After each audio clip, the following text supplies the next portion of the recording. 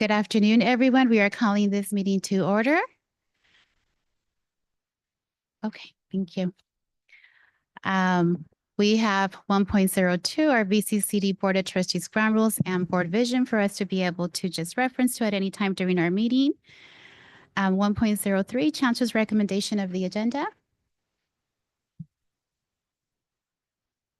Recommended as presented. Thank you. 1.04, any changes to the agenda or consent items to be pulled? Trustees, any consent items that you would like to be pulled? Which one? 10.0. Okay. And Trustee Paczewski is not here at the moment, so we will give him an opportunity when we come to open session if he needs to pull any consent items. And 1.05, we do have some public comments. And I have two number ones. So I think it's Maria first and then Teresa? Okay. All for closed session. Okay. So we have our first public speaker and for closed session items, and this is Ms. Maria Urenda, followed by Ms. Teresa Bohm.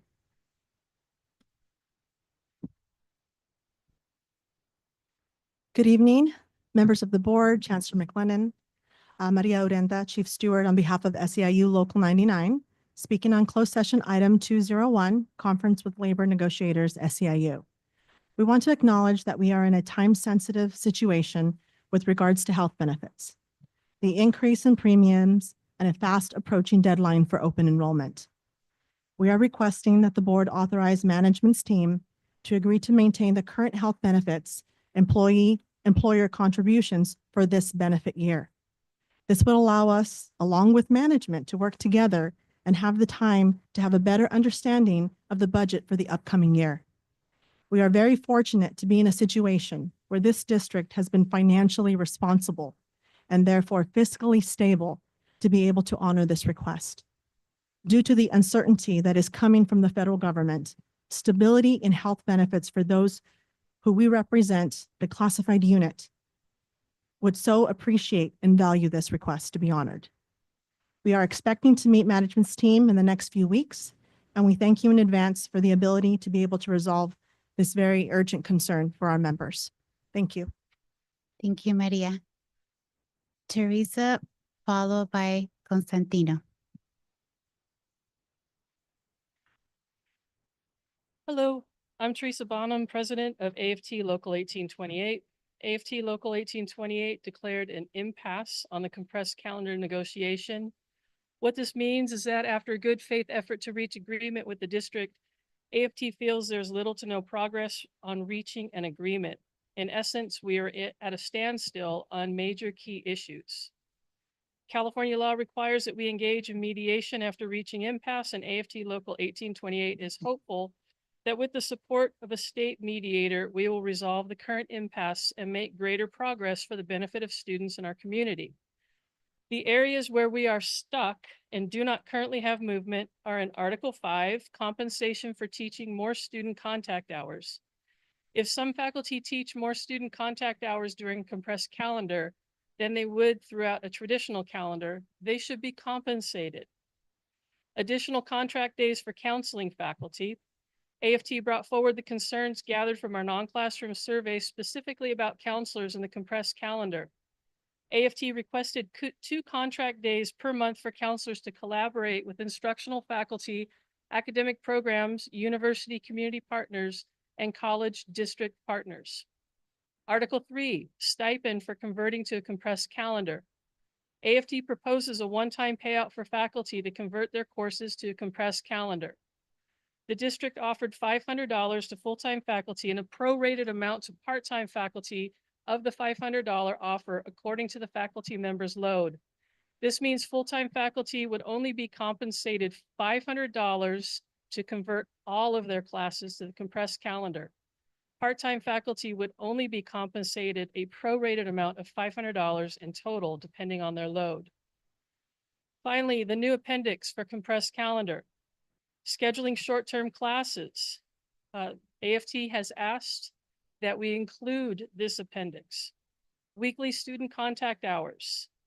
The district proposes including language within the new appendix focused on scheduling that would obscure the fact that faculty are teaching more student contact hours in a compressed calendar than a traditional one. We are eager to reach an agreement about the compressed calendar with Ventura County Community College District while maintaining and defending faculty rights and offering the best educational opportunities for our students. Thank you. Thank you, Teresa. Constantino, followed by Angela. Good afternoon, Chancellor, Board of Trustees. My name is Constantino Lopez, and I currently serve on the AFT Executive Council as Oxnard College part-time Vice President. Thank you for allowing us to address the compressed calendar. I'm here to address the compensation for teaching more student contact hours. This is going to be a little repetitive in terms of what Teresa said. But I think it needs to be something that's it's in our minds. If any faculty member reaches more student contact hours during a compressed calendar than they would throughout a traditional calendar, they should be compensated. Currently, the faculty is being told by management that they will be compensated, but we want our contract to in fact reflect this. My colleagues will address other items related to the compressed calendar that are of equal concern. But the bottom line is that we should not be in a predicament of impasse that we find ourselves in. It does not serve the interest of our students, community, or faculty or administration. It should be noted that the union has been in the main advocate for a thoughtful process of implementation of a compressed calendar. We are hopeful that it will be implemented with the changes proposed by those of us who will be impacted the most. And it should also be noted that this would have been imposed if it was up to the district without thinking of the consequences that we pointed out. So that's what I mean by saying that the thoughtful process should have taken place. And I think that it has been. But unfortunately, we're at an impasse that I don't think we should have reached. But thank you very much for listening. Thank you, Constantino. Angela Wilkins.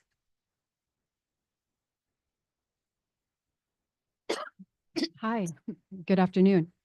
My name is Angela Wilkins. I have taught mathematics at Moorpark College for 33 years as an adjunct faculty member. I enjoy my connections with the students in the campus community.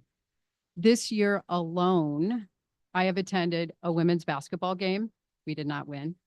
A theater performance of the 12th night, a softball game, and a baseball game. Not only have I done this on my own time, but I've even paid to attend these events. Why do I choose to spend my time like this? Because I enjoy my students and the campus community. I want my students to see that I support them in their academic endeavors in class, but also in their entire college experience. I do not expect compensation from the district for my time at these events. So why am I telling you this? Because I'm also a member of the compressed calendar negotiations team. We have worked with the district's team on many scheduling iterations over the past year.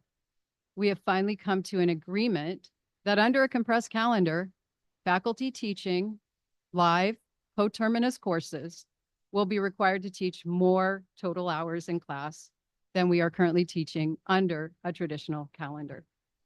While this is not anyone's fault, blame the state chancellor's office for changing the criteria on us, blame math and rounding errors and rules, it creates a conflict. The conflict between faculty who rightfully expect to be compensated for time spent in the classroom, and the district who has seemed to express to us that additional classroom time is just part of our job and we should not be compensated. While I enjoy supporting my students outside of class on my own time and money, I fully expect to be compensated for all of the time that I spend in a classroom. It really is that simple. Thank you for your time.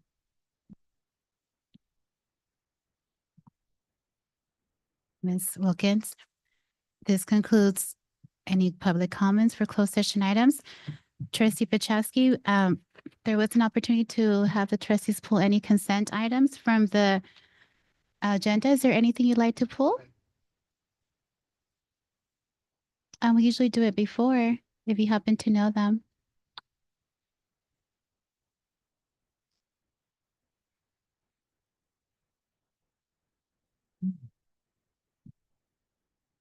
But if it's going to take a while, it's okay.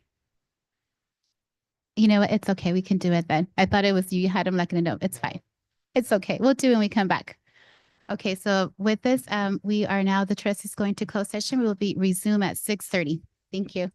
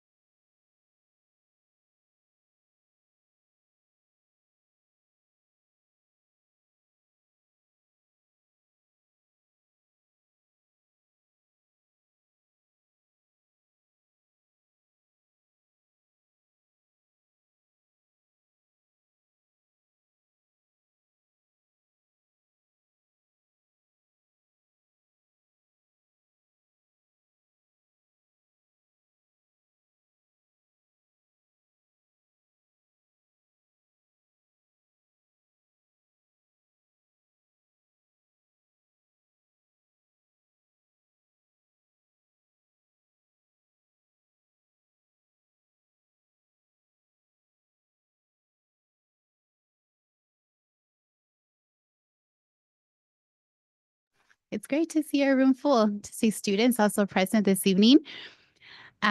We are going to reconvene our meeting and we're going to start with the pledge to the flag. And I'm going to ask Trustee Licto to please lead us. Thank you. Now, I did grow up on the East Coast and we don't do the comma between one nation under God. So bear with me. Right hand over your heart. Ready, begin. I pledge allegiance to the flag of the United States of America and to the republic for which it stands, one nation under God, indivisible, with liberty and justice for all. Thank you. Now we know. Okay. So we apologize that we ran a little bit longer during our closed session meeting, but there's a couple of things that just require the trustees to have some thoughtful deliberation as we make decisions. So we appreciate and we thank you for your patience and waiting for us to come back.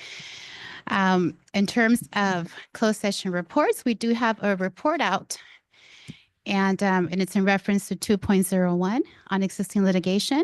And for this one, in our closed session, we had it was moved by Trustee Licto and it was seconded by Trustee Pachowski, and it was carried on a 5-0 vote that the board approve the settlement amount of $795,000 in the matter of the above referenced case number. And that case number is 56-2021-0054927-CU-OE-VTA. Case number 2024 CU 0E 024-347. Okay. So we now move to public comments, and we have quite a few public comments this evening. And so there is a 3-minute that we have in terms of a limitation, and that's in order to be able to proceed with our meeting. So we're going to ask you, please be mindful of those 3 minutes. You are going to hear a beep, and that's going to tell you that your time is up as comments are being presented to the board. Okay. And our first speaker we have here is Teresa Bombs, followed by Joe Sletzler. And I apologize if I mispronounce any names.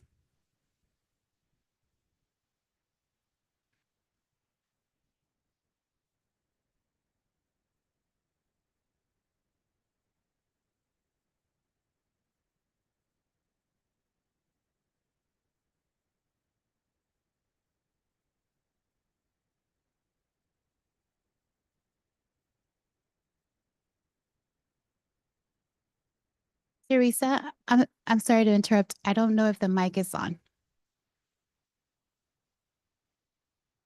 I'm so sorry. That's okay. Do we start the timer again? We certainly can. Excellent. I'll wait for it. There we go. Hi, I'm Teresa Bonham, president of AFT Local 1828. The Institutional Effectiveness Division report in section 18.1 of the agenda includes a report on a dual enrollment community of practice held at OC. The report states that the community of practice speakers and activities centered on course staffing models. These include collaborative partnerships between high school facilitators, college faculty, as well as hiring qualified high school teachers during their non-teaching prep period. The group also discussed working collectively to support upskilling high school teachers to meet college teaching requirements. This is the first time that AFT has read about dual enrollment staffing plans from the IE division with such specific details and without negotiating this with AFT. AFT holds firm that the district can find qualified VCCCD faculty to teach dual enrollment classes regardless of location. The State Chancellor's Office page on dual enrollment says dual enrollment, also known as concurrent enrollment, enables high school students to take college courses taught by college professors at their high school campuses. AFT defines qualified as meeting the minimum qualifications as established by the California Community College's Chancellor's Office. To be a dual enrolled student is to be considered a college student. AFT has several concerns with the language of hiring qualified high school teachers during their prep period and with supporting upskilling high school teachers to meet college teaching requirements. First, this approach seems to bypass the hiring process of qualified faculty members. Most importantly, how would the district support upskilling high school faculty to meet college teaching requirements, and who would pay for that upskilling? Why allocate resources for this when VCCCD has plenty of qualified faculty who can teach these courses? If a high school teacher is qualified to teach a college class, they should be hired as a VCCD faculty member. AFT's position on dual enrollment is that they should only be taught by VCCD faculty members. Dual enrollment courses are still VCCD college courses. They must always be treated as college courses, and the college course standards must be upheld. VCCD has engaged in dual enrollment successfully for many years. AFT requests to bargain dual enrollment, as we are concerned that under this dual enrollment practice as highlighted in the report from the IE department, and the district's future plans on dual enrollment will change the terms of the dual enrollment agreement on file and violate the CBA and other relevant applicable laws. Thank you. Thank you, Teresa. Chair Torres, Trustee Lichto. may I ask a question of the Chancellor related to minimum qualifications? I seem to just so there's clear understanding in the room and on Zoom. My understanding is that minimum qualifications are a bachelor's degree in a particular area, let's say in this case, social studies, could be math, could be English, could be any area, and a master's degree, not necessarily in the same area. Is that correct? So in other words, a faculty member would meet minimum qualifications if they had a bachelor's degree to teach a U.S. history class at the dual enrollment level, a degree in history, as well as a bachelor's degree in education. So for many of our faculty positions, that is the case, but there are some categories of faculty that are different. And I don't know if Vice Chancellor Barossa would like to edify that a little bit. Sure. So there's different ways to meet the minimum qualifications, some with years of experience along with some degrees. It's not the same for all of the disciplines. So meaning that a high school teacher with 15, let's say 20 years of teaching United States history that has a bachelor's degree in that area and also a master's degree, that person could potentially meet the minimum qualifications to teach at the dual enrollment level. I will say potentially, we would have Okay. to take a look at the requirements. And for what would that be particular what one. would be if you can share it tonight? If not, I would like it in a subsequent email in the subsequent days. I'd like to know what the criteria would be that teacher would have to actually meet in order to be qualified. Because I think this is a longstanding conversation that I've been having for probably about 10 or 12 years about what meets minimum qualifications or not. And I think the Ed Code is pretty specific, saying that it's a bachelor's degree in the area that you're going to teach, plus a master's degree does not delineate that it has to be in that subject area. So if there's other criteria, what's the cutoff line? What is it that would qualify more of these instructors? Because the reality is, my past experience as a principal at Thousand Oaks High School for 8.5 years was that it was next to impossible to get a college professor to come onto our campus and teach. We were blessed to have a teacher that taught statistics at my high school and at Moore Park College. That was simple. We were blessed to have a gentleman that came down and taught business on our campuses. Our students received dual enrollment that way. We had articulation agreements. We had a lot of these things going on, but we had other opportunities where it was very difficult to get a college professor to come and teach high school students between the hours of 8 and 3 o'clock. So if we're going to talk about opening up access, and if we want to call this an equity issue, this is the equity issue of our Trustee time. Lichto. Pardon me. I just because it's a public comment and we usually don't engage in conversation, and right I'm not now, conversing with the public comment. right now we have, I'm it's conversing with maybe a staff. report that can be provided at another time, but we're starting to talk more details and dual enrollment. So I'll let you finish your I'll point. acquiesce, but I'll bring this up again at my own, during my own time. Thank you. Thank you, Trustee Lichto. Thank you. Joe. I'm here to talk about the proposed compressed calendar. My name is Joe Stelzler, and I've been a professor of chemistry at Ventura College for the last 21 years. When the idea of moving to a compressed calendar was proposed, I, as many, if not most of my colleagues, were in favor of it.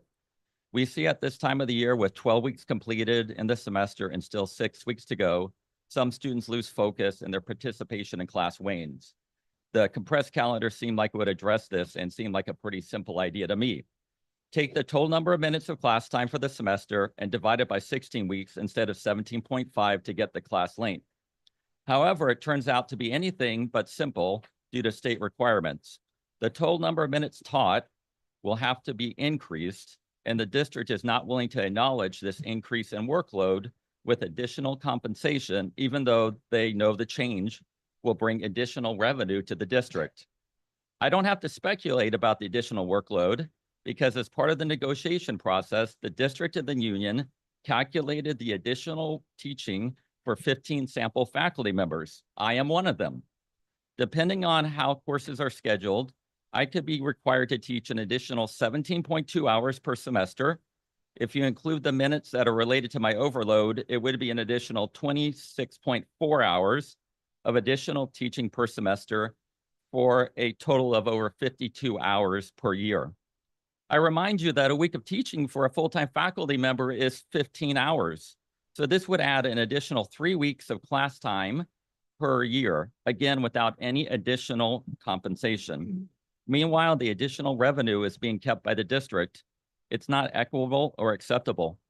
Please encourage your negotiating team to acknowledge the reality of these proposed changes and to negotiate a fair agreement if they want to continue to pursue a compressed calendar. Thank you. Thank you. We're going to now ask Dr. Michael Kosla to also please come to the podium and followed by Kevin Ambot. Good evening, Chairperson, trustees, and ladies and gentlemen in attendance this evening. I'm Dr. Michael S. Koslow, EDD, and recognize that in my time as a former senior U.S. government employee, military leader, and business owner, that I've come to recognize distinct differences between the biological sexes, both physiological as well as psychological. Upon my research, I've also understand that the practice of kinesiotherapy, KT, which emphasize these distinct variations and the overall benefits associated with physical exercise in specialty areas such as orthopedics, cardiopulmonary rehabilitation, therapeutic aquatics, geriatric fitness and weight management, and adaptive sports and assistive technology. The Council on Professional Standards for Kinesiotherapy established the scope of practice for KT. For purposes of determining whether it is fair for a biological male to participate in designated female sports, organized sports, I might add, activities provides a belief that biological male participation in certain sports does provide an unfair advantage to the participating male based on physiological capabilities in most cases. We have seen many examples of physical male superiority in various competitions that biological males have significantly excelled over their biological female counterparts in those competitions. In these cases, the biological male overwhelmingly prevails over their female counterparts in the performance during the competition. These biological inequalities, I believe, also support a potential violation of the intent of the provisions within Title VI and Title IX for gender discriminatory acts. Thank you. Thank you. Kevin, followed by Tyler Summerhill.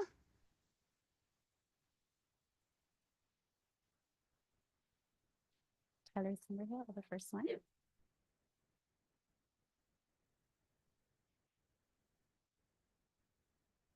Hang on. Okay. Thank you everybody for attending and hearing out our part of the public opinion. I am Kevin Ambot, and I've been called to talk on behalf of the engineering club, for which I've served as the president for the last school year. And first of all, I wanted to talk about how vital the student activity fee has played a part in operating the club for the last year, and really the funding that we get from semester to semester is pretty much our life force every single year. And the projects that the engineering club goes into is, first of all, the VEX robotics competition. Every year we go to the other schools, we compete against the other 4 years. A lot of these students have had a lot of experience, maybe 12 years of experience. And we have a lot of kids coming in who are trying to find out what they want to do. And I think our club and many of the other clubs play a very important part of the student culture, and being very inclusive of that. And I wanted to also call attention to the point that was brought up about dual enrollment and about how difficult it is for to get teachers to teach in that 8 to 3 3 p.m. time period. And I've also talked with Dr. Relly, who's the head of our engineering department and the advisor of our club. And I really do believe that our club fills in the gap of educating our students, letting them know what opportunities are around. It's much easier to follow in the footsteps of somebody who's done it before. And what's very important is that that knowledge gets passed down to the future generations, to the future board. And whether that be tools, whether that be food, whether that be going to various competitions, you know, even to Dallas, it does require a certain amount of hardware. It requires a certain amount for us to keep going.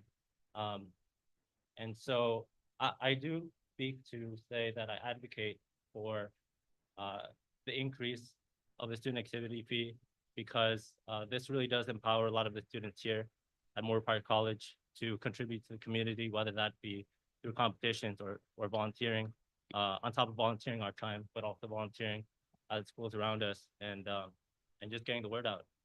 So I appreciate your time. This has been me. Thank you. Thank you, Kevin. So now we're hearing from Tyler, followed by Doug. Good afternoon, everyone. My name is Tyler Summerhill.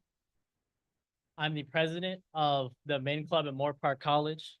And today I'm here to talk to you about my proposal for the student activity fee increase. More specifically, I want to talk about what it has done for me as a student at Moore Park College. In the winter, I had the opportunity of going to Sac State with the BSU and learn about the Black Honors Program. The nickname they called it was the HBCU of the West. This was very impactful to me because it allowed me to, and other students, to expand our connections, expand our knowledge, and expand our opportunities. And that's so important to me, just the word expand, because currently I live in Inglewood, and in Inglewood, it's a different environment. So in Inglewood, I'm normally listening to rap on the radio all the time, Kendrick Lamar, Drake, or whatever. I come out here and it's a completely different environment. You can say hi to anyone walking down the street. There's different music playing. You can hear Led Zeppelin to Taylor Swift. And it's such a great change from what I'm used to.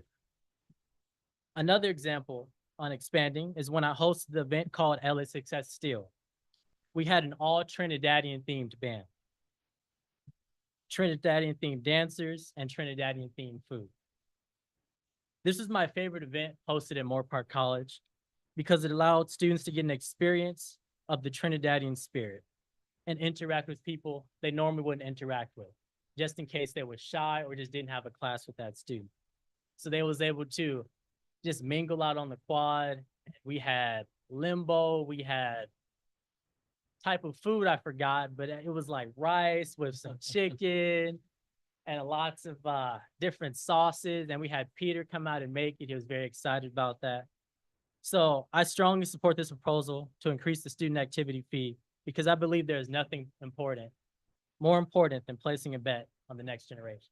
Thank you. Thank you, Tyler. So we have Doug, followed by Brianna Becerra. Are you here, Doug? Doug Blois? Doug Blois?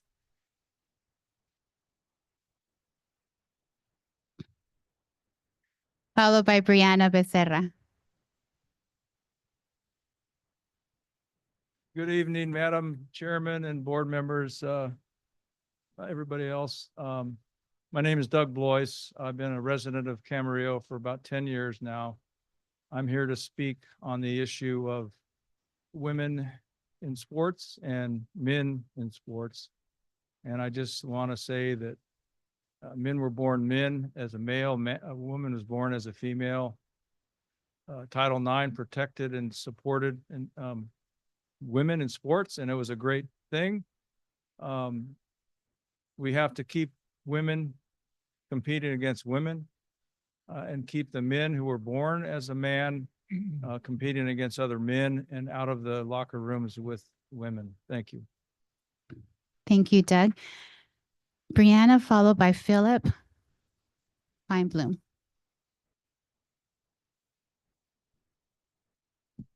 Good evening. My name is Brianna Becerra, and I'm the director of ASVC for the Public Relations at Ventura College. I'm also involved in multiple student clubs, and I'm here to speak up and express my full support for the activity increase for $10. While this might seem like a small adjustment, less than only 1% of the full semester cost, the impact it will have on student life is immense. The fee directly supports vital programs that shape Ventura College experience, including leadership development, graduation events, and student clubs, hands-on learning, and voting engagement. While over 30 annual events and 30 student organizations, these opportunities are essential for building a strong sense of community, providing a valuable learning experience, and ensuring that college student life goes beyond just the classroom. As someone who has firsthand seen how important it is for clubs to receive adequate funding, I can assess that how much of a difference this increase will make. Many clubs rely on our funding to host events, attract new members, and create an environment where students can thrive. By increasing the student activity fee, we can ensure that these clubs are properly supported, enabling them more opportunities for students to get involved. Moreover, Ventura College continues to grow, welcoming more students, including pursuing bachelor's degrees and those who will be living on campus. Ensuring our clubs and student activities are well-funded become even more critical.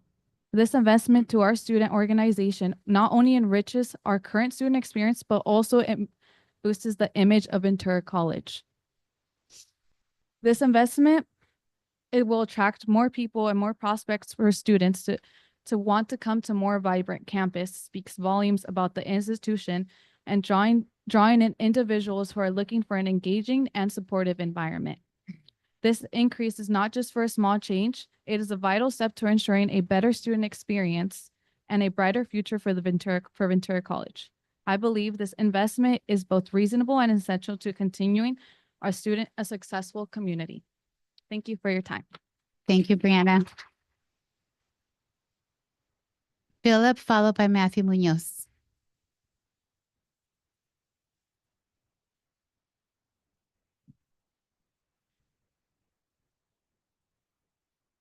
Hi, good evening. So I'm another student to talk about the student activity fee, but it's not just that. I want to talk about how we put it to use. So my name is Philip Feinblum. I'm actually one of the founding members of the Mock Trial Club at Moore Park. This year, I'm its president and so happy to be so. But last year, we started as the only community college in California to compete in mock trial, collegiate mock trial. And I mean, don't get me wrong, it was such a rough year. We were all completely fresh. We didn't know what was going on, and it took a lot. This year, we were lucky to get support from ASMC with the student activity fee, and we were able to advance. I mean, as someone who's pursuing a future in law, as many of our club members are, being able to compete statewide and at such a high level has been key to our development. Time and time again, judges tell us, like, students who have competed in mock trial, who have participated in this program, who have put in time and put in effort into getting to a different level, you notice the difference between those people that turn into lawyers and those people that don't. It's obvious. But what's difficult is that we wouldn't have been able to have done this without money from the student activity fee.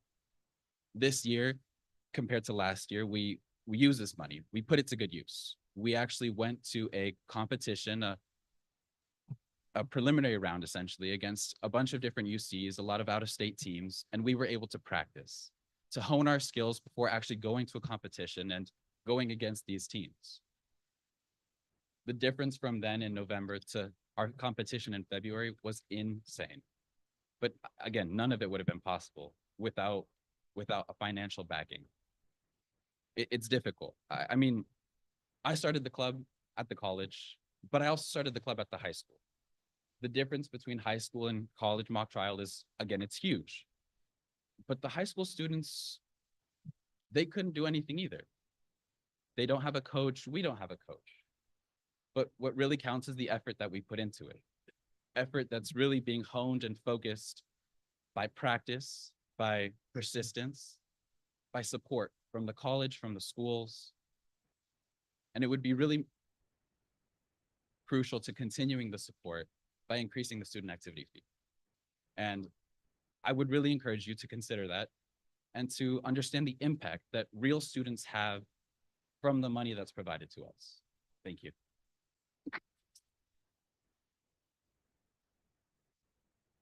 Thank you, Philip. Matthew Munoz, followed by Izzy Rocha.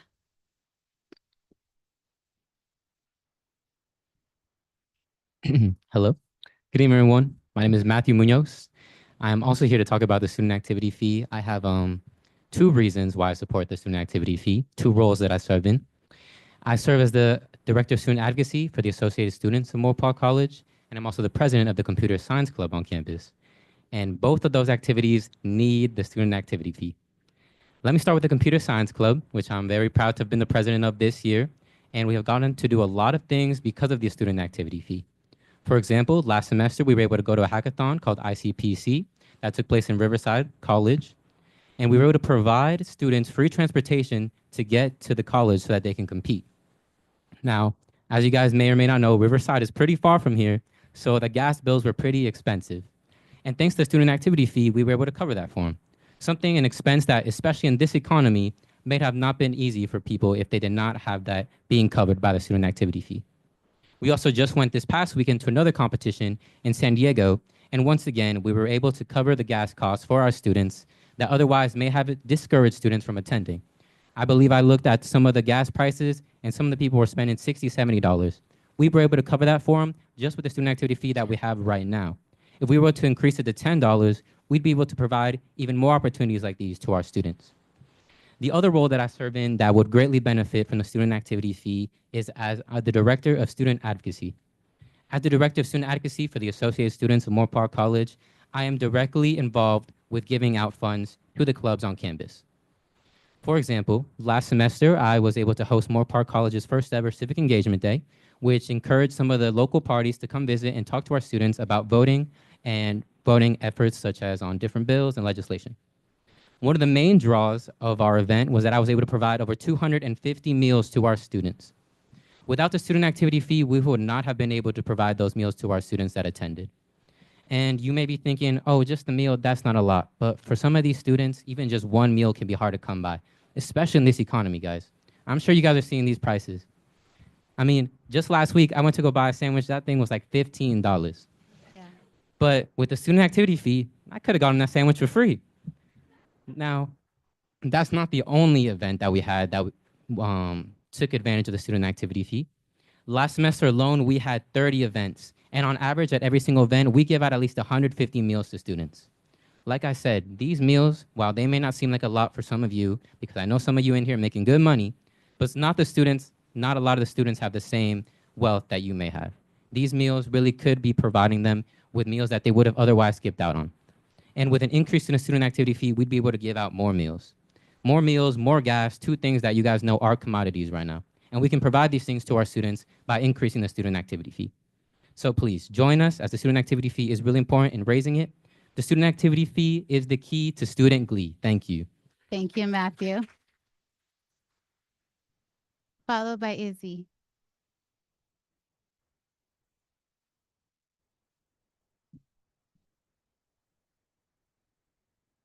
Bear with me, I am a little nervous. This is my first time making a public comment. That's okay. Good evening, trustees. My name is Izzy Rocha. I'm here to speak again about the student activity fee.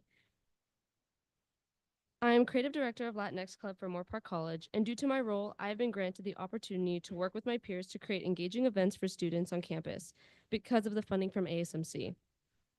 I've head-fronted events such as our Cultural Poetry Night, a UCLA field trip, and an event I personally created called Boo Bash, which is a Halloween-themed club rush that is now an annual event. Each of these events were funded by the student activity fee and foster better community on our campus. Increasing the student activity fee will aid students like me to create even more student engagement on our campus. Student engagement is a vital part to a student's academic journey. It can create community, build confidence, and make students excited about their education. Since students are our future, we have to invest in not only their books and their curriculum, but also in their experience. Thank you. Thank you, Izzy.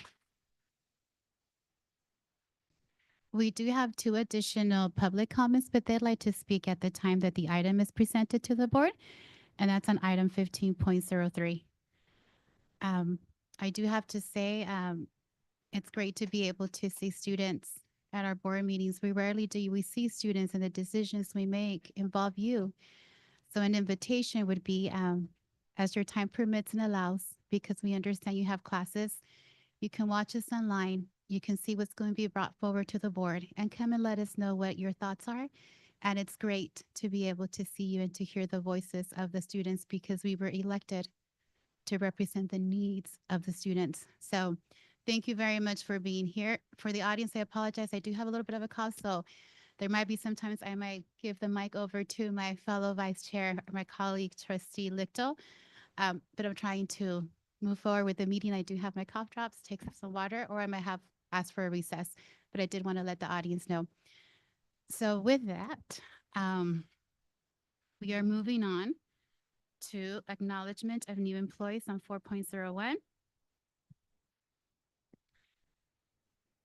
And so we do have employees here that we're so grateful, and we're happy that they're going to be able to join our team and our family here at the Ventura County Community College District. And trustees, you have their names here, and I know that most likely when we hear reports, we're going to be able to also have them recognized in the reports that will be coming to us. Also 4.02, we have the recognition of Ventura County Community College District retirees. And so we have 2 retirees, Ms. Brenda Woodhouse and Sandy Bryant, who are retiring. We are very grateful for their commitment to our district over the years. And so we wish the best for them. And 4.03, we have acknowledgement of guests and special recognitions, which we have we're excited to be able to recognize amazing of our, is that 4? Oh, I'm skipping 4.03, acknowledgement of guests and special recognitions. We don't have any, so that we see here in our agenda. So we're moving on to 4.04, which is to recognize, it's an action to endorse the 2025 VCCCD Classified Employee of the Year nominee for the California Community College Classified Employee of the Year Award. But it's also an opportunity to just recognize you and to be able to just really have everybody hear the amazing work you've done and how you were selected within your colleges to be able to be at this level. And so we do have here a little bit of the bios. The Board of Trustees acknowledges VCCCD Classified Employee of the Year nominees for 2025. These individuals have earned the commendation of their peers and represent the best of VCCCD classified employees. From the District Administrative Center nominee, we have Kelly Barton, who's our Human Resource Assistant. Kelly Barton.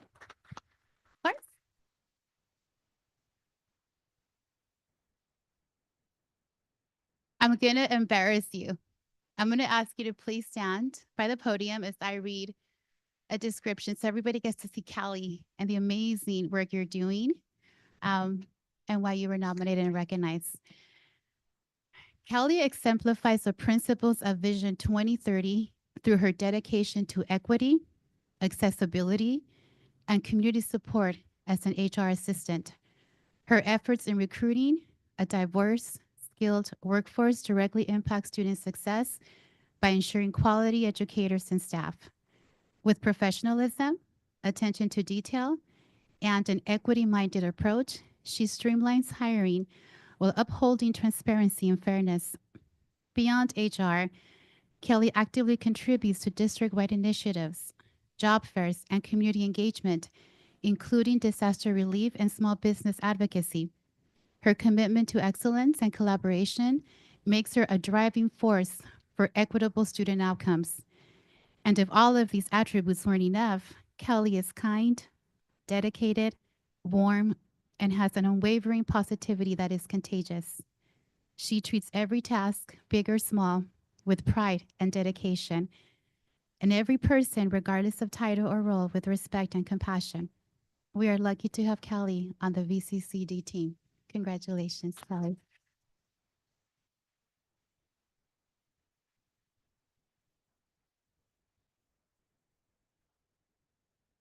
Oxnard College nominee, Brian Berland, Instructional Lab Technician.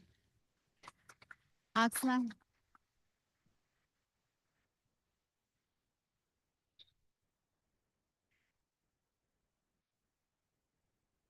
Brian Berlin is dedicated to equitable student outcomes and fostering student growth. As a key figure in the Math and Science Division, he manages over 20 labs and stepped up to oversee chemistry and physical science during a staffing vacancy. His leadership, professionalism, and willingness to support colleagues ensure high standards across the division. Beyond his role, Brian played a vital part in the Marine Center relocation and actively volunteers at campus events to promote science education. His commitment to excellence, teamwork, and service makes him a standout candidate for the 2025 Classified Employee of the Year. Congratulations, Brian.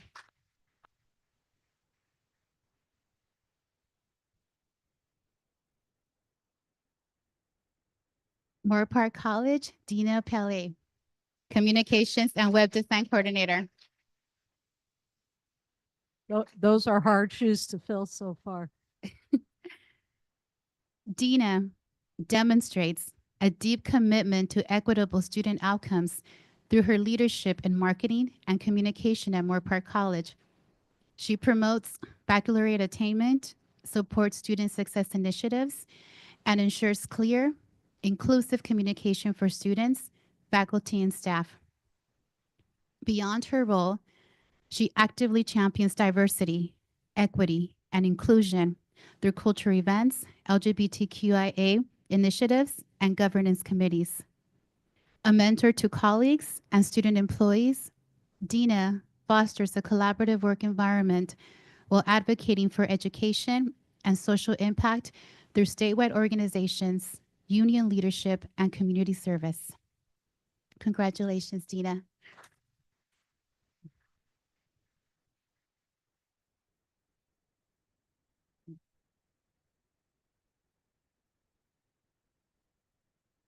So now,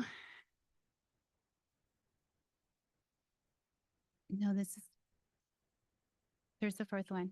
Oh, the Ventura College nominee, Kelly Denton.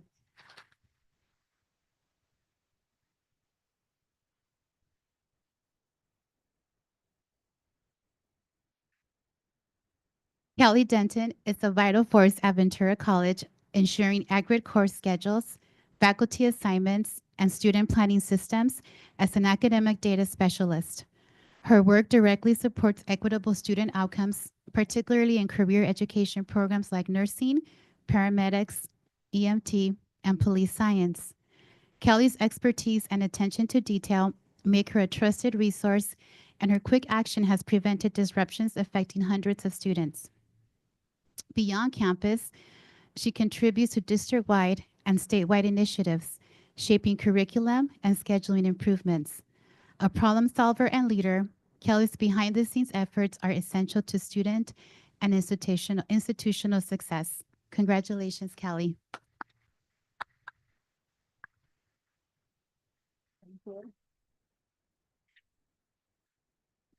Congratulations to all our nominees. The 2025 VCCCD Classified Employee of the Year will be forwarded to the Board of Governors for consideration as a statewide California Community College Classified Employee of the Year. This prestigious award honors classified employees who exemplify commitment to the California community colleges, upholds professional ethics and standards, actively serve their institution and community, and demonstrate leadership beyond their campus. So the 2025 VCCCD Classified Employee of the Year is Kelly Denton.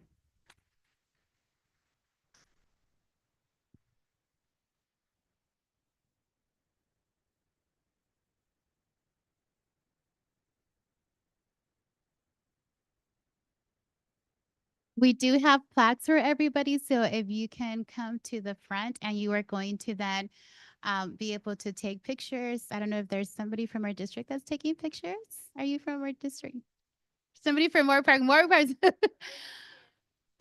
Take pictures with you receiving your plaque, and then there will be a small reception about 10 to 15 minutes to be able to celebrate you for everything you've done, because we are so appreciative of all of your work, everything that you do. And I'm trying to look around the room because I see some of you are standing, some of you are here, some of you might be sitting down. So I am going to ask if you don't mind, please coming to the front of the room, and all of the trustees, we will be handing you your plaques.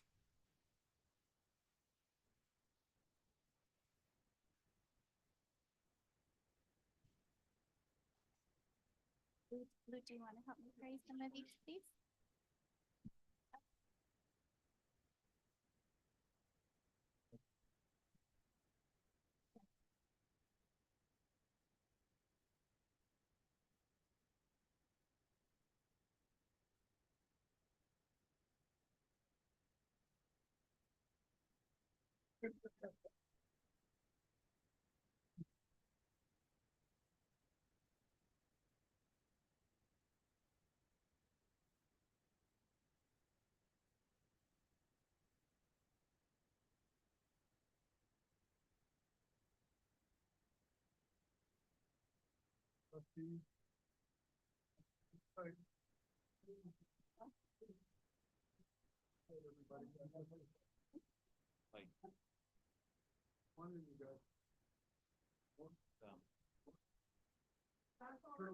There you go. There you go.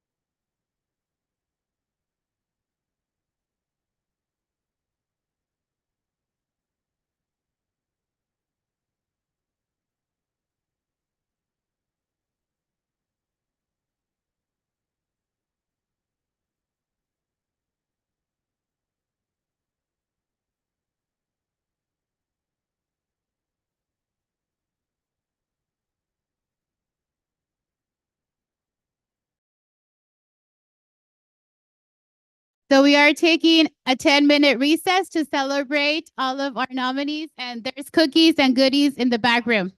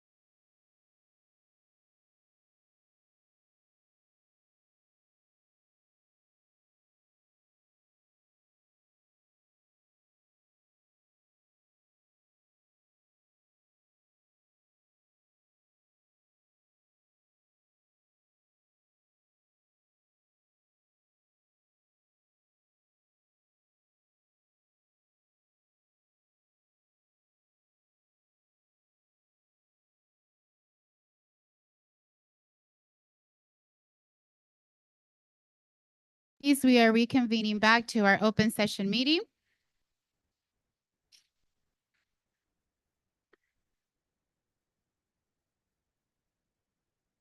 So trustees, as we are getting ready to begin our meeting, there is 4.04 with an action item. So we actually need to have a trustee make a motion and second it, and then we do need to vote for the endorsement of our Community College Classified Employee of the Year award. So can I have a motion? Chair Torres, with great pride and conviction, I make that motion. Thank you, Trustee Matthews. Okay, so we have Trustee Pachowski. So we have a motion made by Trustee Matthews, seconded by Trustee Pachowski. Trustees, all in favor, say aye. Aye. Any opposed? Oh, our student trustee isn't here. Okay.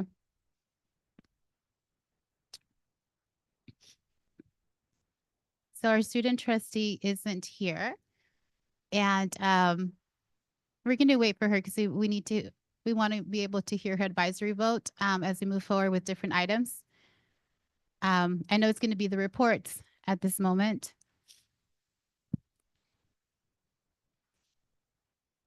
I don't know, is she back there?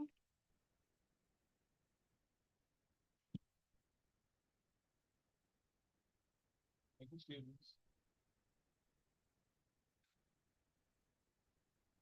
Thank you, students. We appreciate you being here.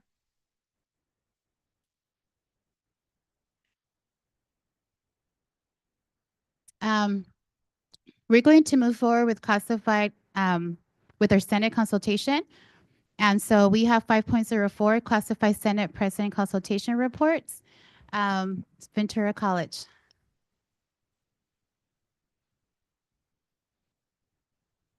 Good evening, trustees, student trustee Whalen and Chancellor McLennan. I'm Michael Hayden, the classified Senate President at Ventura College. In consultation of item 4.01, we would like to congratulate and welcome Audrey Williams, instructional assistant, Officer Hughes, Officer Valdez, Officer Olvera, and Susana Espinosa, administrative assistant. In consultation of item 4.04, we would like to extend a huge congratulations to Kelly Denton on their nomination for the Ventura College Community College District Classified Employee of the Year. Her dedication to the students and the staff of Ventura College have been nothing short of exceptional, and we are so glad to have you and appreciate all the work that you've done. Thank you. Thank you. Oxnard College.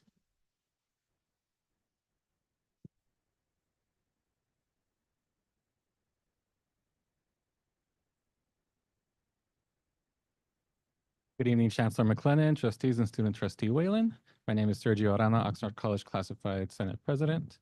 On item 4.01, I'd like to welcome our new OC employee, Claudia Arellano, admissions and records technician. And I'd also like to congratulate Fidelia Flores on her new position as Assistant Financial Aid Officer. And I would also like to extend a congratulations to a former Condor, Luis Garcia, on his new position at Moore Park College. And of course, welcome our new VP of Business Services, Mara Melch. And I'd also like to extend a welcome and congratulations to our officers serving district-wide, Caitlin Hughes, Claudia I already said that one, Dylan Valdez, and Erica Olvera. And on item 4.03, not on the agenda, I'd like to extend a very happy birthday to our OC ASG president, Rigoberto Osorio. I haven't had a chance to embarrass him today, but I will take that opportunity now.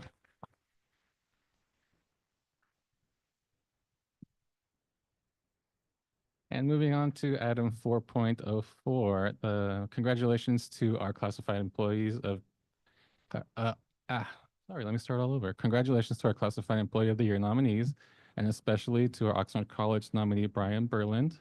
We are fortunate enough to have such a great employee at our campus. He has contributed greatly to the success of his department. I've had nothing but great interactions with him and have spotted him out in the wild around campus, hard at work, as well as participating in campus events.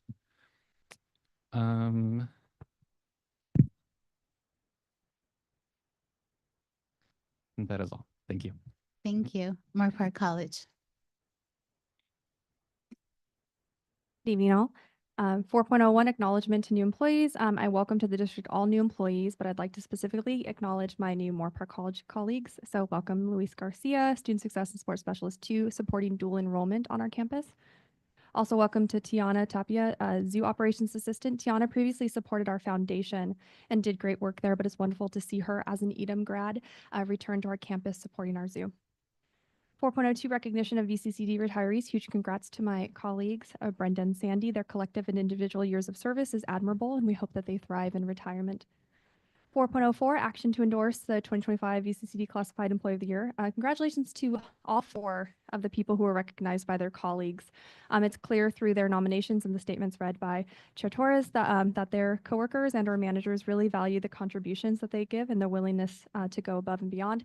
Special thank you to Dina Pelliet, our nominee, whose tireless efforts have supported many of the areas of student life and engagement which I oversee.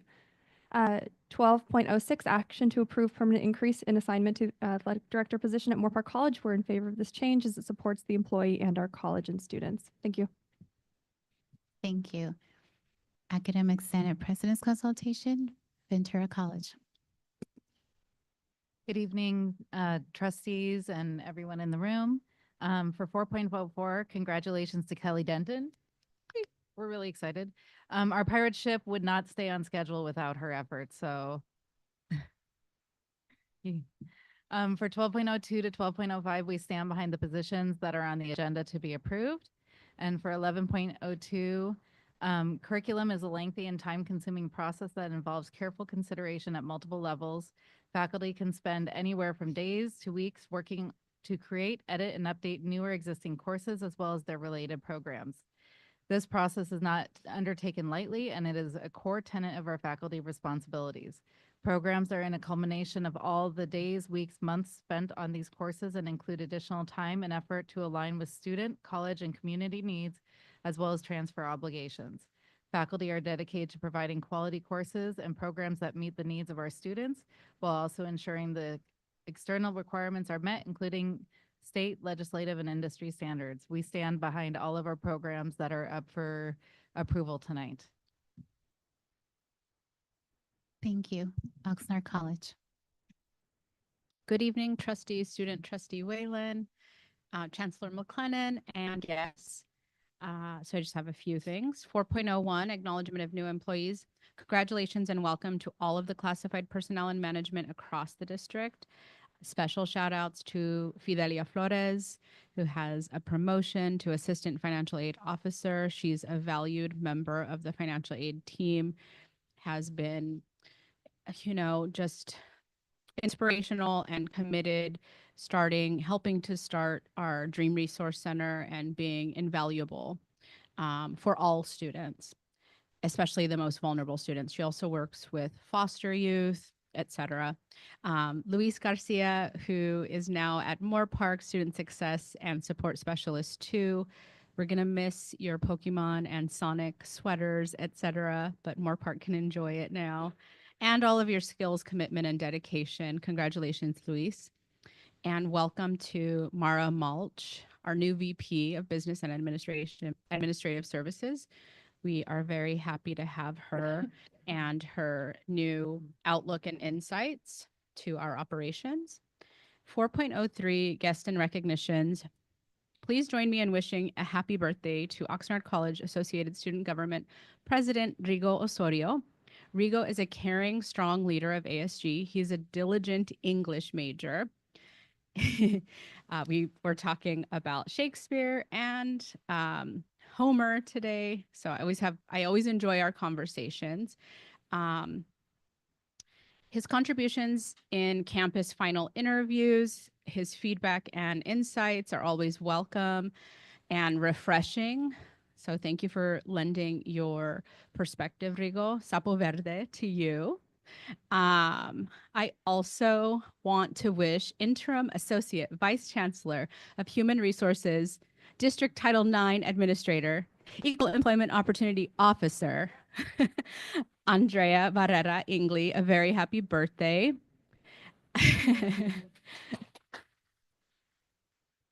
And Andrea is so committed that I remember last year on her birthday, she took the day off, but she still joined the Zoom for a work group that we were part of. I think it was me, her, and B last year. So she joined the work group meeting from Birthday Land. And she's here tonight. What a way to celebrate. 4.04, action to endorse the 2025 VCCCD Classified Employee of the Year nominee for the California Community Colleges. Congratulations to all of the nominees, the Kellys, Dina, Brian. Congrats, congrats. Those are nice plaques, bigger than some of the ones I've seen. And then 15.03, action to approve proposed increase in student activity fee. So this is not in my lane, but I'd like to extend my support for this increase in the student activity fee because I've heard similar need and desire to increase the fee from students on my campus, student club members, and the student leaders on the OC campus. I know our amazing ASG has been polling students. So every recent event that I've attended that they've organized, they are reminding students, take our survey, take our survey. So maybe they have something to share. I just haven't heard anything to the contrary. So thank you. Thank you. Moore Park College. Good evening, trustees, student trustee, chancellor, colleagues, and guests. For 4.01, congratulations to Luis Garcia and Tiana Tapia for their appointments to Moore Park College.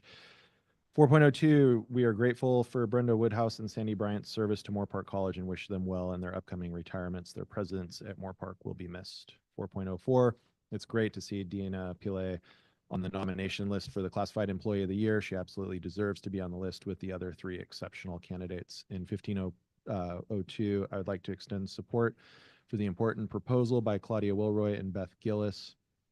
We look forward to the amazing work they plan on doing. Thank you. Thank you. And with this, we move on to reports. The trustees have received the reports and we have read them. So thank you very much for being so thorough, for allowing us to be able to take a look at the report. So I am going to ask in the reports if you please share with us anything that you'd like to highlight, anything that you would like to add that perhaps the trustees weren't able to read on the reports. But we did receive your reports and the trustees have read your reports. So we are going to start with our College Associated Student Government reports. Trustee Whalen. Good evening, everyone. So for our student government reports, we will begin with Rigo. Happy birthday to you. What a wonderful way to spend your birthday, celebrating here with us all.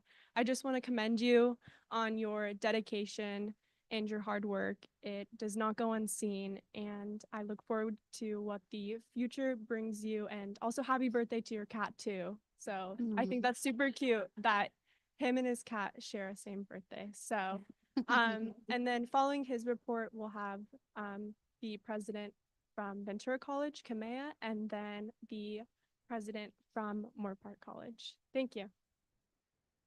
Thank you, Sierra. So before I begin with my report, I would like to note that for the written report that I submitted, the flyers were kind of out of order, so I apologize.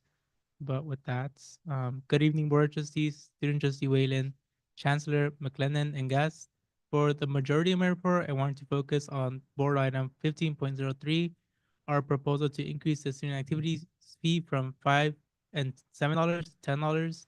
To put it short, in relation to Oxnard College, we use the fee to fund various field trips, events, workshops, leadership programming, and conferences to continue our civic engagement and voter empowerment projects, as well as being used to make up our ASG budget and our Inter-Organizational Council or IOC budget, where we have over 17 clubs on campus and host over 40 annual events. If anyone has been keeping up to date with our social media, specifically our Instagram, I believe that this past week, our work has really encapsulated a great scope of the work we do. From Friday to Saturday, I attended the SSCCC General Assembly. On Monday, we hosted a lunch and learn for autism awareness. And today, we hosted 3 varied events. In the morning, a band, books, and brunch educational event. Around noon, we hosted a day with pharaohs, an Egyptian cultural event. And just before this meeting, we hosted a de-stress tote bag painting event. Also, I want to share our updated survey numbers.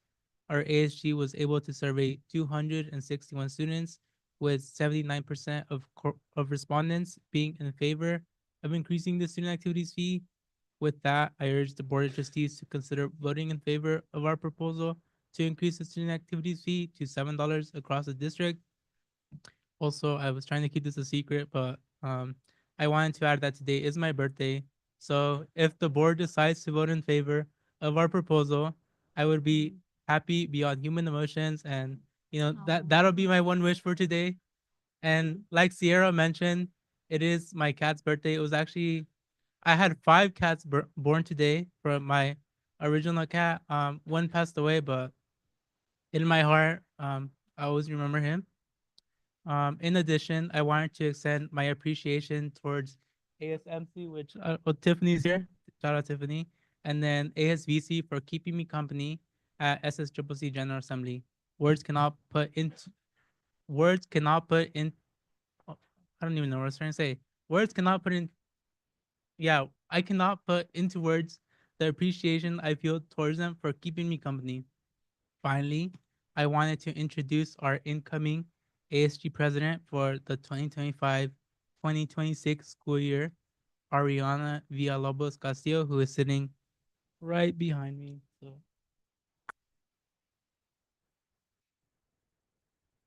thank you so much. And yeah, thank you.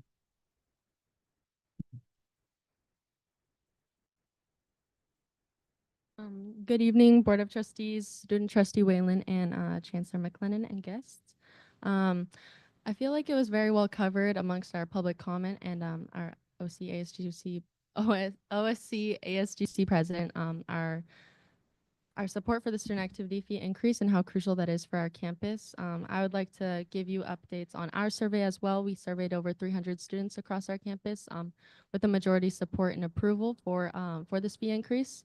And that was more of a general student population agreement. We also have overwhelming support from our student leaders and club leaders with an official vote of approval for the increase from our inter-club council and our ASVC board. This fee increase supports many activities across campus. There's an event tomorrow that is actually organized by the College Diversity and Culture Festival, both tomorrow and Thursday. And while this is a college-led event, ASVC student funds do support it.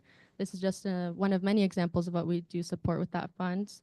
We also have student volunteers at that event and some club support, such as our Ballet Folklorico Club and K-pop Dance Club performing. We also have an upcoming event on next Monday and Tuesday, April 14th and 15th, which is our grad fair, which has information for students on graduation, cap decorations, and other fun activities for them. I would also like to give another happy birthday to our OCASGC president. It's been great getting to connect with you over the weekend at our SSCCC General Assembly. We had about 7 members from ASVC attend that, and it was a really great chance to see student advocacy in action, and we look forward to attending next year as well. Thank you.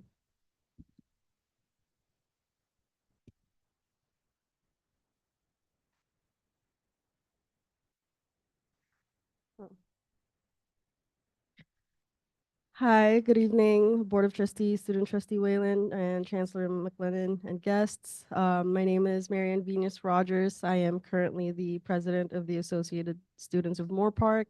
You may not know me. I recently ascended into the position just this semester, but I have been very thankful for all the guidance and support that I've received from everyone.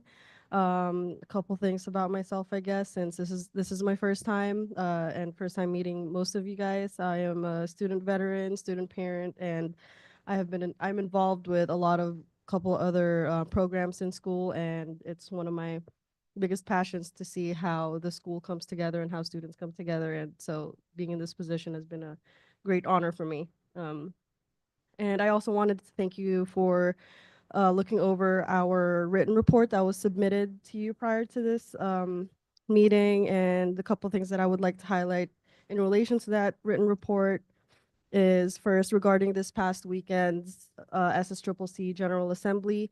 There were resolutions that were passed that was not named in the written report that could have a broader implications for our community college district if resolution around them is enacted.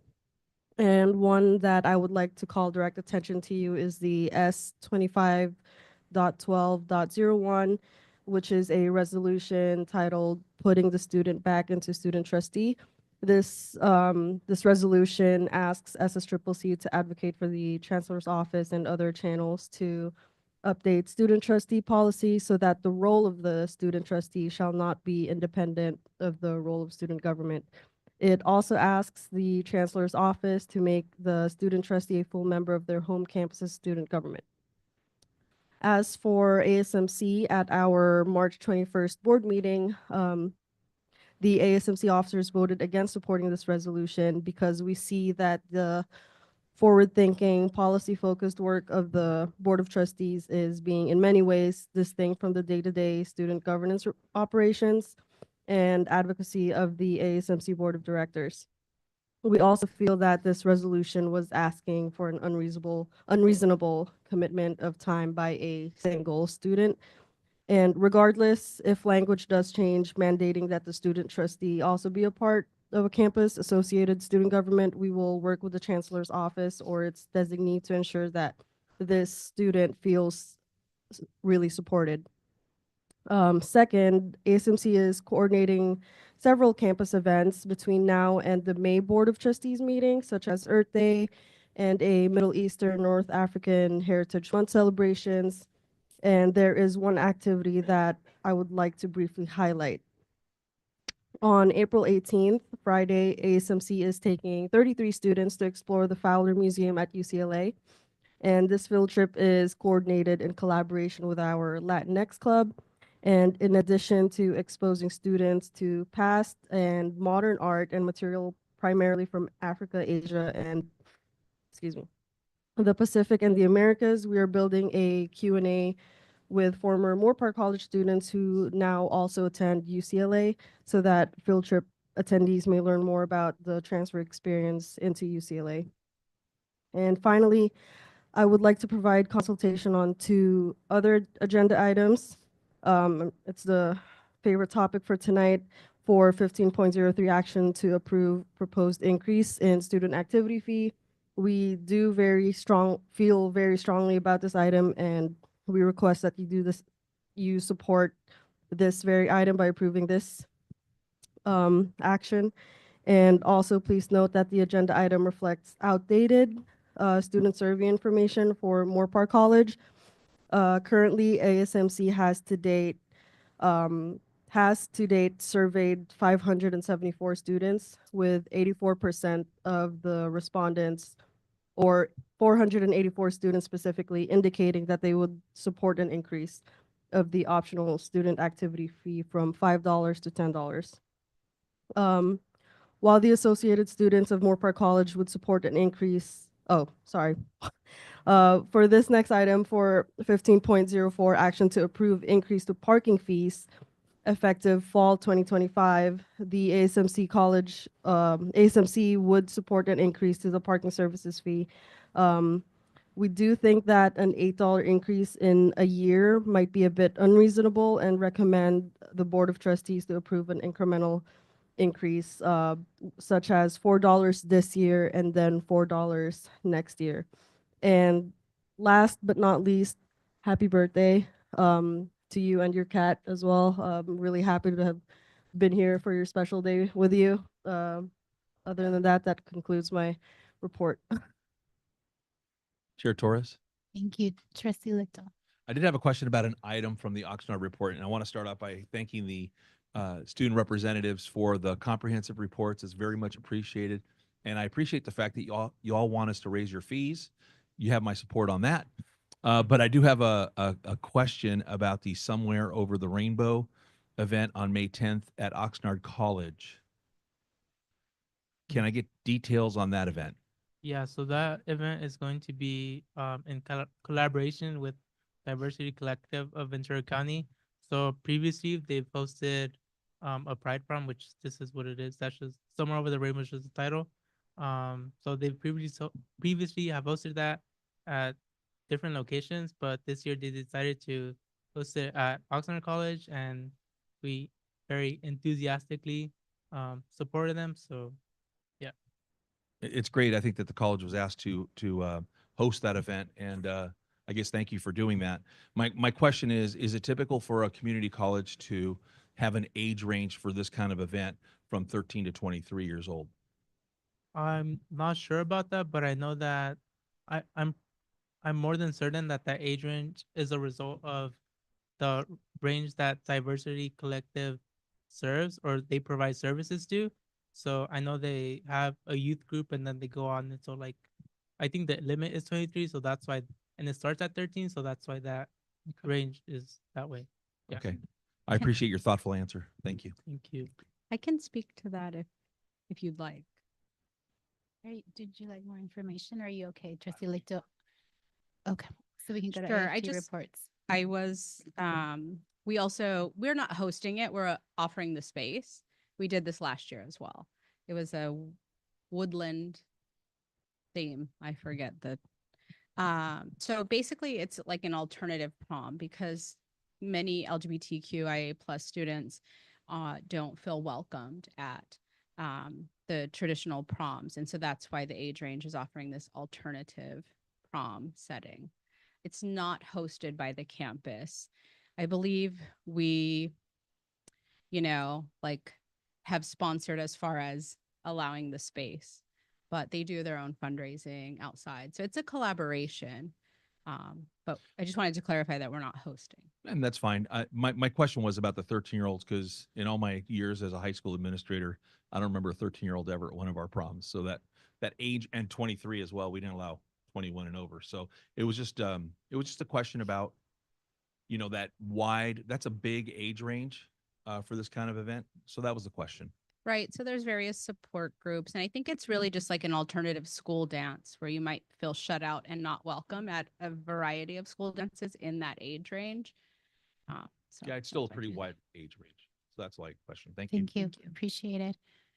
6.02 AFT report.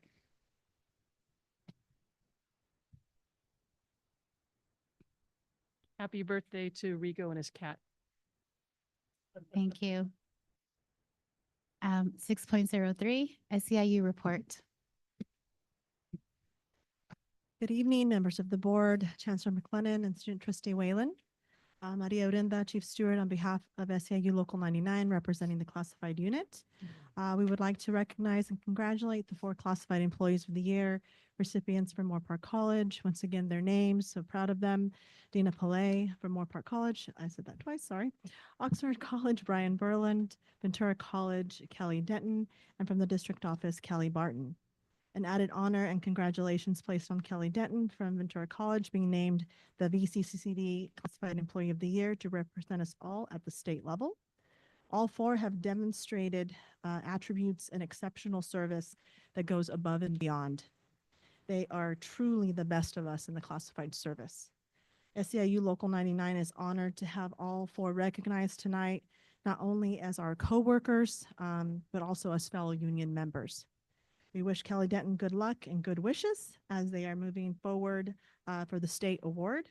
SEIU is proud of all of you and privileged to have you and serve you and represent you as 99 members. Congratulations again. Thank you.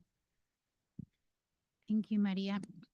With this, we move on to 6.04 classified Senate President's reports, Ventura College.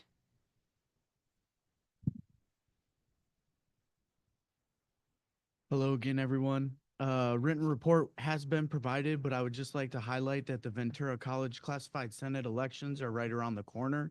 The positions that will be up for election are the President, Treasurer, and Director of Committee Engagement.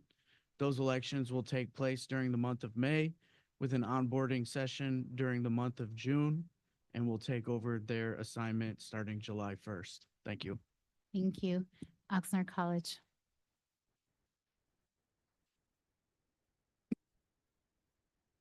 Good evening again. OC Classified Senate met recently, March 25th, for a regular meeting. We continue to plan for a year-end retreat and discussing our PG manual update process. And I'd like to report that we've also wrapped up our yearly elections this year for a 25 through 27 cycle. Our classified Senate officers that have been elected are our president, Our new president will be Berenice Rodriguez. You may have met her before. She covered for one of my meetings when I was in class. So she will be serving starting in July. And we also have a new director of fundraising, Daisy Pranza, and secretary Ariane Perez. And we had a special election because Berenice was our previous vice president. We have another person stepping up for the vice president role. We welcome Lila Fasua as our new classified Senate vice president. And that is all from my report. Thank you. Moore Park College. And I should say, my name is Kristen Robbins, and I know it says Crystal Salas on the agenda item, so apologies for that. So a written report was provided, but there are two things that I want to share with you. First, I mentioned last month and in my report about our classified retreat on March 26th. We sent a follow-up survey to attendees to assess the event and have received about a 35% response rate. What's clear from the responses is that our colleagues value having these opportunities to learn, both for personal growth and job satisfaction. The survey results also have made it clear that they want to be exposed to a variety of topics that give them both practical tools and applications and that help them learn additional ways to improve soft skills that directly impact their day-to-day interactions with colleagues and managers. We thank Moore Park College management for their support of this event and for their support of classified personnel so that they could attend it. Thank you for encouraging our colleagues to go. Also, thank you to the district's very own Wendy Saunders, who led a workshop on resolving conflict through compassion. Wendy, I'll send you the feedback, but so far it's really great. A second thing I wanted to mention here that was not included in my written report, but relates to both my role as classified Senate president and as advisor to the Associate Students of Moore Park College. This past weekend, I supervised AS leaders at the Student Senate for California Community College's annual General Assembly, where SSCCC passes resolutions that drive the organization's legislative priorities for the following year.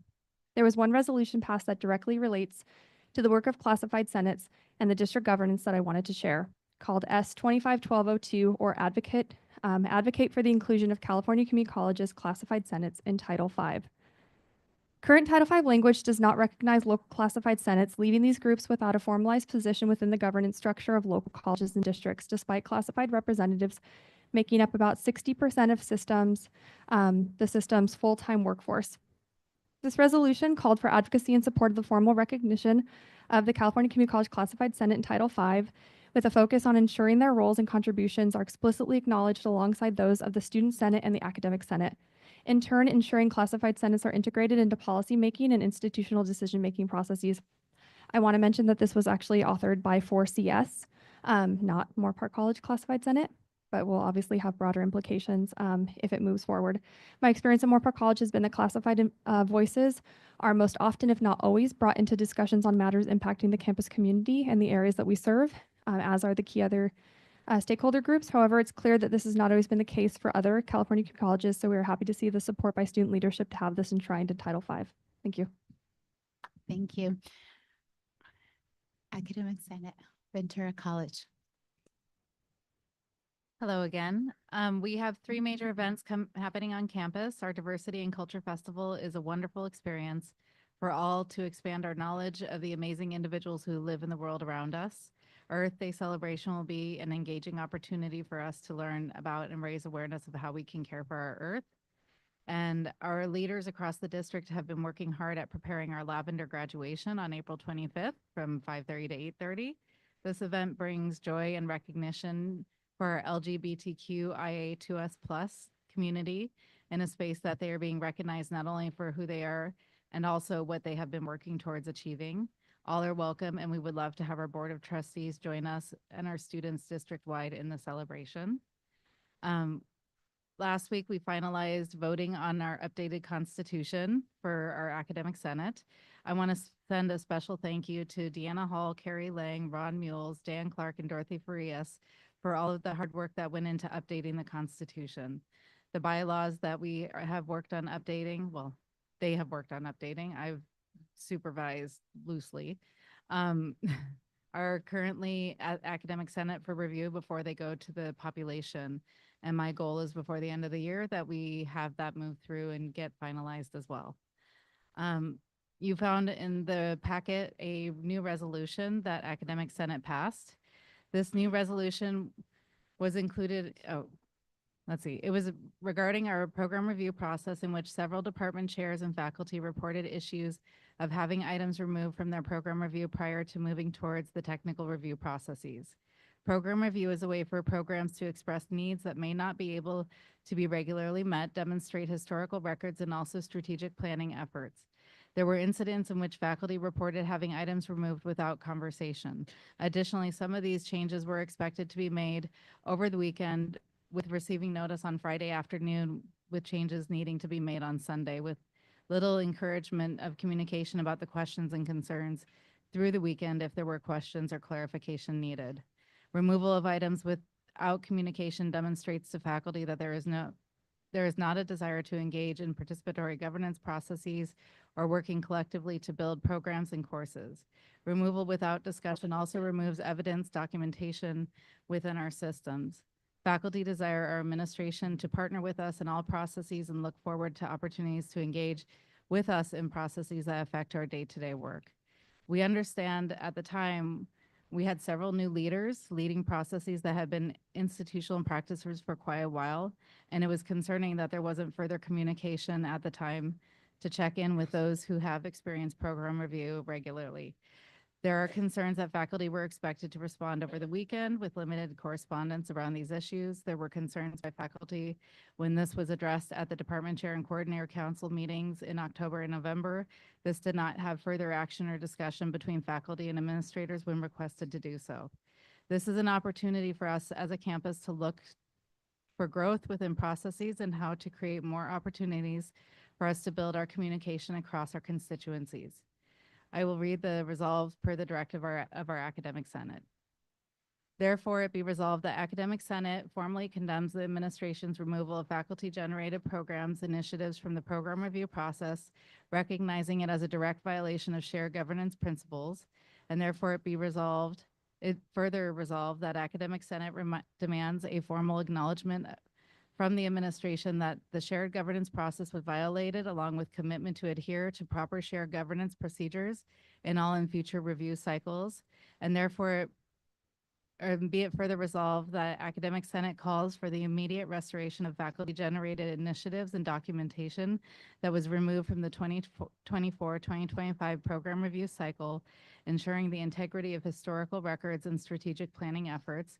And be it further resolved that Academic Senate insists on the implementation of a transparent process in which any administrative alteration to a program review submission be fully disclosed, justified in writing, and appealable by the faculty authors. And be it further resolved that this resolution be communicated to the college president, the executive team, the board of trustees, and all shared governance committees to reaffirm the role of faculty in institutional decision-making and uphold the principles of transparency, equity, and academic integrity in our program review process.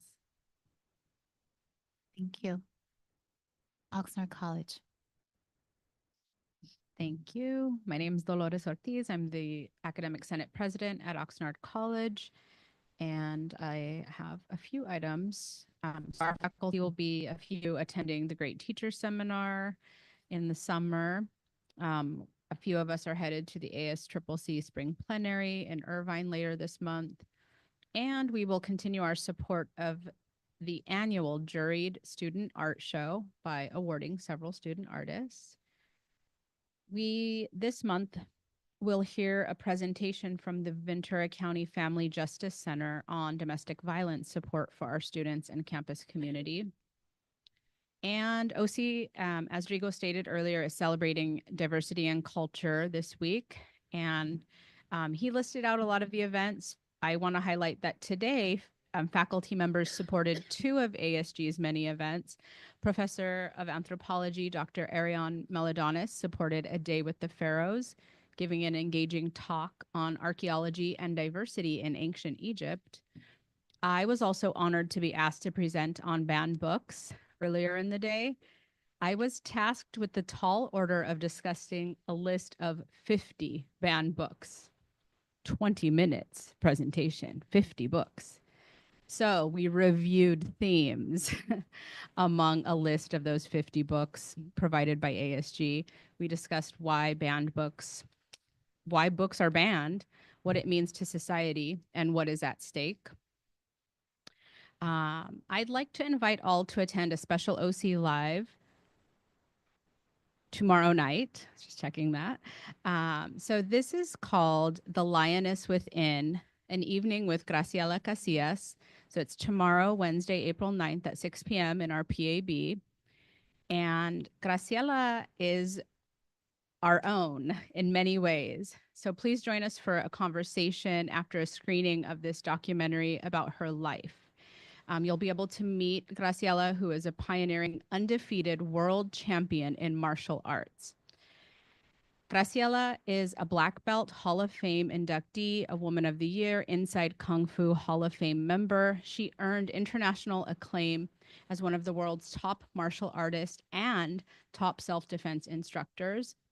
She also, in her time not training and doing that, retired as a tenured counselor, professor, and department chair of counseling. She continues to advise students as a part-time counselor at OC. She was also a department chair of the PE department and developed a variety of courses for the department, ensuring that students are able to take jujitsu, eskrima, boxing, kickboxing, self-defense, and health courses.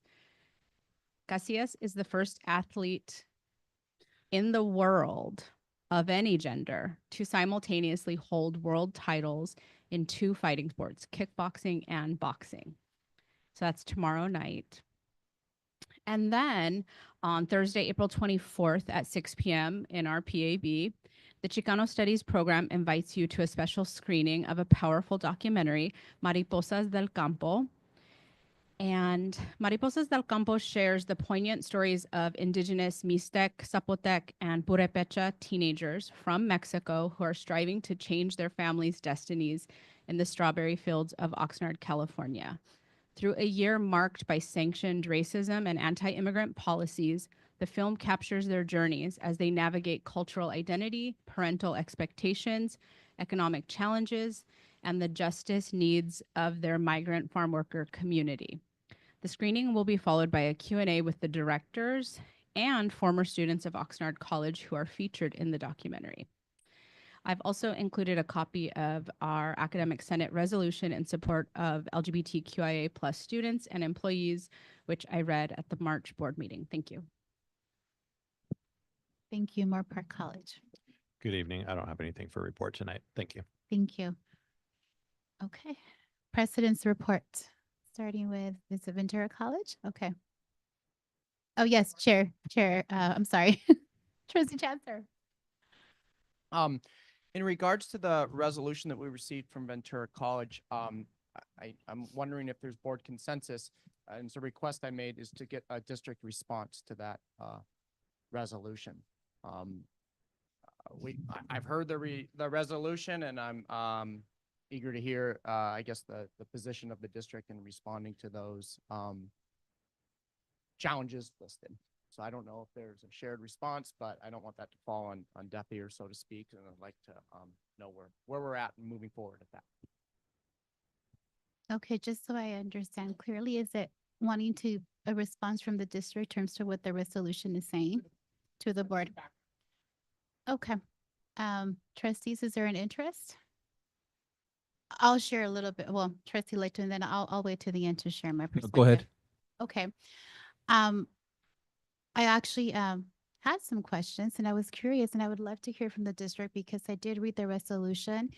And in reading the resolution, and particularly when it talks about the participatory governance process, it concerns me particularly as we ourselves in accreditation as the Board of Trustees is one of those areas that we're really careful about ensuring that we always stay within operations and we don't go into without allowing something to go through the participatory governance process. So when I read a resolution, and I know when the Senate's come forward with a resolution, it's something very strong because you've taken the time to deliberate within your Senates and to have that discussion, and then you're going to come forward to the board to let us know. So there were some very strong statements that were made. And so I am also myself very curious just to hear from the district a report back, not tonight, but just a report back in terms of the resolution and just some information to the board. So that is an interest that I also shared based on the statements that are made on the resolution from the Academic Senate. Trustees, is there an interest?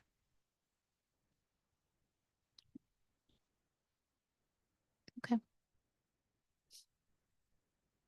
So, given that there is not an interest and we're going to follow the same process as we move forward with everything.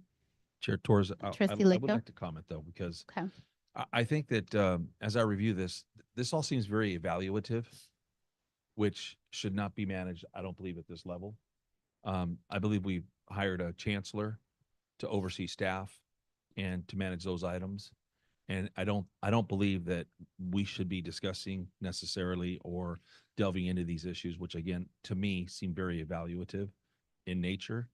And so from my standpoint, I'm not interested in more information. I trust that the chancellor and his staff are doing the work necessary to properly and appropriately evaluate each of our staff members and provide guidance as needed. Okay. Comments from any other trustee, trustee Chancellor or trustee Mantooth? I saw that you reached for your mic. Yeah, I share trustee Lichtel's comments that I fully trust in our chancellor and staff to address the concerns mentioned in the resolution. What I'm asking for is just what the response is, what the work, if any, there may not be any, but if any needs to be done, what the district, how the district, I'm not directing work. I don't want to be involved in the work.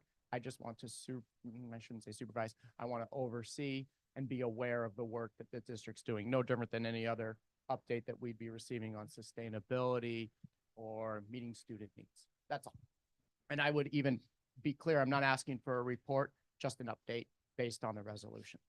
But I will lean towards whatever or honor whatever the board consensus is on asking for any other additional information.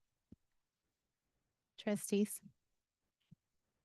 Well, I'll add is it's information. And one of the things we talk about communication, and we have our colleges, and there's a purpose of coming together, the business of the board. And so we have reports for a reason, and we have individuals present, and we have our classified senates or academic senate, we have our student government, and we have reports from our district. And so for me, it's simply just information. One of the things that I learned coming in as a board member was resolutions are pretty strong. And so just like Trustee Chancellor said, there is no interest in terms of a report findings. It's just an updated information. So I have an interest, but just like Trustee Chancellor mentioned, we're going to what the wish of the board is. And as we move forward, this will be the model with interest of board members. As we come and we present it, if the majority of the board does not support it, they don't support it. But as trustees bring forward items, we will follow the same process. So, oh, yes, Chancellor McLennan.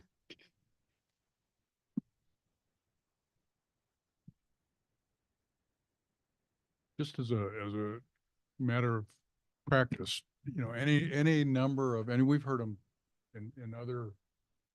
at other times, coming from other entities throughout our district, even from the external community. There are always points of interest and conflict and problem solving that come. Sometimes they express themselves in the public comments, sometimes at the podium with public comments or through the reports of the various constituents that we have. I listen to those concerns to the point everything will be followed up on. I think when there's a relatively high profile claim made in public, that it is important that I do loop back with the board on the status of those things, what my assessment is of those items, and I will. So I don't know that board action is necessary, but it's my intention to inform the board on those relevant issues that come before it, and I will be doing that. I don't know. I have a timeline. There's a lot of questions on some of these things that need to be investigated. I would remind everybody that it takes in any conflict, in any I'll just say conflict, it takes there's two sides that cooperate in that conflict. It may not feel like cooperation, but you can't have a one-sided fight. It takes two sides to do that, and so it requires listening and interviewing and investigating and conversations to try to get the bottom substance of what's going on. And do it in a fair manner that respects the, you know, the dignity and the privacy of the individuals involved. But ultimately, I anticipate having some information on the board. I probably won't do it at the dais, but there will be something coming your way.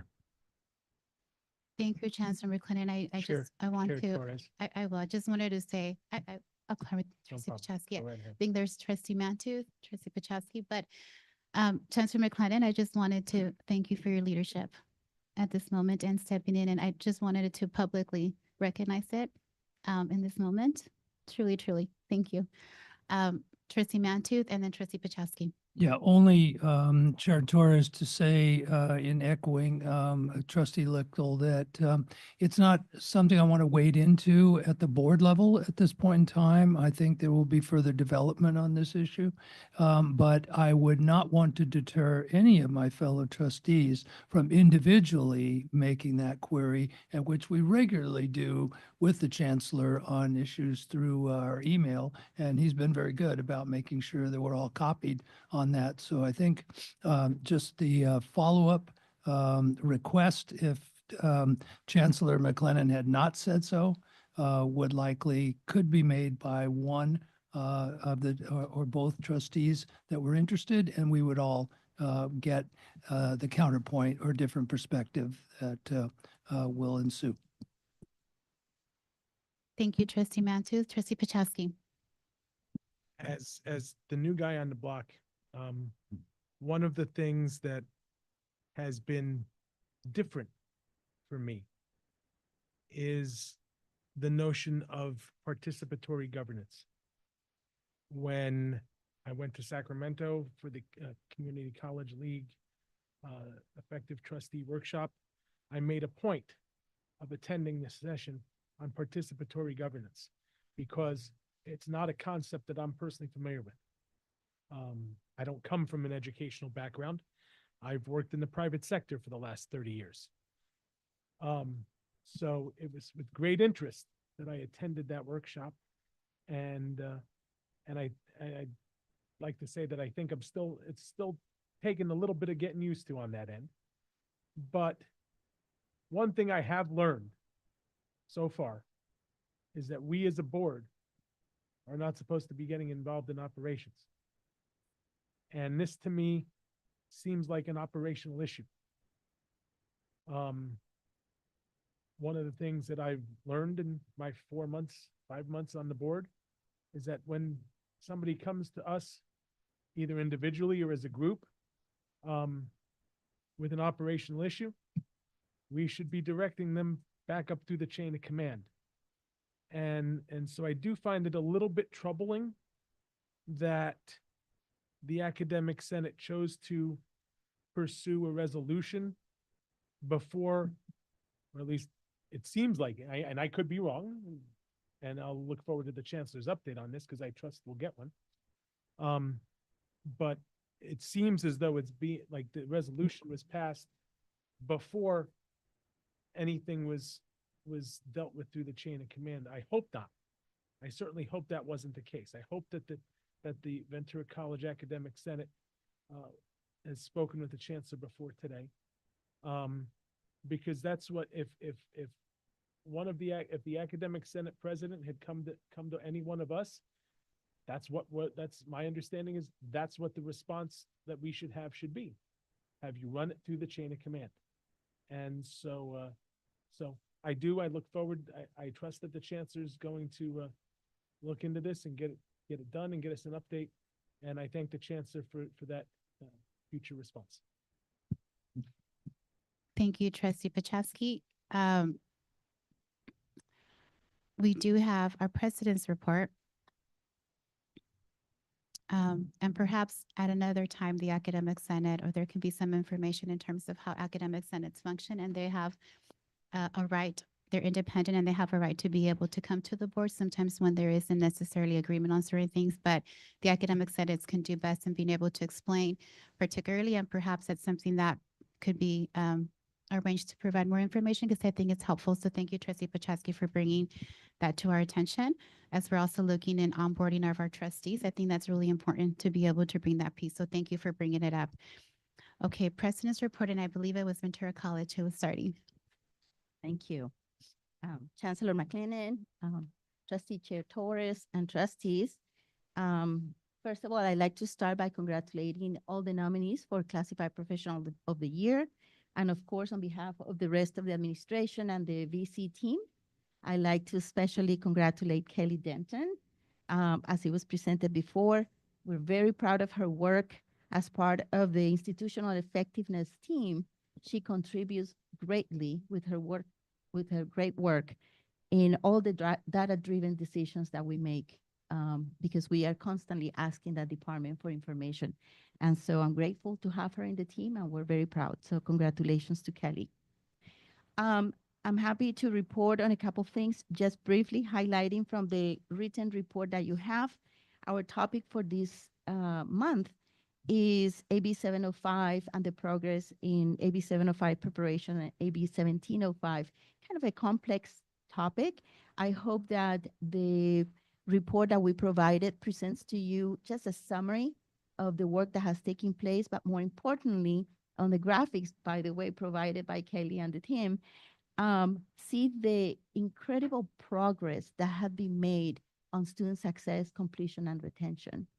What I like to highlight about the report, and it's not written in there, is the great work that faculty has done over semesters to increase and have a greater throughput and completion rates across all the student populations. And you see the graphs there.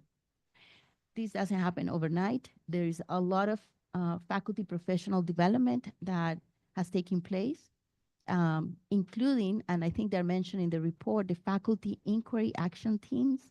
We call them FIATs. That one has had a catalyst effect. It started with one in English, one in math. Now we have 3 in English, 1 in math, 1 in communication, and a new one in dual enrollment. FIATs are basically faculty teams trying to organize and think through the challenges that we're facing as we implement laws, regulations, or new strategies. Very, very successful in changing pedagogy and just increasing involvement of the faculty. We also had reading apprenticeships trainings where over 44 faculty participated in English, ESL, and math. We have Learn from Your Peers program. That's a high collaboration among math faculty to be very supportive of each other, not in an evaluative way, but really observing each other's teaching. And has expanded across the Gateway division in math and English. And we also have department communities of practice, and those are monthly professional development sessions focused on AB 1705. So what I'm really trying to highlight is that to attain those results that you see there, there's a FIAT course success rate graph. I hope you see it. Takes a lot of work, commitment, and collaboration, and professional development with the support of coaching and so forth. So very proud of the work of the faculty. That has expanded to student equity advisory committees, and we're looking at enrollment and access, retention and persistence, English and math completion and transfer.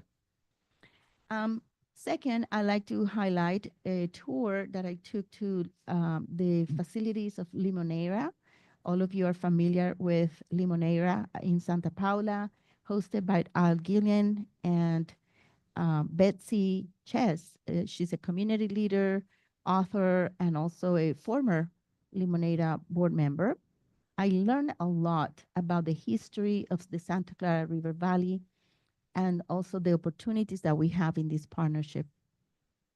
Limonera, as you know, is an agricultural company, and I was very impressed by their sustainability practices. So it was great to visit with them.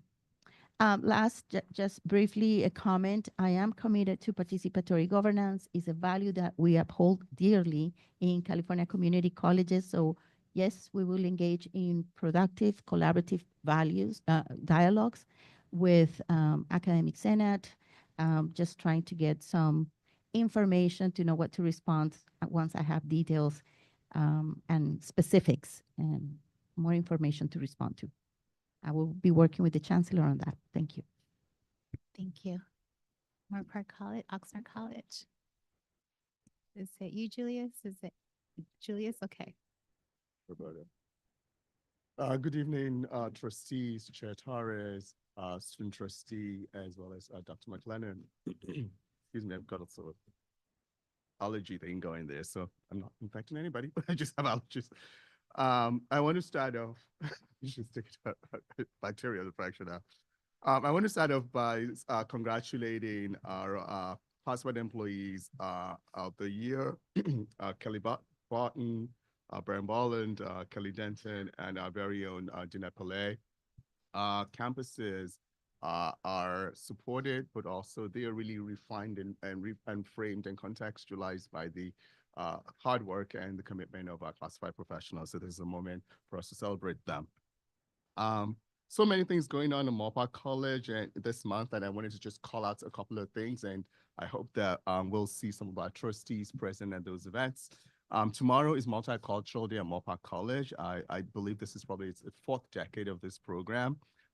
It will begin with a parade down Radio Walk with kids from our Child Development Center, as well as Campus Canyon, which is the elementary school down the street from us.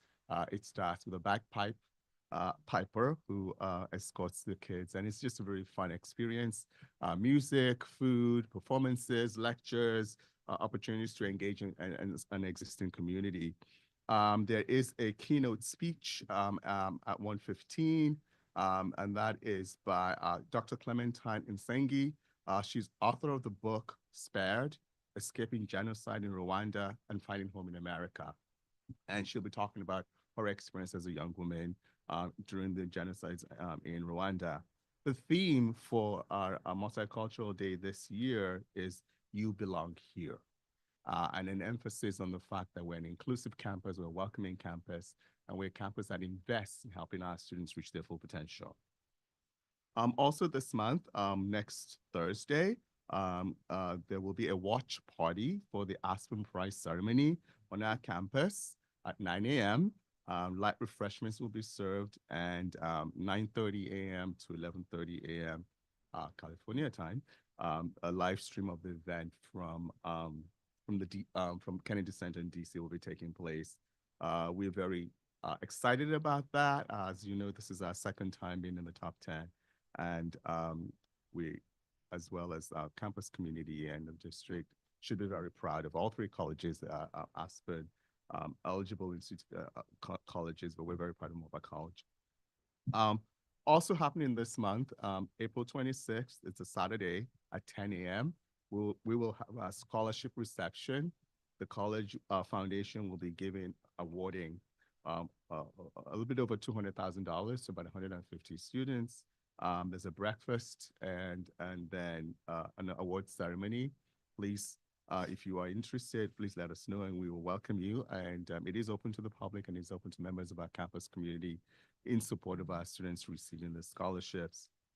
I want to use this moment to thank those members of our classified Senate who coordinated and put together the retreat on March 26th held at CLU. The pictures of the retreat are in the report, and as you can see, very well attended and invested in growing our classified professionals. I also want to say a very big thank you to our Dean Robert Cabral, our Career Center staff, our job specialists, and Elizabeth Nielsen, as well as all of those individuals who helped support our career fair on April 2nd, which was last week. We had 86 employers participating in that career fair, and from all walks of life. Again, a testimony to the connection between the college and the career efforts. Let's see what else I want to say. Scholarship. And in reference to reports, I think we see that it's pretty comprehensive. What I'm very proud of, what we're very proud of, is the investment that our math and English faculty have made in curricular redesign, the work that they've done in providing support for students, the work that they're currently doing in looking at ways in which to better themselves in engaging the needs of our students through communities of practice, like our sister colleges. There's a commitment and an investment in helping to increase success in math and English, transfer level math and English. And what I'm also proud of is the fact that there's that partnership with our K-12, our community of learners and professionals in helping to smoothen the pathway from high school to the college setting. I think that's all I have. Thank you so much. Thank you, Oxnard College. Chancellor, trustees, and student trustee. For this month's report, I highlight our AB 705-1705 efforts and outcomes. Before I highlight elements of the report, I want to acknowledge the tremendous job our English and math faculty have done helping our students complete transfer level English and math courses. Some of the outcomes that I want to highlight are in terms of transfer level English completion. In the last 3 years, we have seen success rates between 59 to 65%. In terms of transfer level, can't even talk, transfer level math completion, in the last 3 years, we have seen success rates from 52 to 61%. In terms of a challenge, we are not seeing the success outcomes we would like to see in completion of both English and math transfer level courses. In the last 3 years, we have seen a success rates between 17 and 19%. We will do better, and so we want to get those rates up. Lastly, we are seeing high math and English persistence rates. In the last 3 years, we have seen persistence rates between 86 to 91%, which is really good. And then lastly, I hope you enjoy the Oxnard College swag bags. And thank you, Trustee Torres, for recommending that to make sure we're providing swag bags to everybody and being equal. So thank you for your time and attention. So you have to tell him it was a joke because so we had Trustee Pachaski's orientation. And so of course, we had President Gonzalez present and brought him a gift. And I said, hey, that's a really nice swag. We should have it for all the trustees. I was just joking. And to our surprise, all of the trustees had swag that Trustee Pachaski had as a welcoming gift. So thank you for doing that. We appreciate it. Pressure's on the other colleges now, I think. I don't need more stuff. Chair Torres. Trustee Lichto. Thank you. Once again, thank you to the college presidents for not only their reports, but the written reports, which are very informative and helpful. And also, I do appreciate the kind of the thematic tone that your reports have taken. I think it's very helpful to focus on one item, especially one as important as the one that you chose to focus on this month. And so I want to commend our chancellor, Dr. McClellan, and all of our staff down to the college presidents and teaching staff for really undertaking a difficult task, and that is really raising the bar for our students, which is never easy to take on and never easy to do. And I know that there was a lot of consternation from staff, not from the standpoint of not wanting to raise the bar and not helping our students get ahead, but it's a huge change. It's a huge shift, not just in the curriculum, but more importantly, it's a mind shift. You have to shift. And I was very pleased to hear and to read through your reports that you're having success with increased success rates, but more importantly, that there's conversations about instructional practice and how that instructional practice has to change in order to meet those new needs. I was very pleased to read, and by the way, this has been an ongoing process, I'm sure, at the community college level, as well as the K-12 level. And every time we push the bar forward, there's always that sense of resistance until we push through. And I think you guys are pushing through. So congratulations for that. Really pleased to hear about the co-requisite courses that are in place for students so they can get the support that they need while they're taking a college transferable English or math course. I think it's really important to, I think I grew up in an era a long time ago where it was sink or swim, and there were not really a lot of supports. It was kind of you were going to rise to the top on your own or you didn't. But the fact that there are tutors embedded in your courses, the fact that you have the co-requisite courses, and as importantly, and maybe even more so, is the elimination of what I would call trapdoor courses, where at the high school level, I called it death by algebra, because students took a 1-year pre-algebra course, a 2-year algebra 1 course that they had to repeat during summer because they didn't do well. And before you knew it, the student was in algebra for 3 years and they never wanted to take another math course for the rest of their lives. And that's really unfortunate. So I think that while pushing the envelope both in English and mathematics. I think you have succeeded not only in those rates, but hopefully in the success rates, but more importantly, motivating students to pursue STEM degrees that otherwise they would not see as open to them.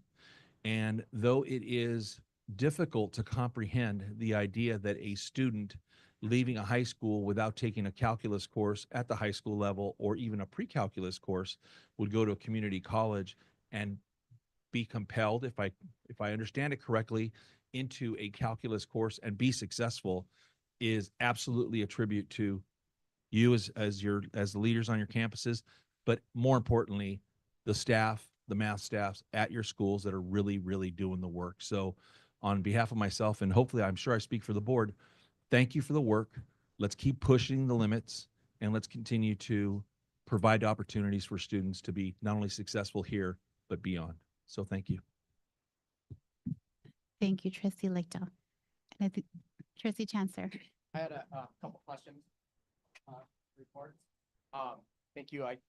Trustee Lichtel, thank you for the comments. I agree with those. On the student housing update, it mentioned a meeting on April 10th. Is that open to the public or is that just an internal meeting? Okay. Can we get some information at the board level? So can share that. Thank you. And then one of the questions I've received on the sustainability, it's exciting to read that sustainability is one of the driving forces, with the student housing. It is a question as the architects are getting ready to roll out the plans, are the windows going to be able to open so fresh air can come in for the students? So they are.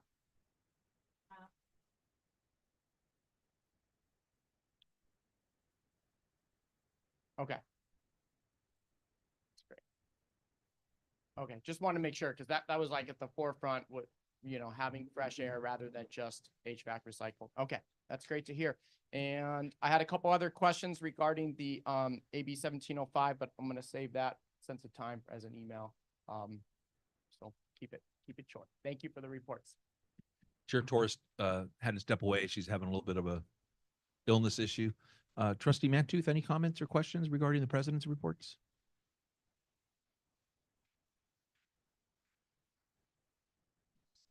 Believe that I could match your comments, Trustee Lichtel. I highly doubt that. Okay, Trustee Pachowski, it's all yours. I'm gonna try. I want to thank the presidents for excellent reports on this, because let's face it, the state of California has not made this easy. If there's one thing I've learned through the years on math is a progressive science. In order to know calculus, you need to know algebra. And with all due respect to those students who got stuck in algebra for 3 years and never wanted to take a math course again, I in high school, I actually took high school calculus and never wanted to take a math class again. But I just want to make sure that I understand, and I put it off until my final class at UCLA. I just want to make sure though that I'm reading the report from Moore Park College right, because it looks like it's an absolutely outstanding report. I want to understand. So what this report seems to be saying is that at Moore Park College, because of AB 705 and AB 1705, 61% of the math courses that we were offering have been eliminated. Is that correct? 61% of the math courses that are considered remedial or developmental. Okay. And despite the fact that we've eliminated that 61%, we've still managed to increase the overall success rate in math by 3.6%. That's outstanding. So thank you. Any other comments or questions regarding the president's reports this evening? If not, we'll pause until Chair Torres is ready to go, unless you want me to continue. All right, next we turn to board committee reports. Let's start with the PASS committee. Thank you, Trustee Lichtel. As you're aware, Trustee Pachowski and I operate kind of in a tag team format as co-chairs. And on the 25th of March, I was it. You have the minutes, draft minutes in front of you. But wanted to also mention specifically that we received some information about the accreditation visit, which has passed us now on April 4th, and a number of policies at this particular meeting, most of which we're moving forward for consideration tonight, with the exception of 2200, board duties and responsibilities, and the administrative procedure for 2720, which is communication among board members.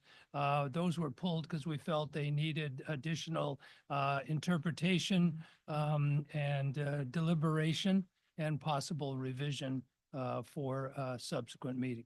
I would invite Co-Chair Pachowski if you had anything you wanted to add to my brief summary. Thank you for that, Trustee Mantooth. With that, Trustee Chancellor and I also tag team the Administrative Services Committee, and this past month it was his turn to lead. And so I'll let you kick it off. I think it was a great meeting, and the minutes are in front of you. If there's any questions. Excellent. I would add that we had quite a few speakers, student speakers. As a matter of fact, I recognized many of them earlier today that came to us and begged us to raise their student fees, which again, I am more than supportive of. And they also spoke to the parking fees. And though I think it's important that our students are coming forward and saying to us, we need more capital, we need more funds, we can raise more funds to provide the great experiences. And we heard about that today from our student reps. That's their intention, and so I wholeheartedly do support that. We approved several new positions on our campuses and throughout the system, including the athletic trainer position at Moore Park College, an increase in time there, as well as an ESL teacher, chemistry professor, automotives professor, and communications professor at 3 of our different colleges. We had a lot of spirited debate around sustainability and a highly successful meeting. So with that, if there are no questions or comments related to our committee reports, we will move to the approval of the consent agenda. Actually, we have another 6.08 update on the district-wide sustainability effort. I apologize that I ran right through that one. District sustainability, Dr. McClellan. Thank you. I'm going to make just a few brief comments and I'm going to pass the baton. First of all, there's some really well done written reports on this subject in the board packets. And I bring that up because I commend everybody in the audience and who may be watching online to those reports to go follow those links. I think you'll be very impressed with the progress all 3 colleges in the district have made on sustainability. It's been progress that's been building year after year, and it continues. One of the things that you'll see in those reports, and we're going to hear from a few folks tonight, it identifies priorities and also barriers. And the barriers are pretty significant. And this is just one slice of where those physical plant barriers typically hit, is in the areas of some of the sustainability initiatives that we'd like to pursue. Also, we are forming a district-wide task force to really coordinate the conversation around sustainability across the district. That work is going to begin soon. And with that, I'm going to just turn it over to Vice Chancellor Mitchell, and she's going to walk us through a few things, and then we'll have some Q&A with the presidents and any highlights presidents want to pull out of their reports. Thank you, Chancellor. So it is my pleasure this evening to share a brief overview of the continued progress that the district has made in sustainability initiatives. I know you have the complete packet that was sent to you, so my intent tonight is to kind of highlight some of the district-wide initiatives that are occurring at all of our campuses. So we're making tangible strides across the 3 colleges in the areas of energy efficiency, water conservation, waste reduction, and student engagement. So from the district level, since 2019, the district has implemented comprehensive measures to reduce energy consumption and modernize facilities. This includes LED retrofits, motion sensor lighting, HVAC upgrades, and 2 major solar installations that have had significant reductions in our energy footprint. To give you an example, within the materials, you will see that at Oxnard College alone, they achieved an energy offset of 113%, meaning that they offset more energy to the grid than they actually used. And Moore Park last year had an offset of 67%. So we've had quite a lot of success in that area. We are also currently at 10% with EV charging at all of our campuses, and we have fully participated in the Southern California Edison EV Charge Ready program. And what this program will do, it is slated to install another 430 EV charging stations across our campuses, and I'll highlight some of that at the campus level. In operations, we have continued to expand the use of digital tools in order to reduce paper waste, things such as Chrome River for our purchase orders and other keeping our time cards digital. And also the district's strengthened its e-waste and recycling programs. Looking ahead, as the Chancellor mentioned, we have plans to implement the new Environmental Sustainability Task Force, which I have the privilege of chairing. This task force will guide the creation of our district sustainability master plan, and it will include college and district representatives as well as students, student leaders, and the task force will focus on energy, waste, transportation, education, and procurement. Moving on to our colleges. So at Moore Park College, sustainability is woven into everyday operations. The campus has an active environmental advisory committee, and they are responsible for some of the college's sustainability successes. Moore Park has reduced irrigation water use by 50%, saving over 35 million gallons in 2023-24 alone. 25 hydration stations have prevented more than 730,000 plastic bottles from entering the waste stream. And the solar energy upgrade, as well as upgrades to HVAC and lithium battery energy storage, have greatly enhanced their efficiency.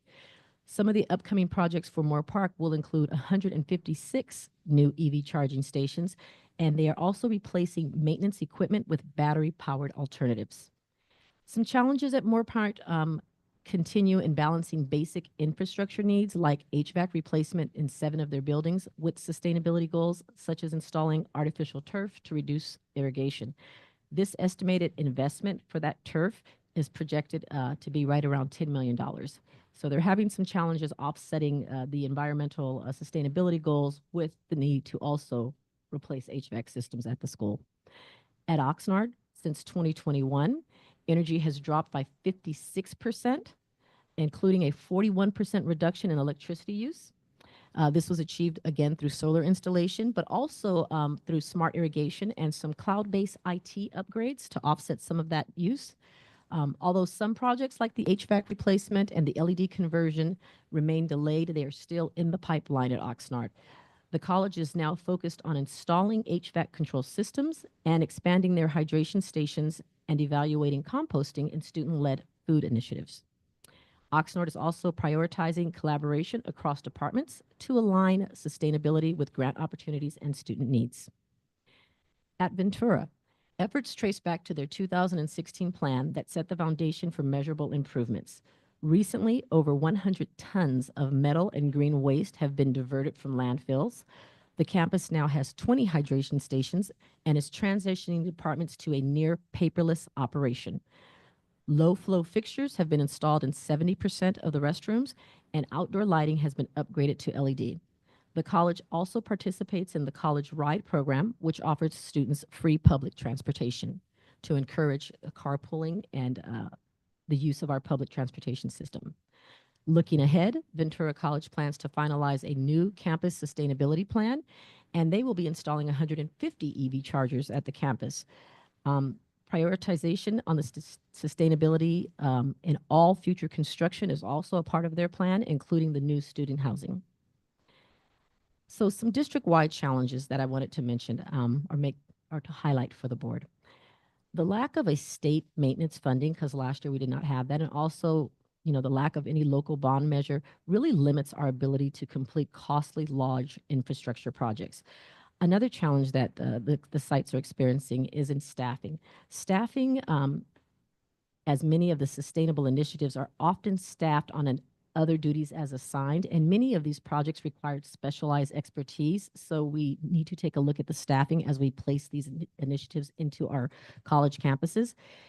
Also, inflation and supply chain disruptions continue to delay critical HVAC, lighting, and vehicle upgrades.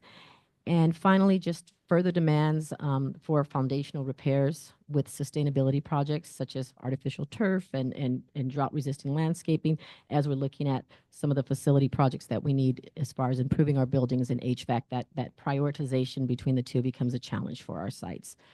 The district continues to make strong, measurable progress in sustainability through strategic investments, campus engagement, and thoughtful planning. As we prepare to implement a district-wide sustainability master plan, I'm confident that we will deepen our commitment to climate resiliency, responsible stewardship, and environmental education. And I want to thank the board for your continued support on these vital initiatives. And that is my overview of the very big report that you should have there in your packet. Thank you very Open much. for questions. Thank you very much, Ms. Mitchell. Trustees, any questions, comments? Trustee Mantooth? Have two. One of the things that I think is always a concern is conditioning a building when there is either no one in it or very few people occupying the building, and a lot of square footage and a lot of space volume. Is there thought being given or will be given to, in an era of hybrid classrooms, remote learning, maybe less people on campus, a reconfiguration of the physical plan so that we condense the occupancy of the buildings? Now, I don't mean we want to sacrifice a chemistry lab for an English class or anything like that, but the idea of really tracking what we can get our arms around right away, which is how many people are in the building at what time, and is that the most efficient use of the space that needs to be conditioned? So that's something to think about. And then the second thing is for many years now, I've had a solar and a battery backup system. And while I always thought it was really neat to send energy back to the utility, I really wasn't getting much money for it. But what I really liked is being able to, come home at night without daylight powering the solar panels and still have an energy-free, a cost-free energy environment. And so what is the thinking with regard to battery storage on the campuses that may, as a holy grail, completely eliminate the need to be served energy from the outside?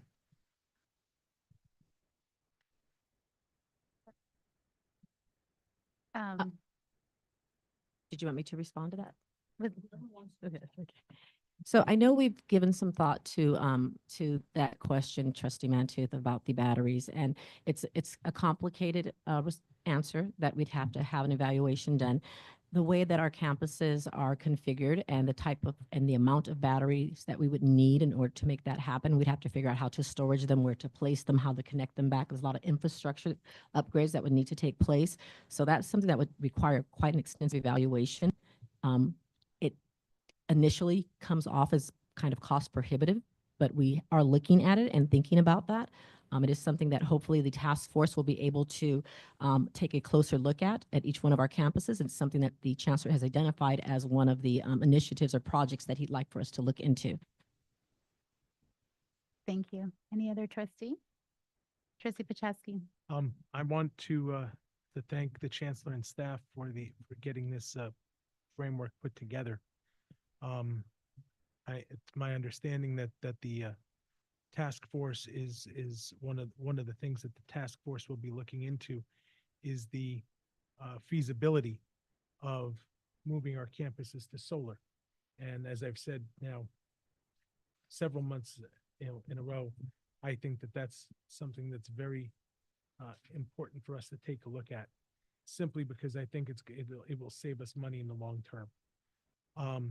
The other thing I want to emphasize is that in the document that was sent to the board, it mentions that alignment with legal frameworks that the task force shall ensure the district's sustainability efforts align with, among other things, federal guidelines, and it states federal sustainability executive orders. Now, I'm going to quote the chancellor from, I don't know if his last meeting or the meeting before, but he said it recently. Executive orders are not law. And so I simply want to point out the need to be consistent. Either we follow them or we don't follow them. We don't pick and choose which ones we want to follow. Consistency is important. And so if we're going to follow the federal sustainability executive orders, I would expect that we'll follow other federal executive orders, which to this point we have chosen to ignore. Thank you. Thank you, Trustee Pacheski. Any other comments or questions? Trustee Chancellor? Thank you for the report. I had a clarifying question. I noticed the sustainability board policy was attached. We're not addressing that tonight, right? That was just there for reference. Yes. Okay, because that is a board policy. So in that board policy, it mentioned that administrative procedures would be created. I just want to have those been created up to this point? Currently, we're working on the AP for sustainability. Do we have a target date? Because it's been a while, and I'm just curious because that's where the real work is going to get done is the AP. So do we have a target date for that? Task force is going to be able to help us with that. That's part of the intent. Okay. Okay, I guess that's a little disappointing for me considering the task force hasn't really been created yet. And we're talking years that we've had a sustainability board policy without an AP to actually drive and do the work. So that's issue number one. Another recommendation I have is on the, I guess it's a letter or the written report that came. It's a recommendation for me, but I would like to see that some representatives from the marketplace are included in the task force. And the reasoning behind that is our marketplaces are, I'm not going to say the most active part of our Ventura and Oxnard College, but there's a lot of people on our campuses buying, selling, consuming, and unfortunately polluting. Gas generators and the food trucks and a lot of the vendors. And I'm not discouraging, it's a great thing for our community. It's a great thing for our foundations, but are they implementing the most sustainable practices through that work? So I think it's really important to have the voice of the marketplace reps within that task force. That's just a recommendation. I'm not directing anything. And that brings me to gas generators. That wasn't one of the things that was heavily mentioned, but the data is there that the gas generators that often run food trucks, it's not the only option. They can be plugged in for electricity or battery use or different use, but those gas generators that run the electricity and some of the power for these, the data is there. They are some of the dirtiest polluters within our community. And whether that is food trucks serving students meals, because at Moore Park and Ventura College, they don't have an option for our students and staff to eat. They are dirty, they are noisy, and I'd really like to see some administrative procedure work or language to address that. I mentioned the marketplace. I'm gonna mention one other thing. There was a couple references made to, well, because the bond didn't pass, some of the heavy lifting work that we need to do, we're hindered a little bit on that. And I would push back against that. The work that I'd like to see done is what we currently have, what we're currently working with. And I think a lot of that work comes through, as that's one of the reasons why I pulled the purchase order on the consent calendar, are the purchases. Are the most sustainable purchases being made? Whether that is when we order cups, they're plastic, or are they paper? Single-use plastic, or are we doing something that we can compost? When we do outreach and we go visit our K-12 partners, and we go to an 8th grade classroom or a high school campus, the things we give out, are they the most sustainable things that we could be purchasing? And without guidelines and rules and regulations, we leave it up to hope. And we leave it up to, well, we hope we're making the best choices. And I think, we're a heavily regulated institution. But within our three colleges in the district, this seems to be an area that is not very regulated. And I think that's where the work, not from the dais, but within the AP will come along. So I guess my comments are a huge thank you to the work that's been done and that is currently moving forward in the future to be done. But it is a sense of urgency because the board policy was written a long time ago. We had a climate change sustainable resolution in 2019. And yet the guidelines to steer some of this work still aren't there. So those are my comments on that. And thank you very much. Chair Torres? Trustee Lichtel. Yeah, I too want to commend the chancellor and staff for putting this task force together rather quickly. Thank you, Ms. Mitchell, for a very effective report this evening. And I commend all of you for undertaking this work and am very supportive of the work that is ahead of you. I also think it's, I also wanted to echo what Trustee Pachowski mentioned regarding executive orders. I believe in systems. I believe that you need to have systems in place in order for these organizations, an organization like ours, to operate effectively. And I think if we are going to follow executive orders, we don't pick and choose. I think we need to do that across the board. And again, in a systematic way. There was a mention about representatives from the marketplace, and I think that brings people from the outside into our task force. And I would urge that we not do that. I believe this needs to be an internal task force within our college community, because I feel that if once we start bringing people from the outside, we may get special interests in place that may be in opposition to what even we're trying to accomplish. I don't think that's a good idea. So I would urge us to keep the task force membership internal only. And then I think the biggest issue for me from the standpoint of this task force and the work that is ahead of us is really doing a thorough cost analysis of what is entailed, what is going to be taken on, the work that we're going to do before we start the work. Let's not put the cart before the horse. Make sure that once we have a plan of how we're going to attack and what changes we're going to put in place, whether that's annual or on a 3-year cycle, that we do a full cost analysis. You know, when I hear that it's $10 million to install artificial surface, artificial turf at one of our campuses, that just seems cost prohibitive to me. And, you know, quite frankly, I don't think it's all that great for the environment. It heats everything up, and I don't think it's necessarily as aesthetic. But that's besides the point. But let's not take these on piecemeal. Let's make sure that we're doing things systematically and that we are doing the cost analysis beforehand. So once again, thank you for taking on the work and for the report. Trustee Chancellor. I just had one more comment. And a clarifying, Trustee Lichtel, when I mentioned the marketplace, I was referencing our 2 foundations. So as they are internal and, you know, our partners with that. I don't want to speak for the marketplace. I don't want to speak for the foundations, but they're intimately involved with the work it does. The second thing, you know, in the reports, there was a huge reference to energy conservation or at Oxnard and Moore Park College, reduction in energy use, which is great for the environment. And that was directly related to the solar projects being online. And as we push against about 5 years of Ventura College not being online, one of the things I mentioned at our last board meeting and filled out some paperwork with at the board level for an independent audit.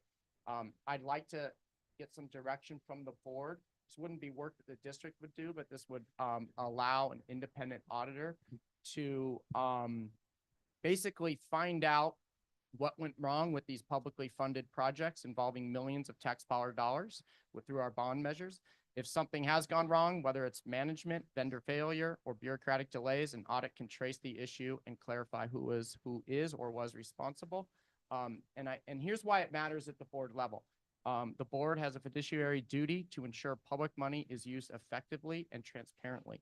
At this point in time, we did receive a report that listed some of the reasons why Ventura College still isn't online 5 years running. But there have been numerous costs regarding legal within the organization. I'm still unclear. Does the responsibility fall on Edison, Forefront Power, ourselves? It's a mix, but I'd like to find out what went wrong. and moving forward, prevent that from ever happening again. So that's why I'm asking for an independent audit as we do for other issues, to find out the root cause of that issue. So I'm asking the board if there's consensus to move that forward. Chair Torres, Trustee Paczewski. I actually wanted to respond to something that Trustee Chancellor brought up. He mentioned earlier that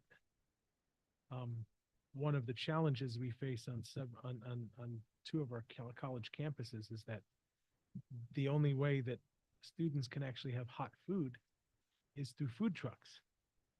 And I realize that's not on the agenda tonight, so I can only talk briefly about this, but I'd like to see this board solve that problem. I think it's high time we get that figured out. And like I say, so I'll be asking for that as a future agenda item. Thank you, Trustee Paczewski. Trustees, any comments?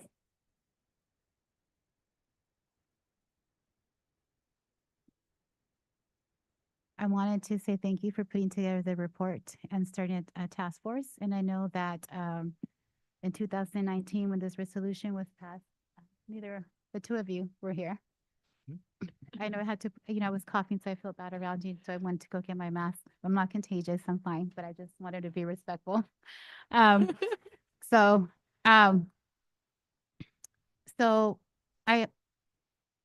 we understand, you weren't here, Valerie, you weren't here also, Rick, in 2019 when this resolution was passed.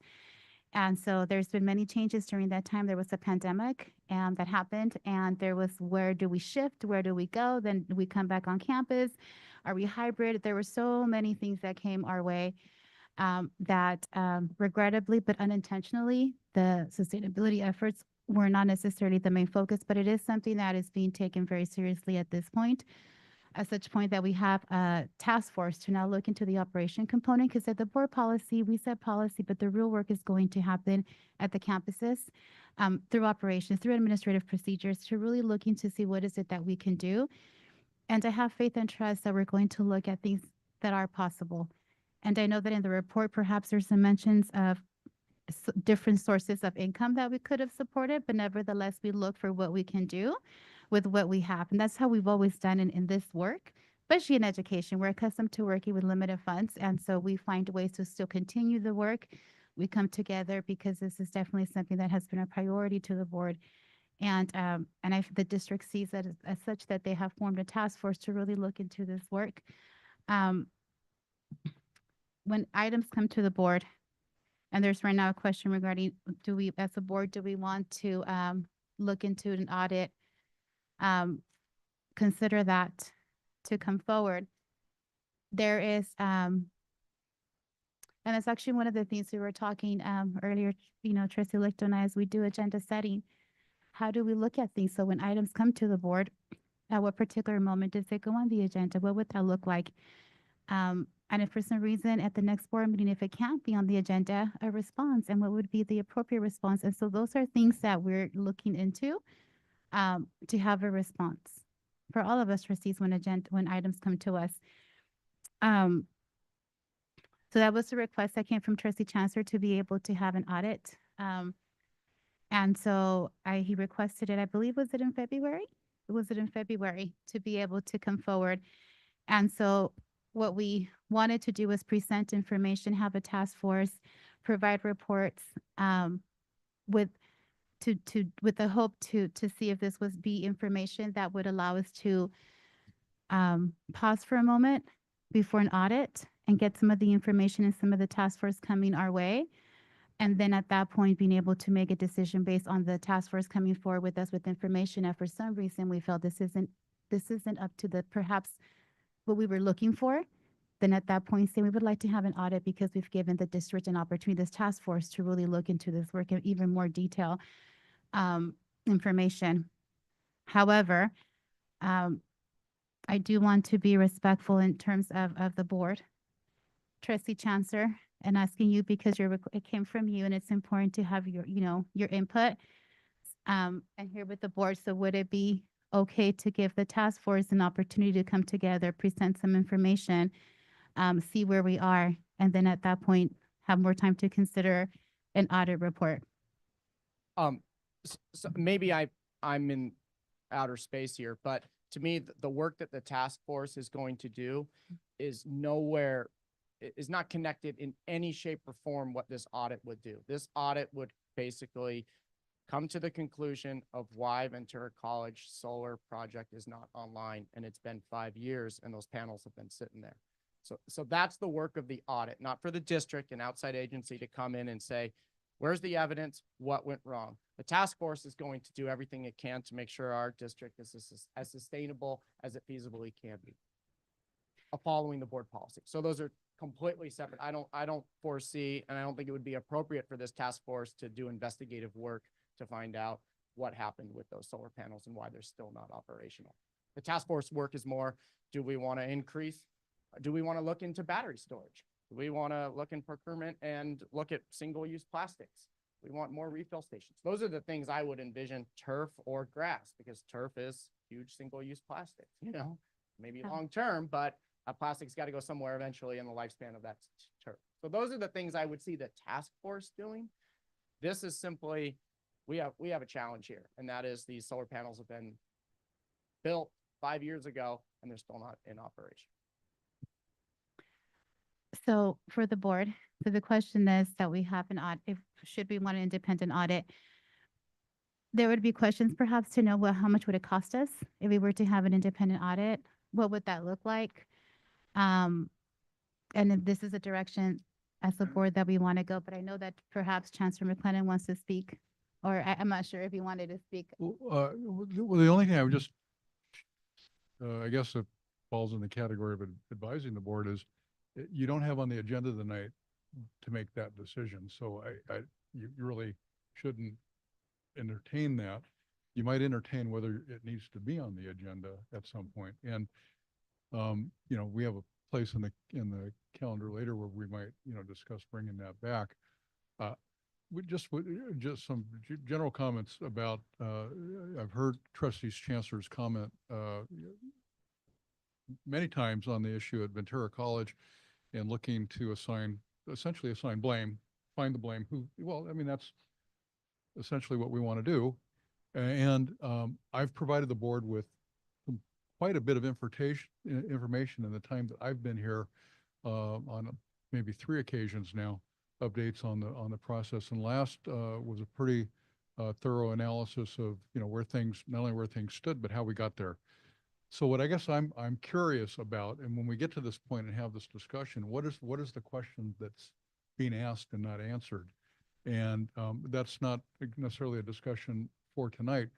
And if the board feels that we need to bring somebody in to really do a forensics on it and assign blame to somebody or some entity in this, then we should do that. In my opinion right now, I'm not, based on the work that I've done with staff, some that have very fresh eyes on this and weren't involved in any way in the decision-making or the process at the beginning of this, have come to similar conclusions. So I'm not seeing anything that's raising a flag for me as something from a fiduciary responsibility, but that's not my call. You're going to have to figure that out. And I would suggest that you put the question on the board agenda at a future date and have the discussion about what would a as we're calling it, an audit look like? What would the goals of the audit be? What is the parameters in terms of costs that we want to, support that activity with? And understand that we are saying that in some level, if we do that, the information that's been coming and has come most recently is not adequately answering the questions. And I'm fine with that as well, if that's the board's will. Chair Torres. Thank you, Chancellor McLennan. Trustee Paczewski. With all due respect to Trustee Chancellor, move any further discussion on an audit tonight would in fact be a violation of the Brown Act. And so I'm going to call for the orders of the day.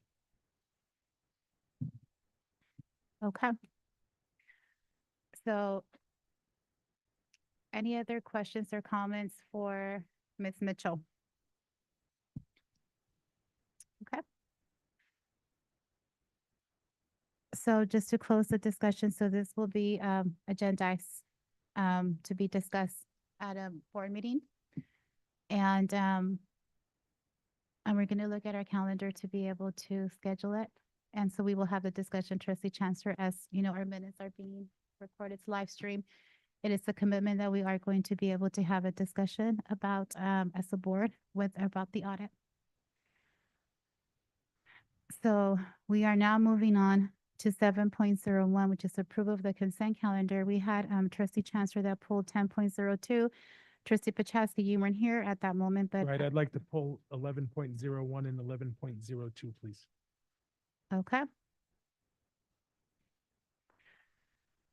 Chair Torres, Trustee Lichto. with that, I move that we approve the remainder of the consent calendar as provided. Okay.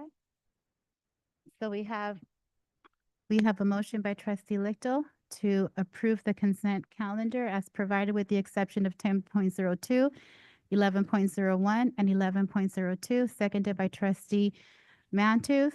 All in favor? Well, student trustee, how do you vote? Trustees, all in favor, say aye. Aye. Any opposed? Okay, thank you. Okay, 10.02, Trustee Chancellor. Thank you. I made reference to this in regards to sustainability, but it's really important that, for me anyways, that I highlight some of these examples. So on page one, I'm going to do this very briefly. I know it's getting late. On page 165, there's a purchase order for Ventura Pest Control.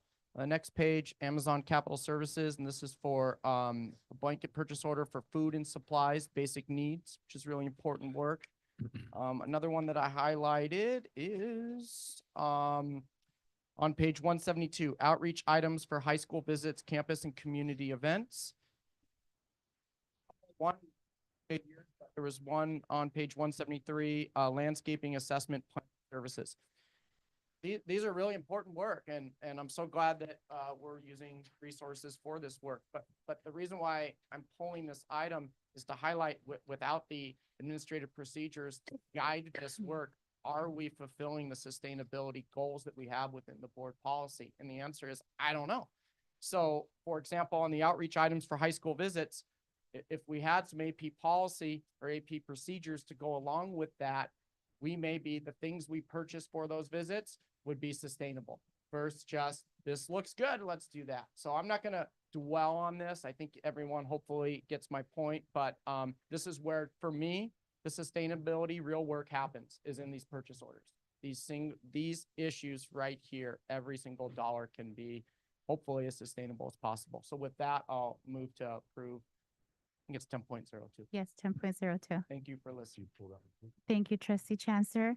So there's a motion on the dais. Chair Torres, Yes. I believe that Trustee Pachowski also pulled I had 10.02. I had some questions about this. It was already pulled when. So he required. also has some questions. Okay, So, yeah. Trustee Pachaski. There's one purchase order in particular that stands out to me, and the purchase order number is PS 000886. The vendor is Alberto Solano. It's for $30,000 for coaching for AB 1705 implementation for the English and math departments. My concern with this is that we keep seeing Ventura College I don't know if this is an individual or a company, but we keep seeing Ventura College paying for contract coaching. And I'm stuck wondering if it wouldn't be less expensive to hire someone who's capable of performing those duties rather than continuing to outsource it. I mean, I think the amount that we've paid to this individual or this company, and again, I don't know which one it is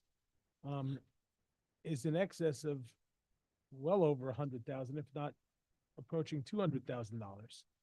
I realize that, in my questions to the Chancellor's office, that there are several particular reasons why, but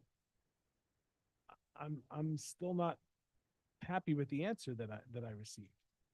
I mean, one of the items cited was the 50% law.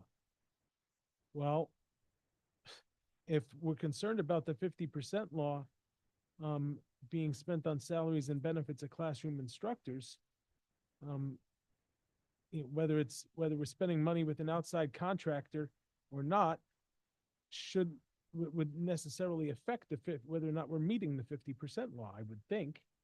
Am I incorrect on that, Chancellor?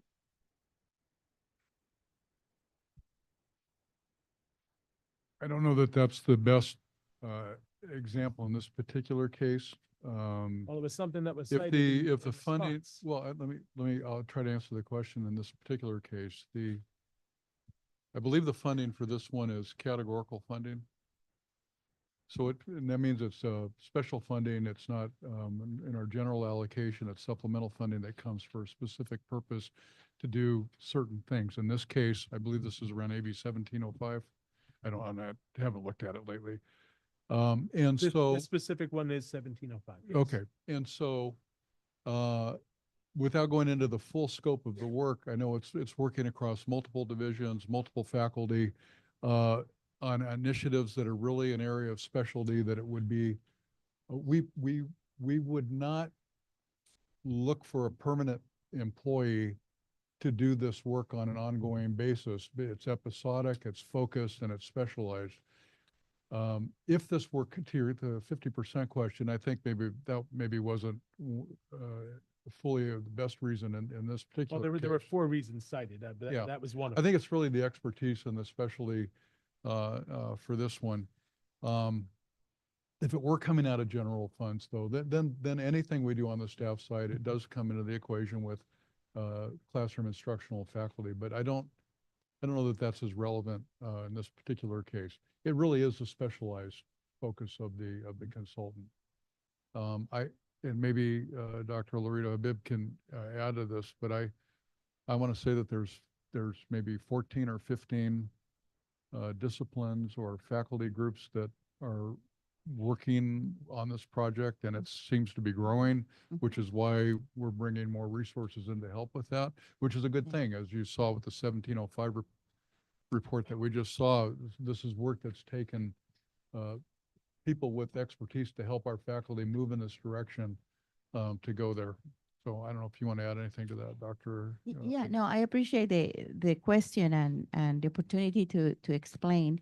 As you know, we have a lot of expertise on our campuses, but that expertise resides in our areas, right? Math, English, geography. But sometimes when we're facing these big challenges and changes, whether it's by law or a new initiative like Guided Pathways, English and Math, AB 705, we need help to move those conversations and gather the faculty and keep focus and have the difficult dialogue of really changing our system. So this particular vendor or consultant, who is a coach from Continuous Learning Institute, came to do one particular job with math and English. It started with 3 teams. The work has been so successful that actually the request from the faculty was to extend it. And as we started to see the outcomes with student success, then we don't want to cut that momentum. So we've been expanding, but we see that there is an end to it. But this is like the 4th or 5th contract that's been signed over the last 2 years with this individual. Sure, because it started with math and English, it expanded to other disciplines, it expanded to leadership teams. But as we go through this process, we're train the trainer kind of thing. And at some point, we're going to really take over, and that contract will end. The scope grew out of the request from the campus. Okay, so Chancellor McLennan wants to. I also want to add that I mentioned this is categorical funding. It's also temporary funding that's specifically pointed at this task, which is another reason we wouldn't want to create the ongoing cost of a permanent. That's understandable. And we have several of those kinds of things that come in with specialized funding. Some of it's ongoing, some of it's not. This is one of the ones that's categorical and temporary. It's kind of the sum of the parts, in my opinion, which is why I'm asking. And like I say, this is like the 4th or 5th contract. Yeah, that's a reasonable question. I appreciate the question. I've got a couple other questions here. Can I follow up on that one? Please do. Thank you. I think what would be helpful for the board is, at least in this situation, since it's come to light, is what the work was, how many days, was it a team of individuals? I can't imagine that Mr. Solano came in by himself and trained all of our staff. So team, days, hours, you know, not a comprehensive report, but something that details for the staff, for the trustees rather, what happened. Sure. That would be great. And I certainly support the PD aspect. Trustee Chancellor. I just want to mention, I think we should be consistent. So you're asking for a report for the board.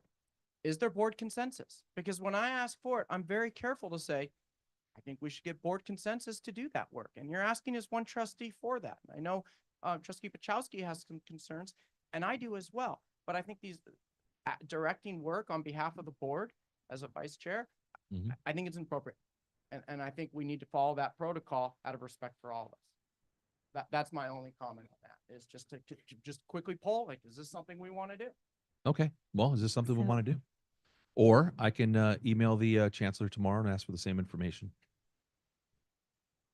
So we'll do that. So we'll email the chancellor, just as we said with the other item that was requested. So that way, you also have the information, just like we did with the other item, and we can be consistent. Thank you, Trustee Chancellor, for pointing that out. Chair Torres, there were a couple other questions that I had. Okay, which Trustee I- Pachowski. Which I didn't really receive a response to. One of them is P0140855. The vendor is Mail Manager Incorporated for nearly $21,000. Postcards for honors, dual enrollment, and general enrollment. My questions were this, how many postcards were sent? How did we track the effectiveness of this communication? How do we know that, how successful the campaign was? Could this have been done more effectively using other means? I had specifically mentioned via text message, just because I know that this is for Moorpark College, and I know that they've got a text program in place. The response that I received was that this question requires analysis of a longer range marketing campaign. This is an outreach campaign where texting isn't an option. But at the same time, we need to know if we're going to be sending out, printing is expensive. $21,000 spent probably generates maybe 45,000 pieces of mail. And so, I think it's important that we know how effective this marketing was. Just like I said last month, trying to remain consistent, we were being asked to approve an added expenditure for a billboard in Agora Hills, and I wanted to know how effective the billboard was.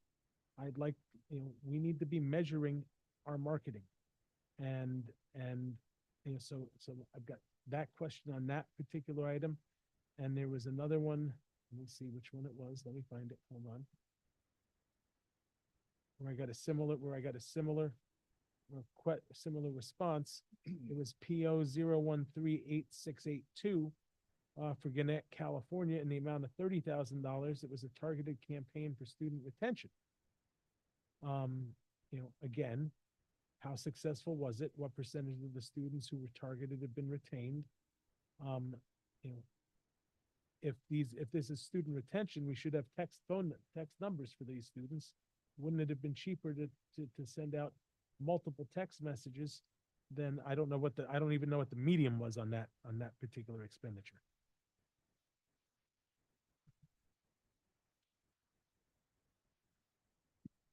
Chancellor McClellan.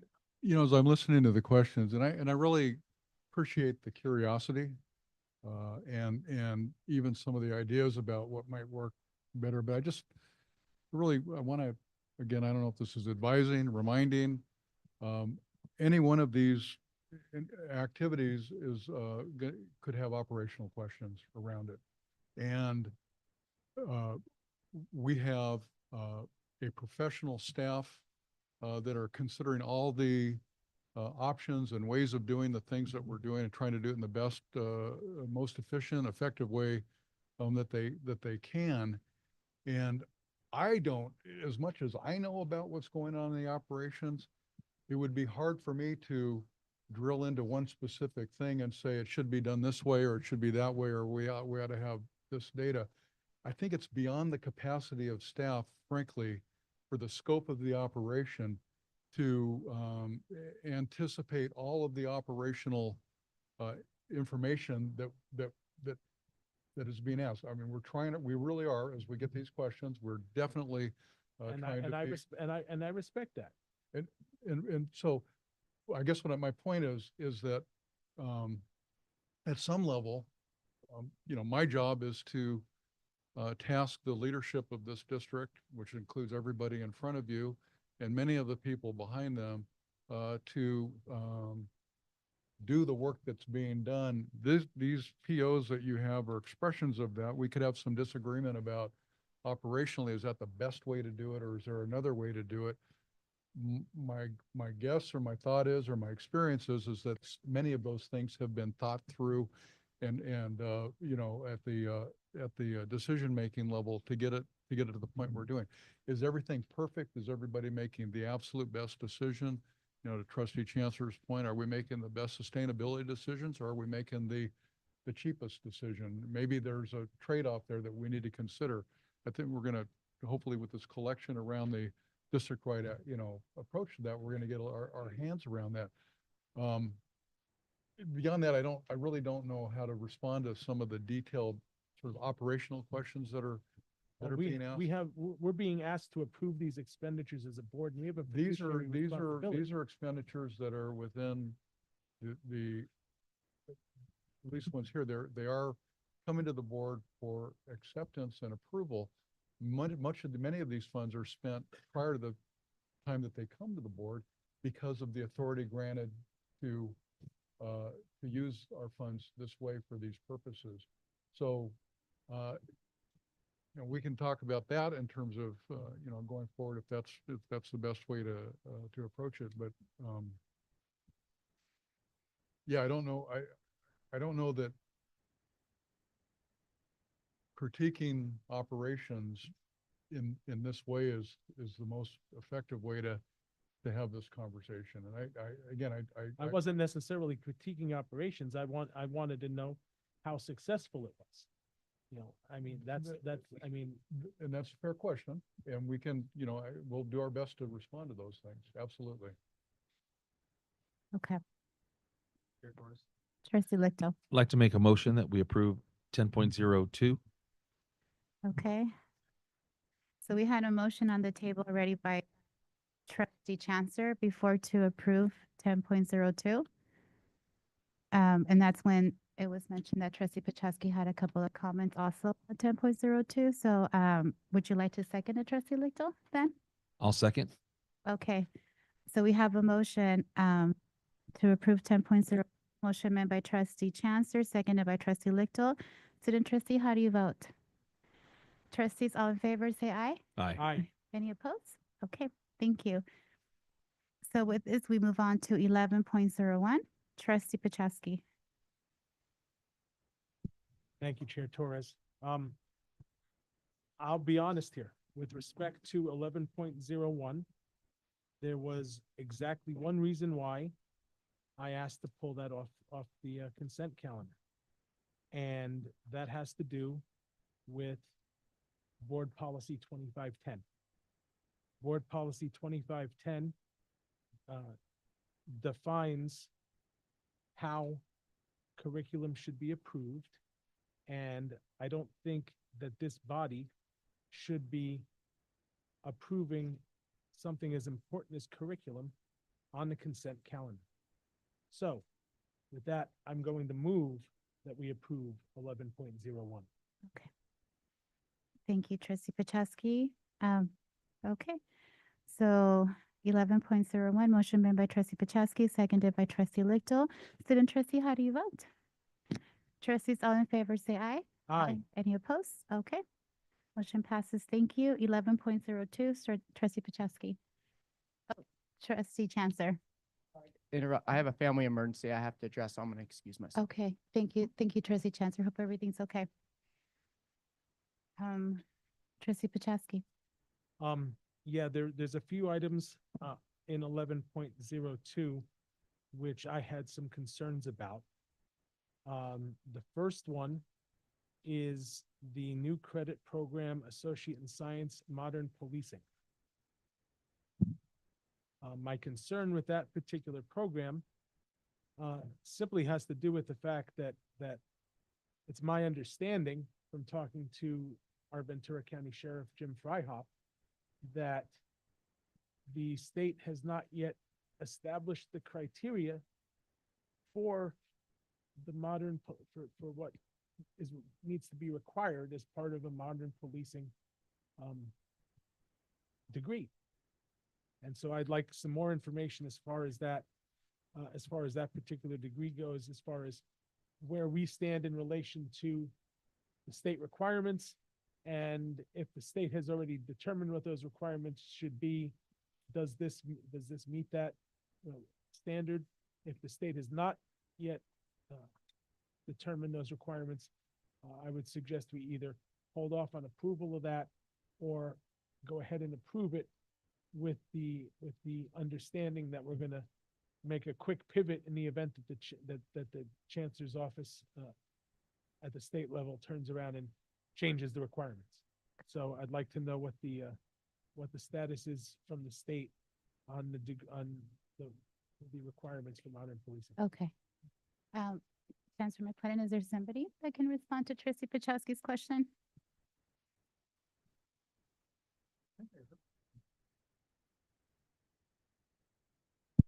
I think I heard the question. I'm not sure I understand it. Are you suggesting that in your conversation with Sheriff Fryhoff that there may be something missing in our curriculum? What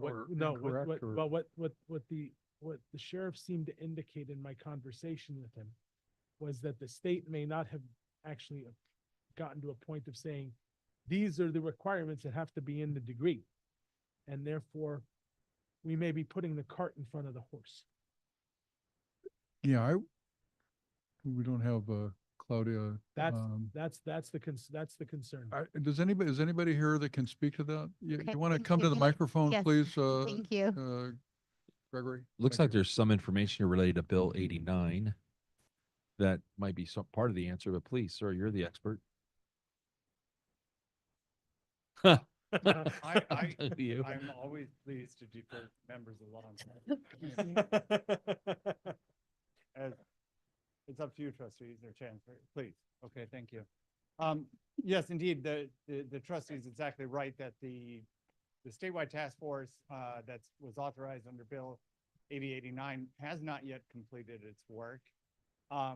What the faculty have done is anticipate to the best of their subject matter expertise what to expect in that bill. Further modifications to the courses and to the program will be made upon the completion at the statewide level. There's no reason to continue to wait, in short, when our faculty members have that subject matter expertise. So do we have a timeline for that work that's happening at that committee level? The latest that we've heard is it's still under development. They have not provided a final timeline.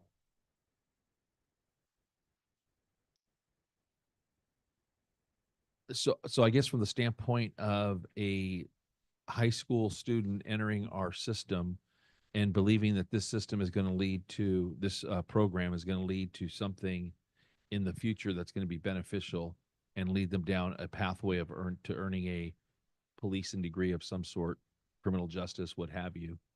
At this point, when we're being asked to approve this course of study, we don't have assurances that this is going to meet that criteria.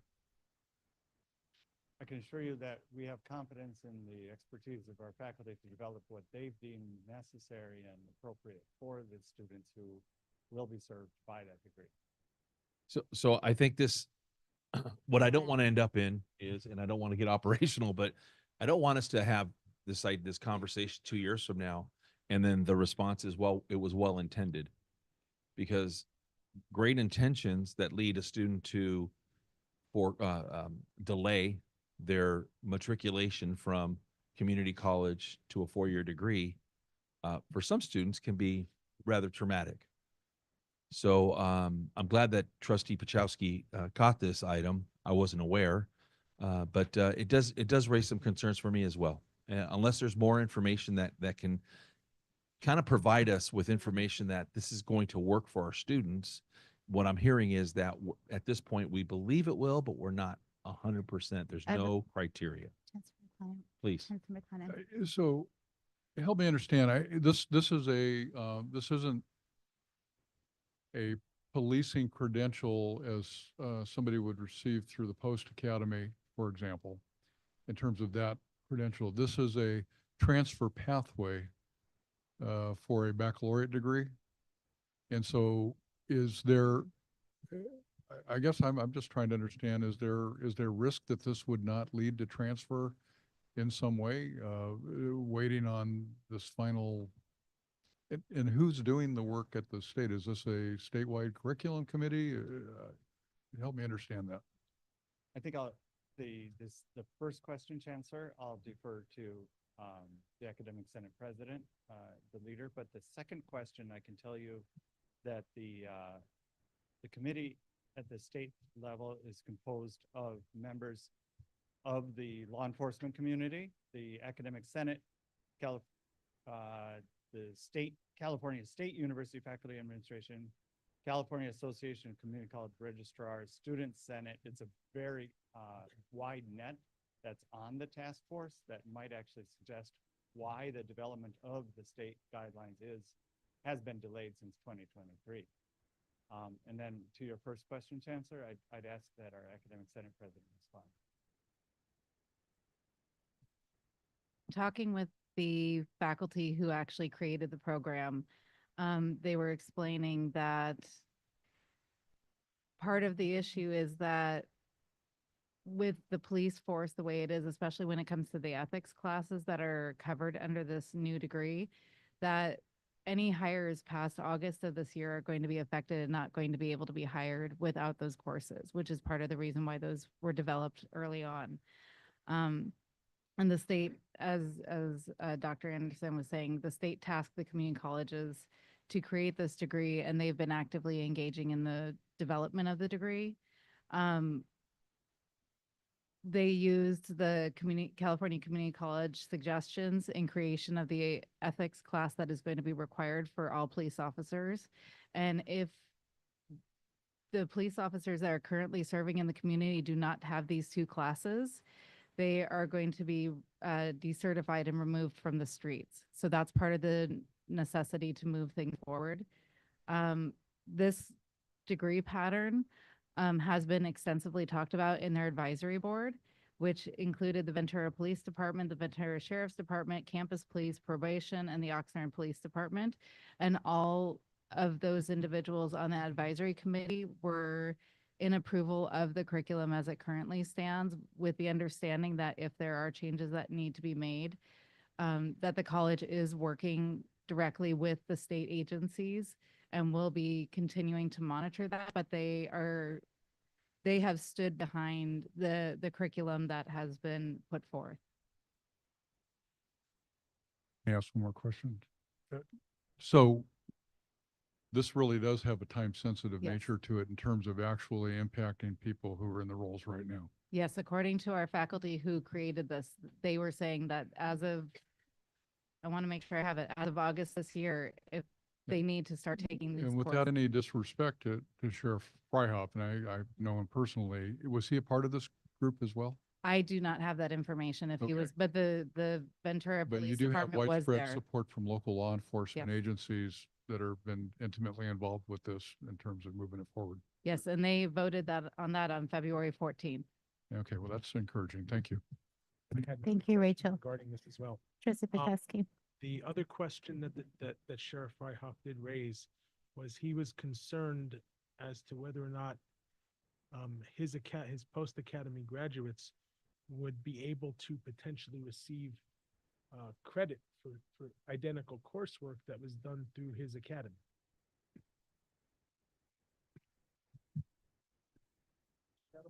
Yes. Which Which is our part and academy. parcel with us. It's Yeah. our academy, right? I mean, it's a joint, It's a joint thing. Are they taking this? Does anybody know if they're taking any of this coursework through through the academy? Go ahead. To my knowledge, the curriculum at the academy is the same curriculum that we have in place now. In other words, no, this is not yet to be added to the curriculum at the academy, to my knowledge. What I know is that this modern policing degree is designed to have elements of justice and justice, which are very common known degrees. The state chancellor's office to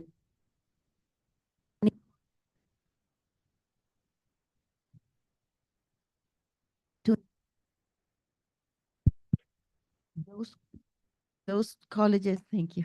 Those colleges that do not have a post academy do not have to offer, but those with the post academy are highly encouraged to adopt this new degree as an additional option to criminal justice and administrative justice. Thank you. Chair Torres, I move that we table this until the state office has set the requirements. So there's a motion on the dais to table. I know that we've heard that this is something that's urgent because I believe as of August, which is just 3 months away, we have police officers that need to take this course, and sounds like it's been vetted, but we do have already a motion on the table if we wanted to table this, and Chancellor, I wasn't sure if you wanted to say something, but is there, before I ask for the second motion, for the second, should there be a second? I'm having a little hard time hearing some of the discussion. Trustee Paczewski asked if it could be To hold tabled, it, if we can table it until we have more information. But as I understood the comments that were just made, that would have an adverse impact on both on our community and our students, right? Did I understand that correctly? Yes, that's what Rachel stated. I want to share that we can send you, there's a 42-page summary document, California Assembly Bill 89, Modern Policing Degree Task Force Report and Recommendations for the California Community Colleges. I'll just read 2 of 4 bullet points. So these are regarding minimum education requirements for employment as a peace officer referenced in subdivision A of section 1031.4 of the government code. There are multiple sheriffs on this task force, not the one from our county. They're listed, all of the members are listed at the top of this document. So 1, establish a modern policing degree, AA or AS in policing, that is foundational to and prepares students for a career as a police officer, which shall be completed prior to obtaining a post-basic certificate or within 24 months of initial appointment as a peace officer, right? That's the goal, what we're moving toward. 2, colleges currently operating a post-certified police academy shall adopt the modern policing degree curriculum so that students can complete both an associate's degree and policing and police academy certification. 3, I'll just read them. The California community colleges should develop modern policing degree with transferability into a baccalaureate degree in mind. 4, the California community colleges should develop a baccalaureate degree in policing. So it's in preparation for making all of this happen, thus the timeliness need. Thank you. Trustee Paczewski, do you still want to keep your motion? Yes. Okay, is there a second? Chair Torres. Trustee Lichtel? So I think the issue is in with that third item. And again, my concern that the path that we're selecting, the path that we developed, well intended, with sheriffs on it and all sorts of communication, all sorts of input from maybe lay people, does not guarantee that the California State University system is going to accept this pathway for transfer. So again, my concern is not so much from maybe some of the other standpoints that we're hearing, but really from that transferability standpoint, because one of the things that I think is difficult for some of our students that enter the community college system is ending up in a cycle that prolongs their college experience from 2 years of community college to maybe beyond that by a semester or two. And I just want to make sure that we're not creating that kind of system here. And so if my thinking, if my rationale is off for some reason, by all means, tell me that it is.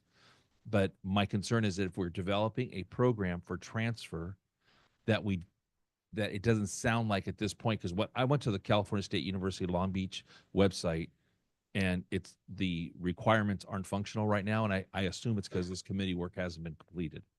So even though I think we're well intended, I think we have good forethought, and we'll probably match what's going to be required ultimately, we're not able to say that right now, and that concerns me, that we're approving a program that we're not sure it's going to meet that criteria for transferability. Okay, I see.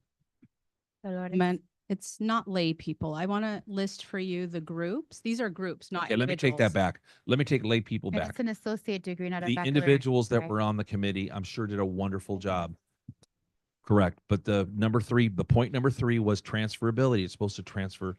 We're trying to create a program that's going to transfer for a 4-year degree to a 4-year degree, or we're Right. going to create our own 4-year degree. So I think hearing the groups at the state level, not the local county level, these are groups, and then they list individuals in the document, which you can look up or we can share with you.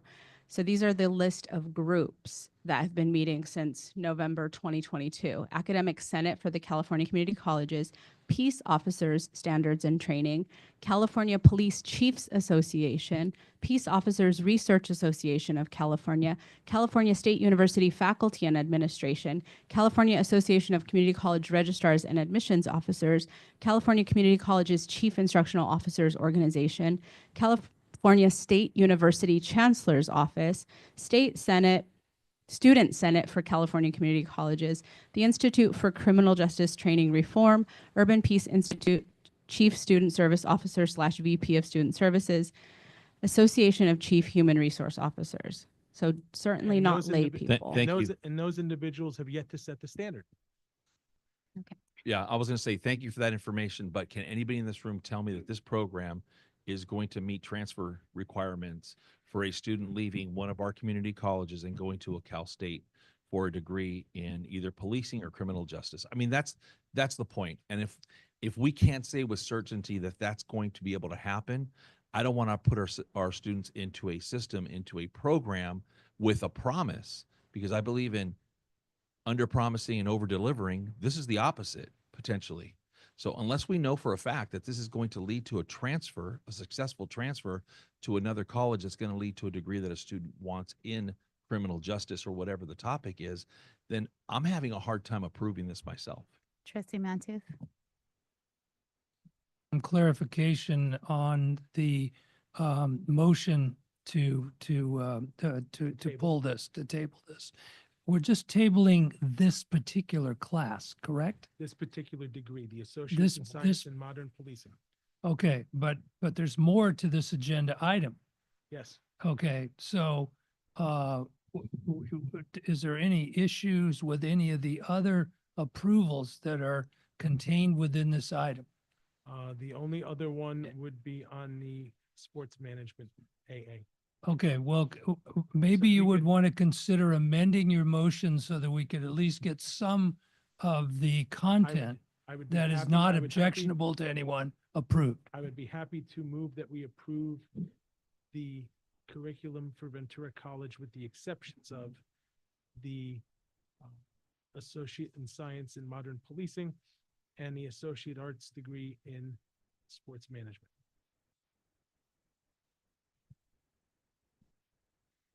So there's one that hasn't been discussed, and so public health, you're bringing two together. And so sports management hasn't been discussed yet, so I'm wondering if we can, because you're asking for a table on public health associate, and so there might be.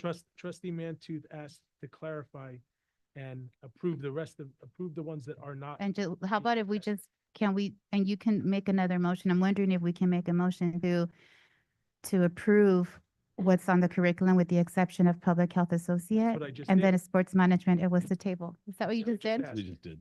Okay. Sorry. So it's Sorry. an opportunity for more discussion. Yeah, okay. So So- I will second Trustee Pachowski's motion. Okay, so we have a motion on the table of trustee Pachowski, seconded by trustee Lichto to approve the curriculum for Ventura College with the exception of the public health associate and science for transfer. I'm sorry, No, the modern policing. modern policing, and associate in sports science and sports management, associate in arts. Student trustee, how do you vote? Okay. Trustees all in favor, say aye. Aye. Any opposed? Okay, so then, we go back to modern policing, associate in science. And this is the one that you're asking to be tabled. Yes. My other concern with this, with approving this degree tonight is actually a little bit more specific than trustee Lichtel. Trustee Lichtel's concerned that we may be offering a degree which may not be transferable. My concern is that what may end up happening is a student could turn around and take a particular class on this curriculum, and with the assumption that it's going to be applicable to a degree in modern policing, only to find out 6 months or a year down the road, or whenever the state gets around to approving the final curriculum, that course he took back in the fall isn't going to work for that degree. And at that point, what do we say to that student? Oh, by the way, we're sorry, you took a class that's not going to work for that degree. I got a problem with that. Okay, so we have now, on the table, a motion to table modern policing. We've heard from our academic senate saying that this was vetted through different organizations throughout the state that included police officers and included the university. For us, we're supporting right now what it is an associate's degree. So at this moment in time, the way I read it is that our students would be able to obtain or be in the process of an associate's science degree.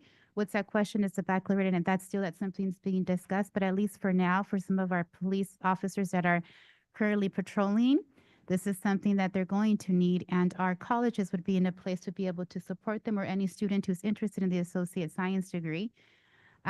My hesitation and concern is that we wouldn't be able to offer something for some of our police officers that need to take this course in order to continue with their profession, as we're trying to decide in terms of the baccalaureate program. But is there a second to table this? We have a motion by trustee Pachowski. Is there a second? I'm struggling with this because in one sense, I want to second it, but on the other hand, I don't really want to. I don't want to affect individuals that are in the pipeline to join our law enforcement when that's a huge need. So please, Dr. Habib, did you have a comment? Yes, thank you. This may help us understand the sense of urgency. There is the Peace Act, and the Peace Act means the peace officers' education and age conditions for employment. They made 2 changes. One, they raised the minimum age of law enforcement from 18 to 24, and the second change they made was to require community college system to work with stakeholders to create a modern policing degree by 2025. The individuals who go for a post degree who are working in that field typically have at most an associate degrees to get into employment. They have certificates and associate degrees. We strive to create associate degrees for transfer. It's taken us years to ensure that the CSUs accept our classes for transfer. But this is just creating one more pathway, and it doesn't have to transfer just to modern policing. An associate degree will help as credits for other potential degrees, bachelor degrees. But the urgency is really on employment, that these individuals have the minimum qualifications to receive the employment with these new conditions. Thank you. Okay, thank you. So is there a second is there a second? Okay, given that there's no second, the motion dies. So Chair now, Torres, trustee Lichto. reluctantly, I make a motion that we approve modern policing associate in science as presented, with much discussion to come following to assure that we're creating proper pathways for our students. Thank you, trustee Lichto. Is there a second? Second. Seconded by trustee Mantooth. Student trustee, how do you vote? Trustees all in favor, say aye. Aye. Any opposed? Okay, thank you. So now we go to Sports Management Associate in Arts, Trustee Paczewski. Yeah, in principle, this looks like a very worthy degree program. But I sat here 2 meetings ago and I heard our representative from Ventura College say to this body that kinesiology V89 Women in Sport mirrored another course on men in sport. So when I saw this degree come up in the curriculum here, I looked at it with interest because I wanted to see where the course was on men in sport. Only by asking the chancellor did I actually find out that that course apparently hasn't been approved yet.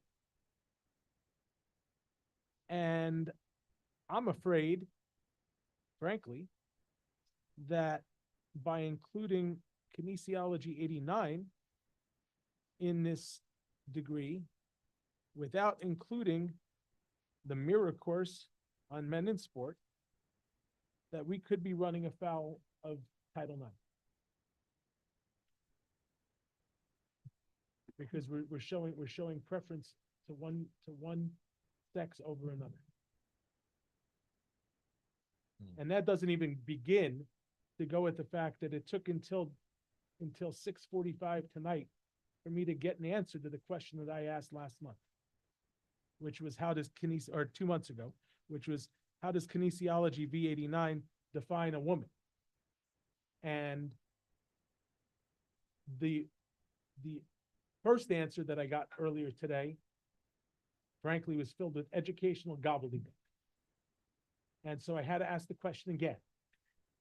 And the question that I got, the answer that I received, was that that course actually includes biological men as part of women in sport. And I realize we approved the course already, but personally, I find that objectionable too. But what we were told when we approved kinesiology V89 was that this course existed, but apparently it doesn't. I mean, I sat there, I replayed the video from the meeting multiple times to see so I could see exactly what we were said, what we were told, and we were told, with all respect, by our Ventura College Academic Senate representative, that it mirrored a similar course on men in sport, but there's no course in there in this curriculum. And so I object to this curriculum. We're in a problem. We got a Title IX problem here, in my opinion. Okay, trustees, comments, Chancellor McLennan. I don't know that a curriculum issue in this respect will translate to a Title IX challenge. The Title IX doesn't exist in that way. If this course didn't provide access to men and women, and we only provided access to women, or for that matter, only to men, then maybe somebody could make a Title IX case of, not having equal access to the activity. The content of the course itself doesn't raise a Title IX issue. I can't answer. I don't recall the conversation about a men in sports course. I know that we did make an inquiry today about that. I saw something come by my desk trying to answer that, but maybe somebody can give a little more information about that. Dr. Habib or Senate President Rachel, I don't know if you want to take that on. Speak to the courses that you're referring to. In talking with the faculty who created the program, what they had said was that they were modeling this coursework with what's happening in the health sector of our coursework, where they have health and wellness for men, health and wellness for women. And so according to our faculty member, they had created this course, the kinesiology course on women in sports, with the expectation that they are planning on creating the men in sports course, but they have not fully vetted that yet, which is information that we communicated via email that it's in process. It's not fully developed yet, and it has not gone through all the systems. It is being developed currently. Yeah. Chancellor So McLennan. where I see women in sport as a required core course, were there to be a men in sport course developed, would it also become a required core course? From what I was told by the faculty member, yes. Okay. They're trying, this degree is being modeled after the Taft College degree that was created. And so they have taken what was already developed at Taft College, and they have used that as the foundation for this. And they are working towards adding additional things based off of what our needs are in our community. You. Okay. Trustee Mantooth. Well, recognizing the relative urgency of the last matter we were considering regarding modern policing, what is the urgency behind this particular course approval?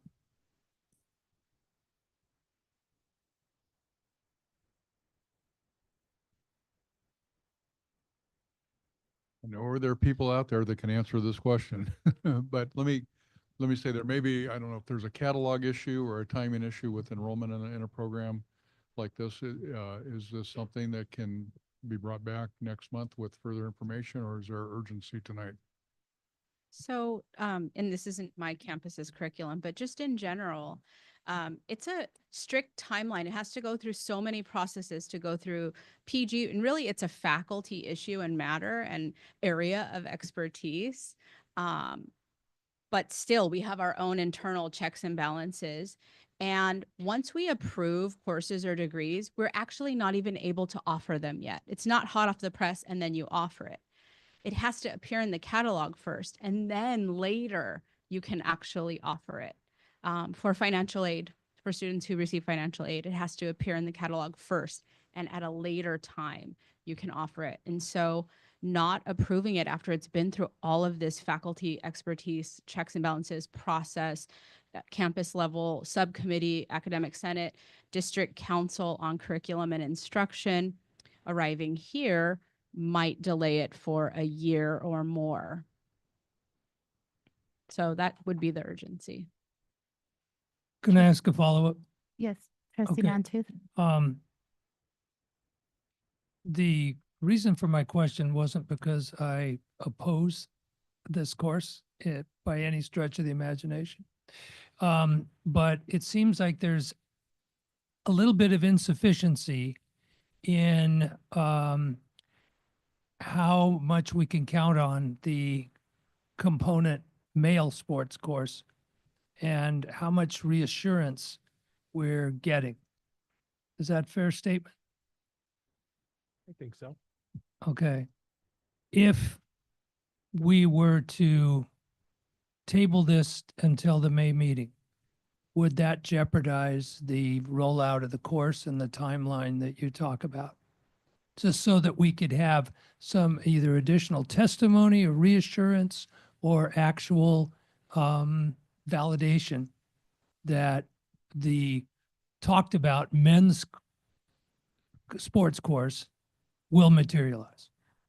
May I respond? I'm trying to get to a positive vote here. May I respond to that? Please. So when it comes to our curriculum process, by delaying 1 month, that is not going to allow a course to be developed within a month. We're not going to be able to get it through all the processes that it needs to get through to be able to get to this board in May. The faculty member who is texting me while we're speaking is trying to build up this program. And so part of the idea behind what is happening here is that he is trying to build the program, get students started in the program, and then add those courses as they are seeing the community need, the student interest in the program. So he's trying to get this on the ground and getting students into the system. Possible employment for this is going to be giving people the opportunity to get engaged in sports management careers, that they're going to be able to run athletic departments, running city parks, running gym facilities. And there is, with what he is saying, there is a need for getting people into the field, working in professional support in sports. This is going to have the opportunity for people to manage teams. And so it's really there to support that higher level sports management. And if you choose not to vote to this tonight, we're going to be postponing this probably for another year. Okay. Chair Torres? So we, Oh, there's a may couple I of individuals. just So after trustee Mantu, we'll have Dolores from Oxnard College Academic Senate. Yeah. We'll have Chancellor McLennan and then trustee Lito. thank you for that response. Personally, I think this course can stand alone on its own. Males or non-males considered. But I needed to hear that. I'm sure we can get more information on the development of the component course after the fact. And for that reason, I'm going to make a motion to approve this course. Okay, so we have a motion to approve this course from trustee. Yeah. From this program, to approve this program. The Sports Management Associates in Arts by trustee Mantu. Is there a second?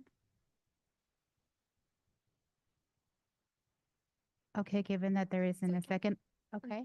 Seconded I'll by, second the motion. okay, seconded by our student trustee. Dolores. Thank you. So I just want to reassure all of you that faculty develop transfer degrees in conjunction with articulation officers to ensure that they will transfer. So anything that is arriving to you has gone through that collaborative process in conjunction with articulation officers who ensure that the degrees and the programs we create, well, if it's an associate for transfer, will transfer. In this case of this program, you don't have to include everything that could be in there under required courses. Sometimes we want to, but then we're mindful that our students don't need to be here longer than they need to be here or spend more money than they should have to. And so we won't bulk up the required. There may be less than this that's required, but they chose 25 required units. Sometimes we go a little over because we really want them to have the knowledge. And so that other course, if and when it's ready, may go into required. It clearly doesn't have to be there because this is being brought to you without it right now. It could go into a list of optional, or the faculty could choose to put it into the required category. The only point I'm trying to make is that it's ready. Yes, thank you, Dolores. Trustees, we do have a first and we do have a second. I'm looking at the time, it's 10 till 11. I do have a comment though. if I Okay. could.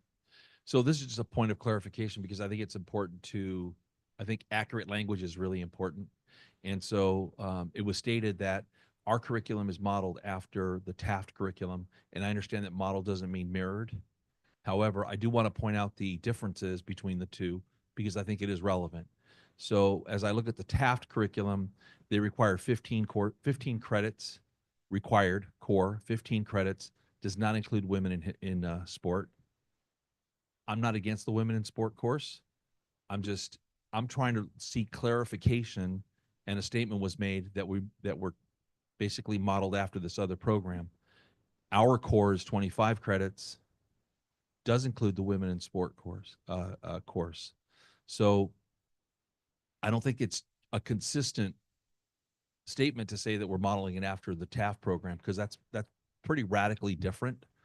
Like I said, I'm not opposed to the women in sport course. I think it's probably a course. It's probably very interesting. And I had a daughter in athletics. I'm pro women in sports.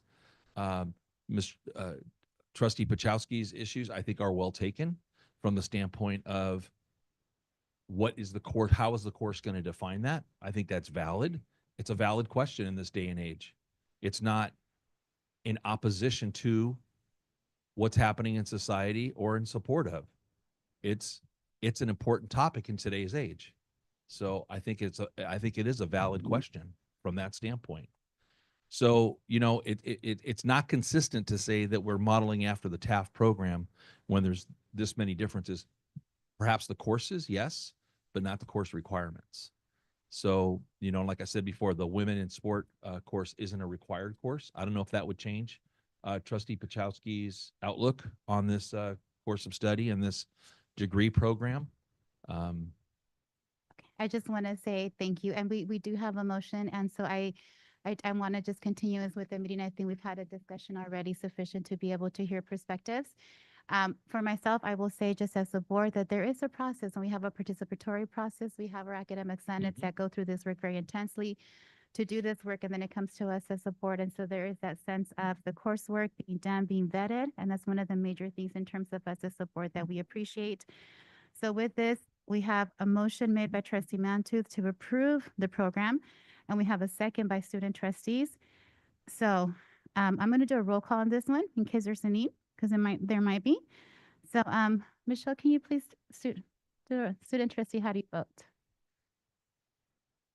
I provide my vote. I just want to provide a little insight and just my comments concerning this item and overall discussion. So I want to state that I believe this course is far too valuable to delay it another year.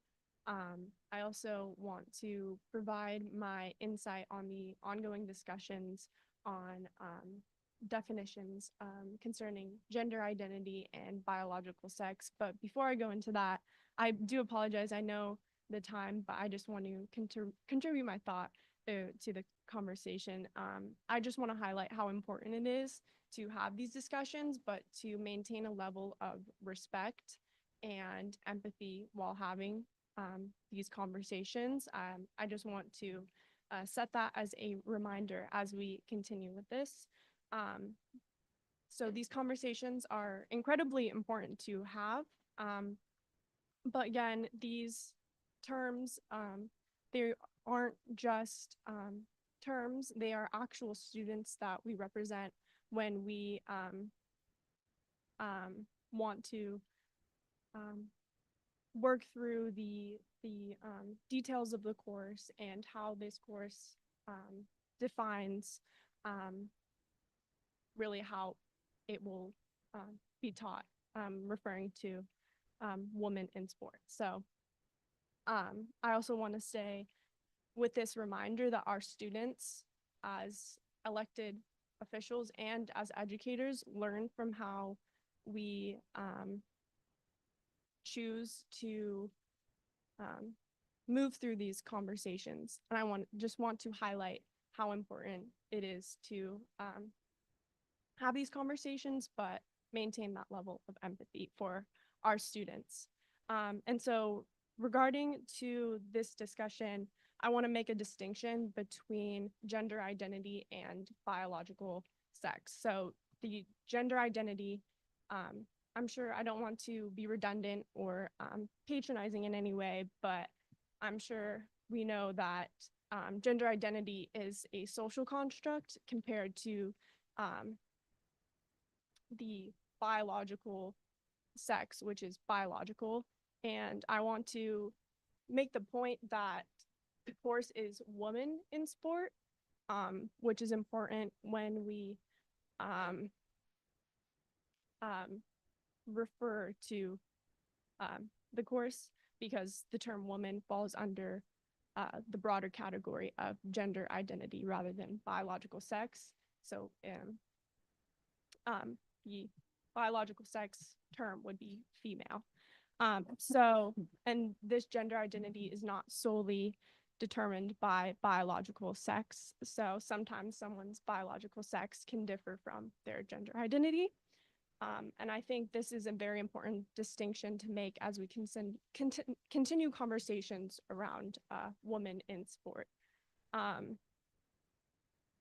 Additionally, I just want to highlight the points made by our academic senate presidents, and I just want to reinforce my support for the Women in Sport course for these reasons, and then also drawing to my personal identity as a student athlete, but also just a woman in sport, saying that representation in this matters, and it's not just on that side of the dais that it matters. It matters on this side of the dais too, as I sit here. So I apologize for taking up more time, but with that, I vote to approve the course. Thank you. Michelle, can you do a roll call vote, please? I need to be really clear that we're either approving or not approving an entire course of study, not an individual course. Is that So correct? this is for a motion for sports. Mhm. Okay, because I want to be really clear that a women in sports course I have no issues with whatsoever. I don't believe that that I'm prepared to approve this course of study based on the way it was presented this evening.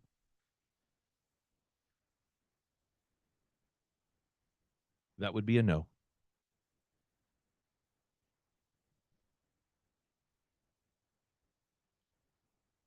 Before I cast my vote, I'm gonna say a few things. A recent study by the media firm Madison McQueen indicated that only 24% of Californians think that males should compete in female sports. There was recently an article in the New York Post written by the daughter of former United States Senator John McCain, Meghan McCain. In that article, she writes, opposing transgender athletes in women's sports is not an issue of tolerance or equality. It's about fairness and protecting biological women. I do not believe in any universe a person born a biological male will not have physical advantage over a biological female, no matter what hormones they have taken. I do not believe any girl or woman should be forced to share a locker room with someone with male genitalia. I do not believe gender is a construct. I do believe people who identify as trans deserve dignity, respect, and equal rights under the law. I do not believe they deserve special treatment or should be put ahead of any biological female in any capacity, most notably in sports. We were sold this course on the assumption that there was going to be, we were sold the course Women in Sport on the assumption that there was going to be a mirror course on men in sport, which has not been the case. And with that, I vote no. Yes. So motion passes. We have 3-2. No, we don't. Student trustee, she has a vote. Trustee does- She's an It's advisory vote oh, only. it's an advisory vote. That's right. Oh, that's right. That's right. It's an advisory vote. So trustee, Chancellor isn't here tonight. So we have, so it's going to be, in this case, do we bring this back next month?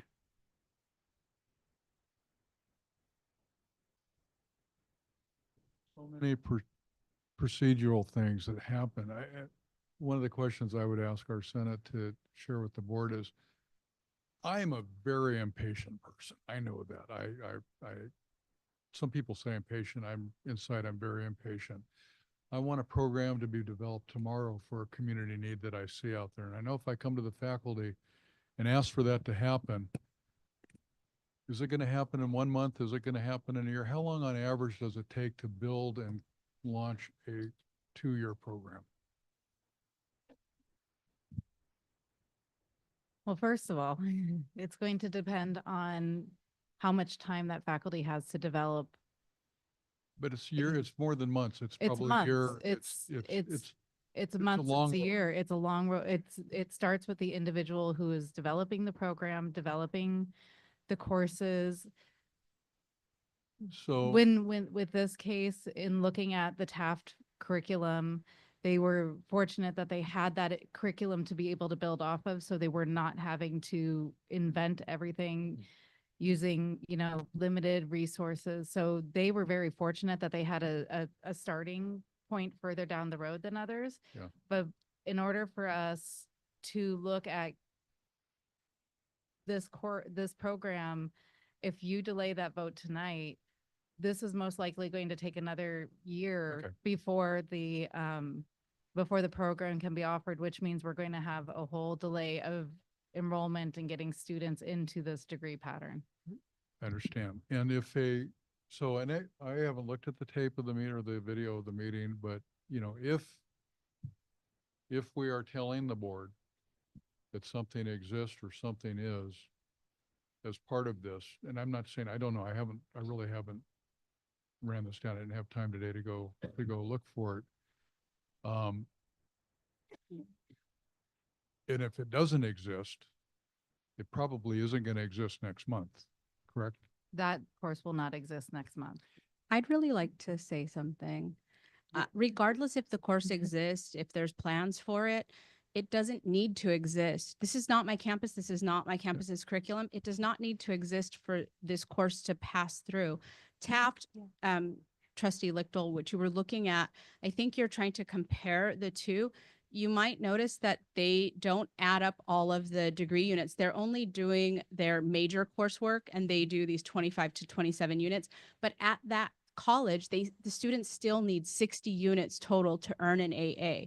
At Ventura, their program, their degree is 61 units.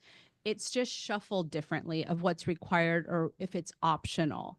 They actually don't have that course that she mentioned, and it is not needed. They are planning to create it because they want to. My statement was a clarification that we modeled a program, and to some people in the room, that could mean that we are mirroring a program, which was not the case. So my goal in mentioning that was simply to state that there's a discrepancy between a difference between what we're offering and what Taft is offering, the program that we're modeling. It's different. 15 required courses at Taft, or credits rather, 25 in our degree program. Ours includes the women in sport as a required course, which is valid. Theirs does not. Mine was just a point of information, a point of clarification.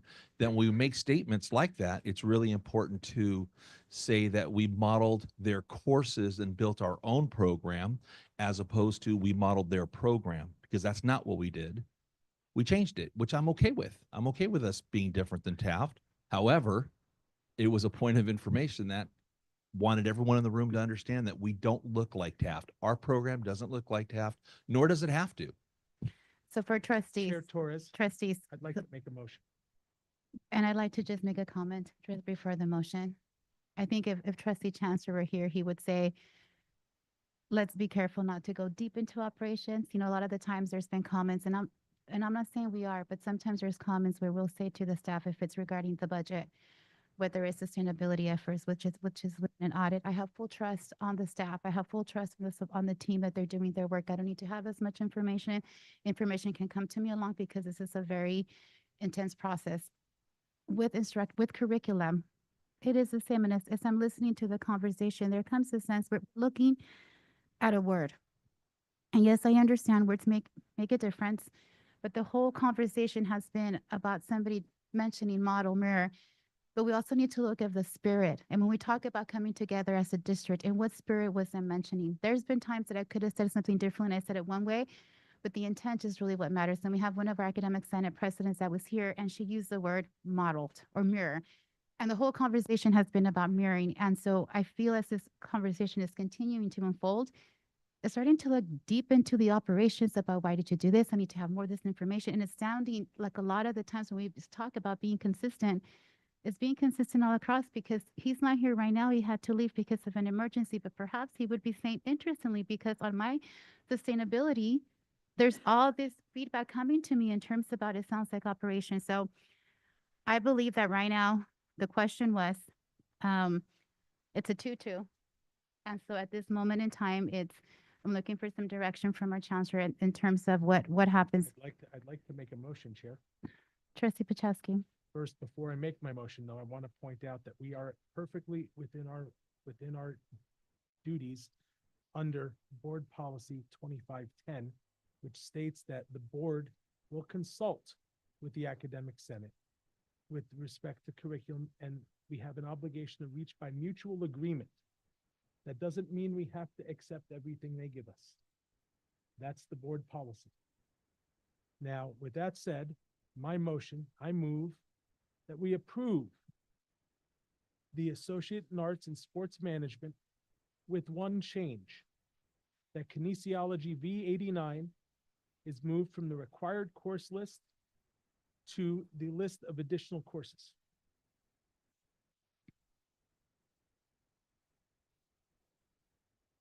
And that we reduce the required core units by the 3 units featured in that particular course.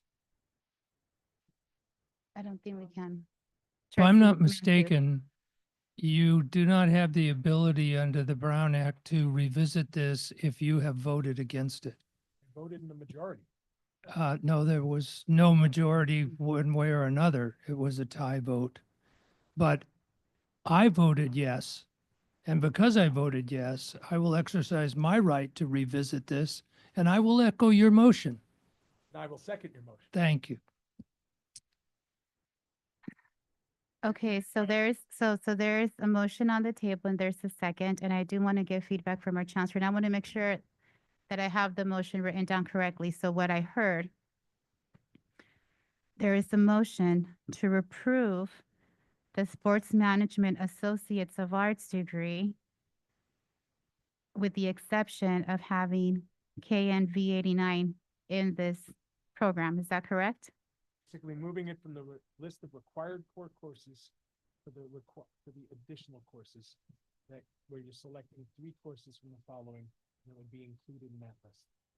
So the course goes forward, but not as a required The degree course. goes, The degree goes Program forward. goes forward. The course included, but it's not a required core course. It's basically one of the optional courses listed. Yes, please. Just to clarify my question, what's the purpose for having that course taken out of the lineup? It would have been optional, but it's still part of the program. No, I understand that's Okay. the intent, but what is the reason for having it removed? And here's the reason I'm asking the question. You're absolutely right, Trustee Pachowski, about the board's role and the consultation role and the mutual agree. However, there's a strong practice and history of relying on faculty expertise as expressed in 10+1 for developing curriculum. And I just want to be careful that the board, this is going to lead to a really different conversation. In fact, as I'm thinking about this, I'm thinking about curriculum coming to the board in the future. I can see a lot of questions coming, but the thing that I think I'm possibly most concerned about, and somebody just shared this with me, I didn't have a chance to pull it up myself, but I want to be careful, and I'm not giving legal advice at this point, but it's related to AB 1078 that has some prohibitions on the governing board. And one of the highlighted sections of the bill says it also prohibits the governing board of a school district or county board of education. So I don't know, does this apply to community colleges? It does? Okay.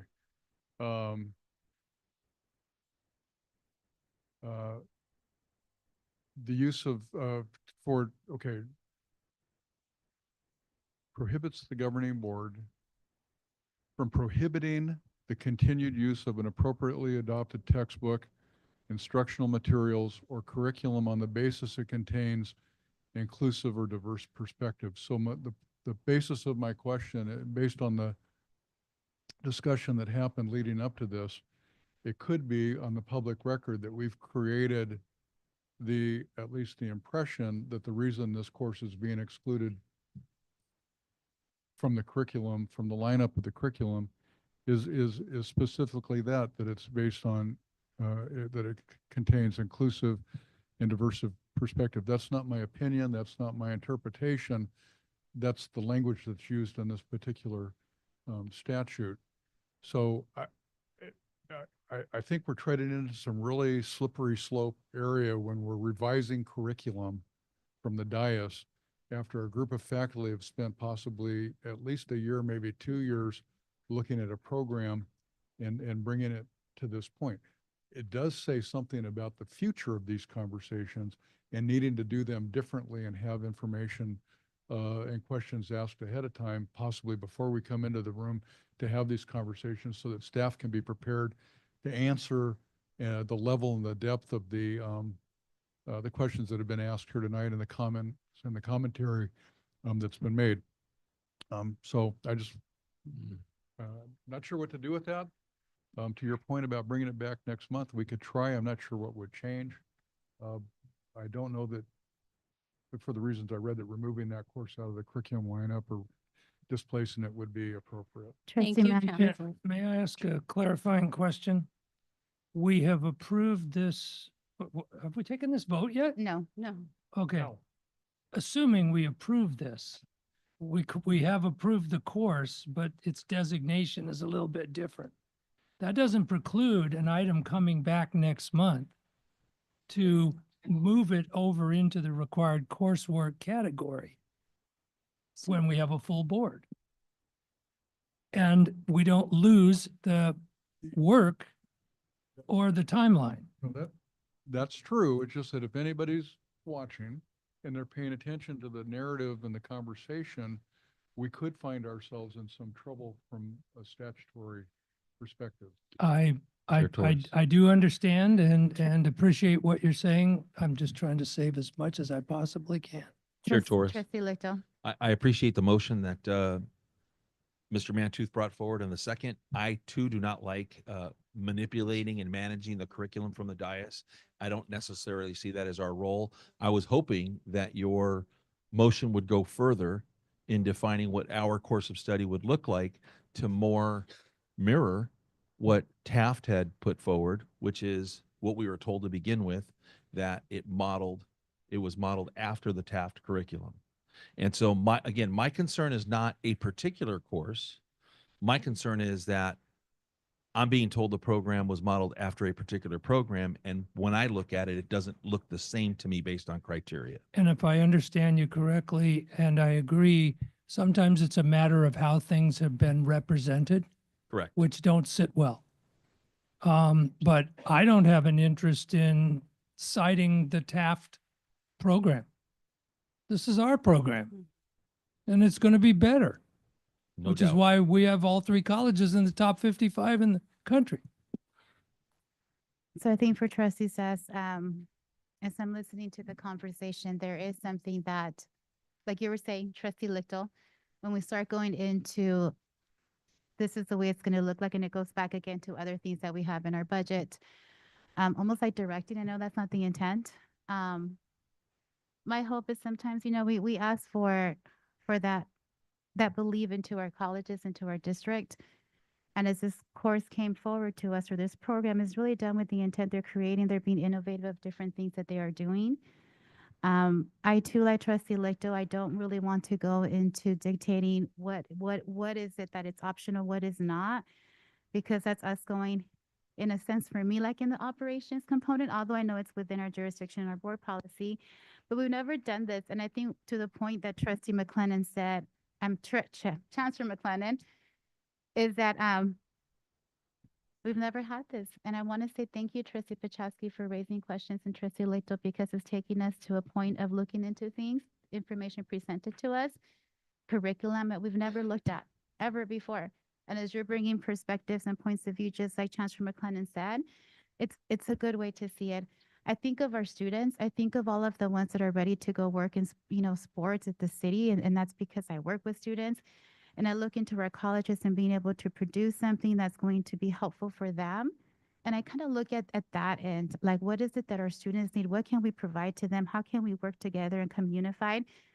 It's a thorough process that is really vetted. They have it starts from the colleges. They have representatives at the district office. They look into, like, what is it that's needed in terms of district curriculum. And we took a vote, and I think for myself is I don't want to say this course be removed or not, because it's true what Chancellor McLennan was saying, that it does look then, as we as board members, given on conversations that we've had at this dais, saying, well, you're choosing to take out this particular course and no longer make it optional or as an option. But I see that there's a hand. I have Rachel, and then I see Dolores. Rachel. I think Rachel, okay, thank you. I just want to point out that courses have to be made. So first, actually, we should maybe start with faculty have the right to collegial consultation. Faculty have our 10+1 rights under Title V, one of which is curriculum. Classes have to be made. It takes 2 years to get them approved from the four-year universities. We don't have to look just like another college. The idea is they already had a program, and so they were taken as an example. If you take this course out, then our course won't meet the unit requirements for an AA degree. So there's really no reason to take it out. I'm not going to read the whole course description, but the catalog description, I think that would be helpful. In this interest of time, I'll just do the last sentence. Topics will include the history of women in sport, structural constraints facing women in sport, race and ethnicity, health benefits and risks for women participating in sport, the role of the media, the sporting body, Title IX, and career opportunities for women. I would like everyone to take account of the message that is being sent by our board right now to our women in sport students who want to learn about women in sport. With this conversation, thank you. Thank you, Rachel. I want to raise around this is that when you look at on page 19 of 25 of our Board of Trustees submissions, when you look at the actual required courses, if we remove this course, that would be removing 3 units from our required course list. If we're putting that under select 3 units from the following additional courses, we have lost those 3 units. So now we're not hitting the 60 unit mark for this degree, which means we are not offering a degree. And so if you choose to make this decision, we are not going to be meeting the standards of having that 60 unit degree. And so there is no, from what I'm hearing in the board, there is no fix that you're proposing to how that would make up those 3 units.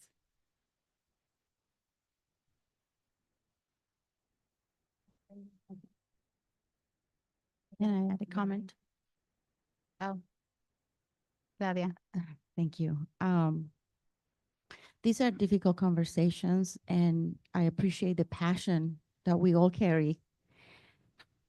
But we're setting a very dangerous precedent when we allowed our personal beliefs to get in the way of some of the principles that we have in higher education.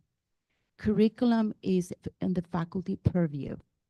We relied on their expertise for content, for the trends of the time, demands in the industry, and they come up with the best combination of courses and content to provide the best experience for the students.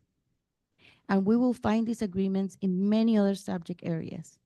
But to what extent, and I think it's great to talk about them, but on principle, the fact that we're making drastic changes and suggested changes when this is a work of the faculty concerns me. And I just want us to take a really think about the direction that we're starting to explore. Thank you. Thank you. Laura, I'm wondering if you can contact Joey, our legal counsel, to see if we could, because it was a 2-2 vote, if it would be a possibility to bring this back next month and get direction from our legal counsel. Oh, it's a majority. That's what happens. It's a majority because it's 2-2.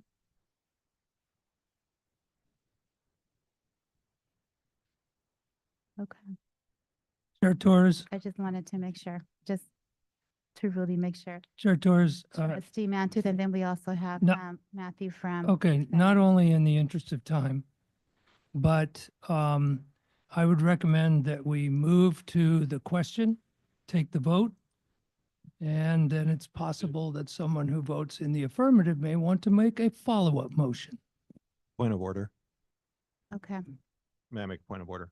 yes. So we're in procedural, just like very new ground, understood. The last vote that was taken was a vote to speaking to collegial consultation and mutual agree, which is what our board relies on for all 10 of our 10+1 is mutual agree.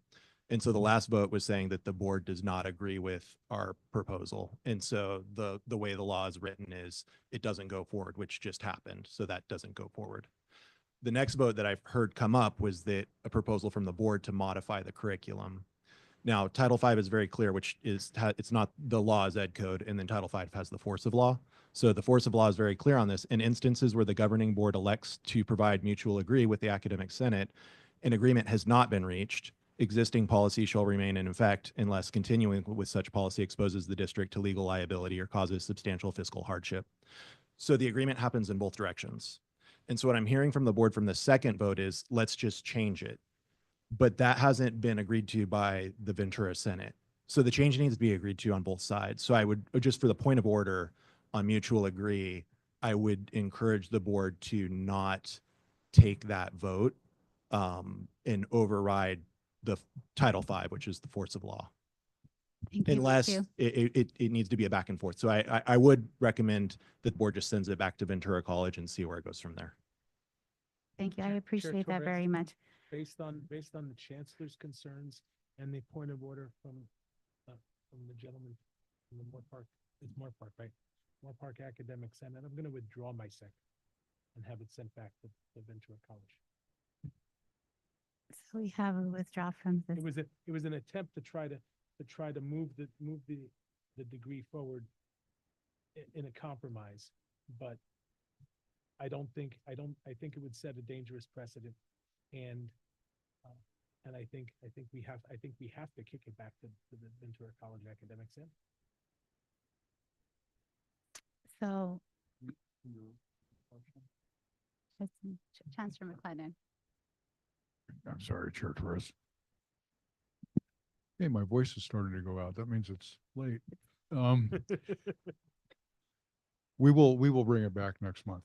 And would like to, I'd like to encourage the board to, ask any questions. I think we captured, the concerns here as well. We'll certainly look at what other courses are planned or in development or can possibly be a part of this. But I also just want to support that when a degree program is developed, it's not set in stone, and it does evolve based on, courses do change in and out over time based on curriculum developments, just things that are happening in society with the subject matter, and different faculty coming in with different perspectives and trying to build a program to meet student demand. And the other thing I just want to say is these programs that we're teeing up, they're leading to enrollment. We are enrollment-driven institutions. And so we rely on the work of the faculty to help feed, and that sounds very, very transactional in a sense. We don't like to talk about it in those terms, but being enrollment-driven institutions, we do enroll on quality academic programs that are connected to what our community will respond to and need in order to keep the enrollment moving forward. And every bit of that's important. So we will bring it back next month. Thank you, Chancellor McLennan. So with this, we do have now our. Trustee Torres, you have to allow me Oh, to that's right. withdraw You're my right. motion. Thank you, Trustee Mantu. And I do so reluctantly and with apologies, sincere apology to the Academic Senate. Chair Torres, Thank you, Trustee Mantu. Trustee Lichtel. I make a motion that we approved 13.01 through 13.07 under action board policies as these policies have gone through our internal system successfully. Second. All right, so there's a motion by Trustee Lichtel, seconded by Trustee Mantu to approve the board policies 13.01 to 13.07. Student trustee, how do you vote? Trustees, all in favor, say aye. Aye. Any opposed? Okay, motions passes. Thank you. So now, 14.01. So this is action to cast votes for California Community College Trustees Board candidates. And so this is information that you receive from the league. And these are individuals that represent us at the state level in the league. We did used to have one of our former trustees who represented us, but he's no longer um, on the board. So you do have some names here in front of you. Is there any board that you recommend? I know for myself, the incumbents have done really good work. I believe there's 3 incumbents. I think my mic is. I see Jose Alcala, there's Inez de la Luna, and then Tammy Silver, who've been their incumbents, and they've done actually really good work, and they've been really collaborative and really helpful. There is somebody new that we would have to choose if you chose to go with those 3 incumbents. Rebecca Barrett, I've had an opportunity to speak with her, and she's actually doing really good work, and she has really great plans. She's been very involved at the state level and wanting to really create some of these wonderful changes for our students, and working alongside with trustees and listening to input from trustees at the state level to then do some of the work that at our league. So those are some recommendations that I have for you for consideration. Those 4, we do need to make a vote as a board. We need to send forward 4 names, and those come as a board. So Trustee Torres, yes. I would actually like to recommend several other names as well. I'd like to recommend Gregory Hanna from Siskiyou, Okay, give me a quick second. Okay. Milton Richards from Yosemite, Okay. and Alejandra Gonzalez from Hartnell. Okay. Trustee Lichto?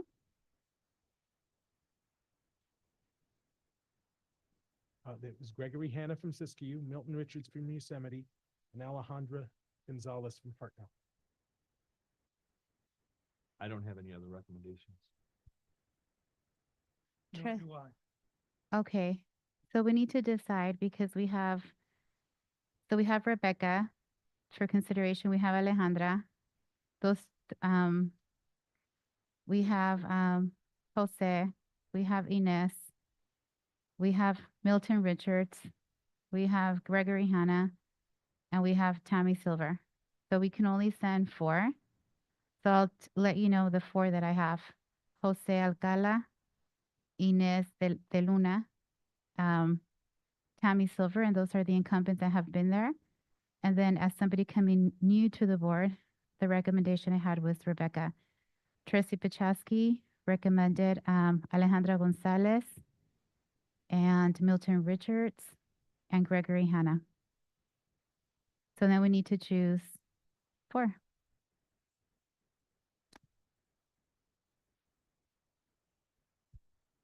How do we do that? Yeah, I'm not a fan of voting for incumbents just because. However, I am familiar with Tammy Silver and the work that she's doing, so I would wholeheartedly support her as one of our nominees. I also know of Milton Richards from other work that I've done, and so I would be willing to support him moving forward. I do not know much about the other 2 incumbents. I do know Rebecca Barrett, or know of Rebecca Barrett. And beyond that, I'm not sure I could be of any help. Okay. Trustee Mantus. I would echo Trustee Lichtel's thoughts. Okay. I have the so same feelings. do you also, regarding his votes as well? The ones that he provided? Okay. So Tammy Silver, Milton Richards, Rebecca Barrett. So we need to choose another one. So we have right now Rebecca with 3 votes. We have Milton with 3 votes. Tammy. So we need another one. Pick one. I would be willing to support both Tammy and Rebecca in exchange for including Gregory Hanna. So Tammy's already going. Right. And Rebecca's already going. Yeah, So so you're saying you want to send Gregory Hanna. Gregory? Okay. So we have Rebecca. We have Milton. It would be Gregory And Tammy Silver. and Tammy Silver. Okay. Move to approve that slate as provided. Second. Oh. Boy, that didn't take long. Fast. So motion made by Trustee Lichtel, seconded by, it was at the same time. Licto, who do you think it was, trustee Licto? Don't put me in. Okay, let's say, Trustee Mantu. trustee Mantu. Seconded. Well, you can still give us your advisory vote. How do you vote? Aye. All in favor? Aye. Aye. And then, Chancellor, do you submit the names to the league? Or would that be our secretary who submits our, okay, thank you, Michelle. We've got the names, we will. That's all. Okay, 14.0, thank you, trustees. 14.02, Move to, the first was made by, trustee Lichtel, seconded by trustee Mantus. You're welcome. move to approve 1402. Second.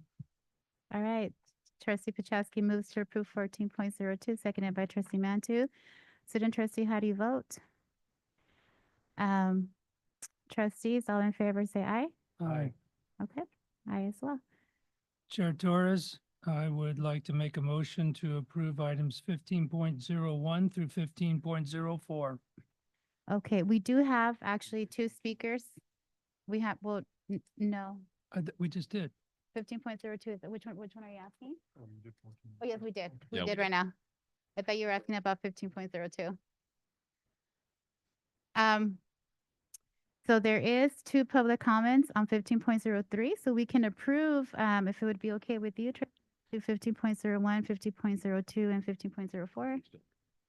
We have two comments, or we can, You can have the motion in the second and take the comments, or I will withdraw my motion until the I'll s- comments are made. I'll second your motion, then we'll listen to the comments. Good. Thank you. okay. So then, we have a motion by trustee Mantus to approve 15.01 to 15.04, seconded by trustee Lichtel. And we do have two comments on 15.03. First one is Nora Barakat, followed by Bushura Aliwu. I hope I pronounced it correctly. You are commended for hanging in there with us. Yes. Thank you so much. We owe you at least lunch. Starbucks for a week. Did you want to make a comment? It should be on, Nora. Hello. Okay, we'll give you a chance. There's always this- Can I stretch my legs? I'm so sorry. Absolutely. You've been sitting for a long time. Our apologies, they're going a little longer tonight. No worries. Thank you so much. All right. Good morning, trustees and committee members. Not morning yet. It's not morning yet. No, sorry. Oh my God. Yes. That was clever. Good evening or night. It's almost midnight. I'm so sorry. But good evening, trustees and committee members. My name is Nona Bedekat, and I'm here to highlight the impact of the student activity fee on student engagement at Moorpark College. As the director of student organizations on Moorpark, I've seen firsthand how this fee is driving behind club growth, student leadership, and extracurricular achievement. Over the past few years, we have increased our number of active clubs by 70%, creating more of a diverse opportunities for students to connect, explore their interests, and develop leadership skills beyond the classroom. Through our programming committee, we have distributed an average of tens of thousands annually to clubs and campus departments for competitions and large-scale events. Clubs like cybersecurity and engineering have competed on national stages, while athletic clubs like lacrosse and hockey club have brought together student athletes in ways previously unavailable. This funding also extends to campus-wide programming, such as Club Rush, which serves as a vital gateway for students to get involved. We also distribute funding to department-sponsored events like the Tutoring and Learning Center's Study-a-thon and Access Departments of Graduation Celebration. The Associated Students' goal is to ensure that student concerns are heard and that decisions impacting them are made with transparency and student input. This is why we conducted a campus-wide survey, actively engaging with students to assess their perspectives on this increase. ASMC board members visited visited classrooms, attended club meetings, and engaged with students and at campus events to ensure a broad range of voices were represented. Following ASMC's vote in favor of this increase, we gathered 574 student responses so far, with an overwhelming of 84% expressing support. To ensure students understand where their money goes, we launched a student activity fee awareness campaign, including yard signs, large posters, and social media outreach that detailed how these funds support campus life. As student leaders, we take our responsibility seriously, ensuring that student funds are used effectively and transparently. The students have spoken, and they recognize that this increase is a positive investment in their college experience. I urge the board to listen to their voices and support their necessary adjustment. A $5 increase will allow these programs to continue thriving while still keeping our fees well below the California Community College average. I strongly encourage the board to support this increase to persuade and expand the vibrant student experience that makes Moorpark College a great institution. Behind you are the words service in the public's interest. And with what you have heard from public comment earlier today in today's meeting, you will see that the public wants and will benefit from this increase. Thank you so much. And if you have any questions, the Director of Budget and Finance and I will be happy to answer any. Thank you, Nora. We appreciate it. Just for sticking with us. Bushara, thank you. And I apologize because you probably looked over the presentation and get like the general idea of our ask, but I wanted to provide this public comment just to give another general introduction to our ask here. And so that's what I've come to do. So good evening, trustees and student trustee Whalen. My name is Bushra Aliwa, and I serve as the Director of Budget and Finance for the Associated Students of Moorpark College. I thank you for your consideration of the district-wide proposed increase to the student activity fee tonight. This is something I've spearheaded alongside Kristen, Dr. Clark, Mustafa, Oscar, everyone and at VC and OC. So it's great to kind of be at this culminating meeting today and finally get a response to months of hard work on our end. So as you consider a proposed increase to the student activity fee and have reflected on club leader input today, I'd like to contribute to this item by offering essential context to help best communicate to you our proposal with consideration of the fee's historical roots and its standing with local and statewide fee structures. The student activity fee was introduced in 2014 by student governments as a proactive step in the anticipation of losing ID card sales. It was formally adopted by the board in 2015 and has remained unchanged since. So today, students pay $5 per semester at Moorpark College and $7 per semester at Ventura and Oxnard. We're asking for an increase now because the student experience has evolved. Our colleges are asked and recognized, and we attract ambitious students looking for more than just academics. They want community, leadership, mentorship, and career exploration. The student activity fee has played a role in making this possible. It funds our operating budgets, provides critical support for things like leadership development, wellness programs, nationwide competitions, conferences, and you heard a lot of these insights from our club leaders today. These initiatives directly support student retention, transfer, and completion, ensuring that our students feel compelled to stay on campus and engage with our extracurricular activities, and also have the same opportunities as students at four-year universities. We're mindful of affordability, but context here matters. The average student activity fee across California community colleges is $11.25. Local colleges like Santa Barbara City College charge $8, Glendale charges $25, and it's even relevant to look at colleges or universities like CSUN, which charges $127 as we look to expand our bachelor's degree programs and attract students who are pursuing four-year degrees. So this proposal has received unanimous support at the District Council on Administrative Services. I went to the Administrative Services Committee a couple weeks ago, or last week. I think I recognized some people. We've gotten formal approval from our student governments and interclub councils, and input from nearly 1,000 students, or even more so probably, through the distribution of surveys. So this is a district-wide initiative led by students, supported by our faculty and administrators, and rooted in a shared belief that investing in student life is investing in student success. So thank you for your consideration tonight. Happy to be here. Thank you very much. Appreciate you. Okay, trustees, so we have a motion to approve 15.01, 15.04. Motion made by trustee Matu, seconded by Chair trustee Torres, I Lichtel. think we had another comment. Student trustee. Yeah, I had concerns about item 15.04, so I'd be happy to approve in the motion 15.01 through 15.03, but just have a separate vote possibly on 15.04. Mr. I guess I have to amend my motion You would have to to amend it. include 15.01 through 15.03 only.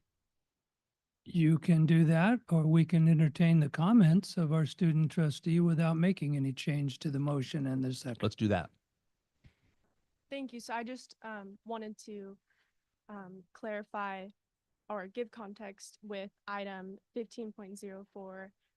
I know in terms of efficiency and how long this meeting has gone, we wanted to approve all at once, but I've heard a lot of concerns regarding the increase of the parking fee. So to give a brief context, so the parking fee came to Student Trustee Advisory Council last month, and we saw there was a lack of student input. So therefore, falling under our 9+1 rights, and it was removed from the agenda. And I want to acknowledge that we do see the student input within the agenda item on a lower paragraph. So thank you for that. But I still want to say that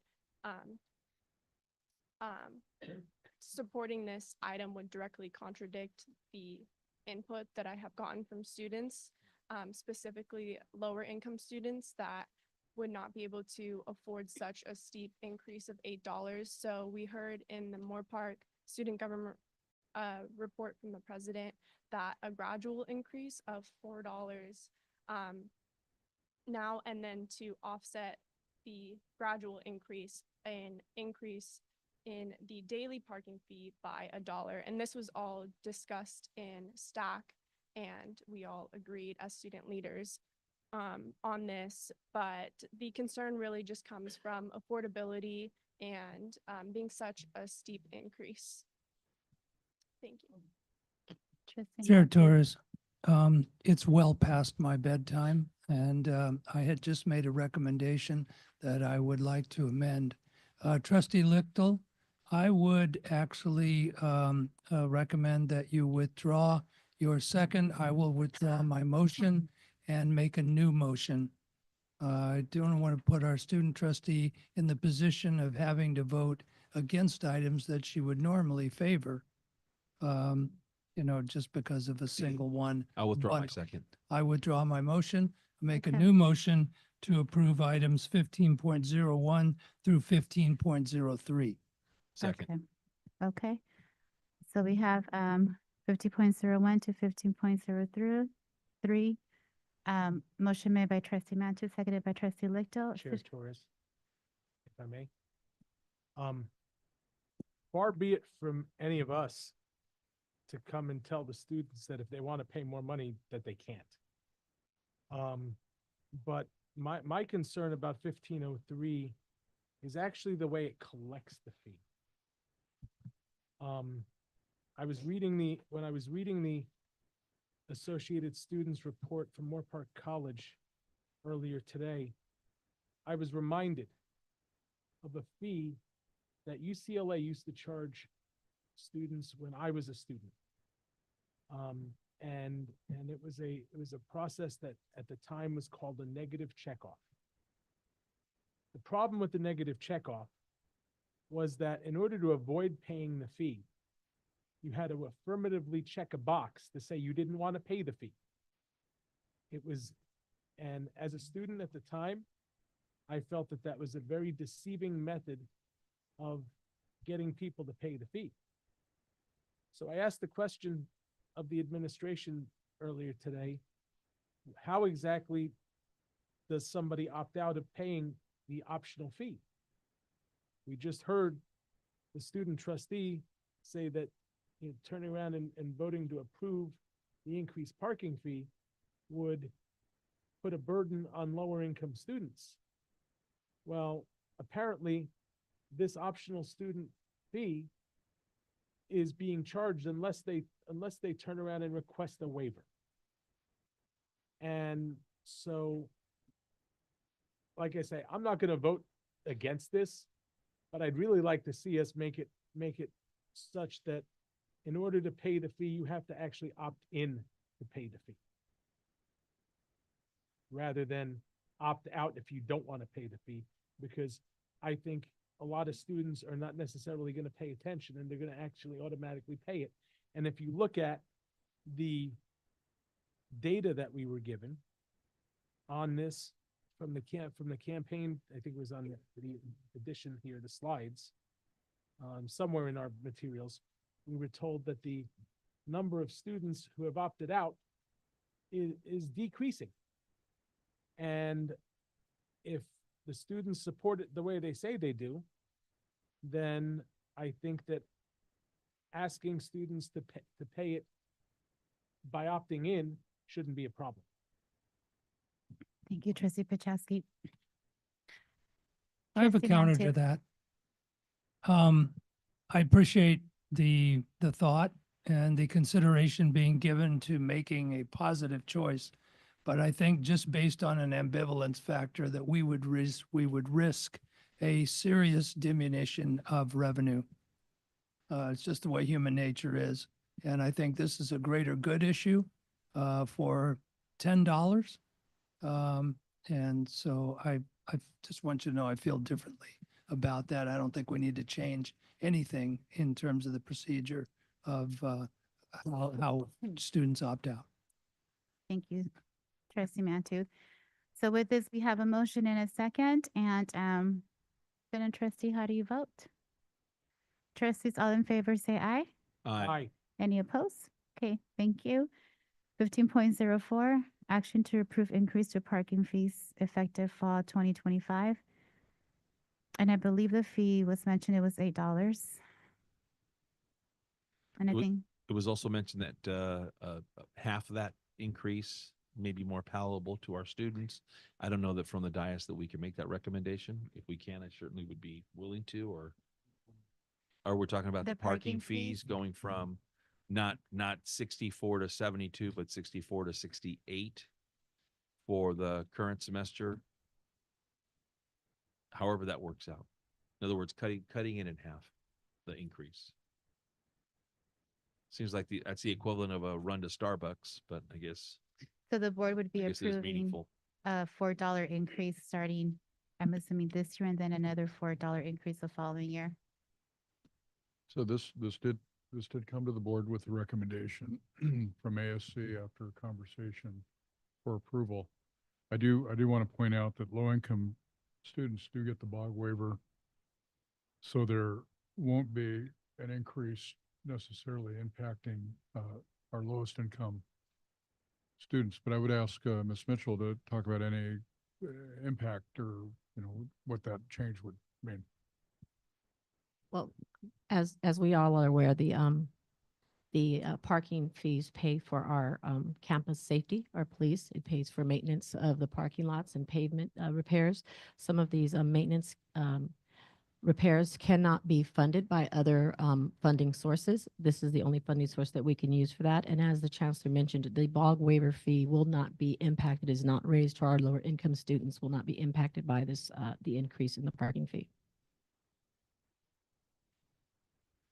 I want to clarify that I don't disagree with the value that the parking fee brings us stack. We want to clarify that, but just the student feedback that we did get and the conversations we did have, also concerning the fee waiver and the we had the conversations that we need to draw a distinction between the California promise and the actual or the college specific promises, and those that receive the college specific promises will still be paying the 70 or the proposed increase of the 72 instead of the $30. I apologize if I'm not being clear, but it's very late, past my bedtime again. But in STAC, we came to the conclusion that we know that those eligible for the the bog waiver, it doesn't guarantee that all of those that are eligible do receive the fee waiver. Is that correct? I'm not sure if I'm. Is that because they don't making- apply? I'm not sure, or, Because I assume if they qualify and they apply, that they would get the fee waiver, but obviously they don't get the fee waiver automatically. Is that correct, or is it systematic? Do we flag those students? Yeah, And I'm not sure how the application process works. I'm not sure if someone in the room knows that answer. Maybe Emily does. I do want to say the College Promise that you're referring to is typically a middle income award, not a low income award. So that is different. The one that you're referring to. Looks but- like Emily's going to the Oh, microphone. Thank you, Emily. to the rescue. It is way past my bedtime, but I will attempt at summarizing a response. So our formerly Board of Governors fee waiver is the California College Promise Grant. And students do apply. There is a financial need that is assessed either if they're independent or if they're supported by their families. And then in Banner, I still call them bog fee waiver students, or the California College Promise grant students are identified. We do send a file to our vendor partner, Phoenix. And so those bog fee waiver students, the California Career Promise grant students, are identified with our vendor to pay the $30. So this item in front of you as a recommendation to increase the summer and the semester parking permit fees would not impact our bog fee waiver, our California Career Promise grant students.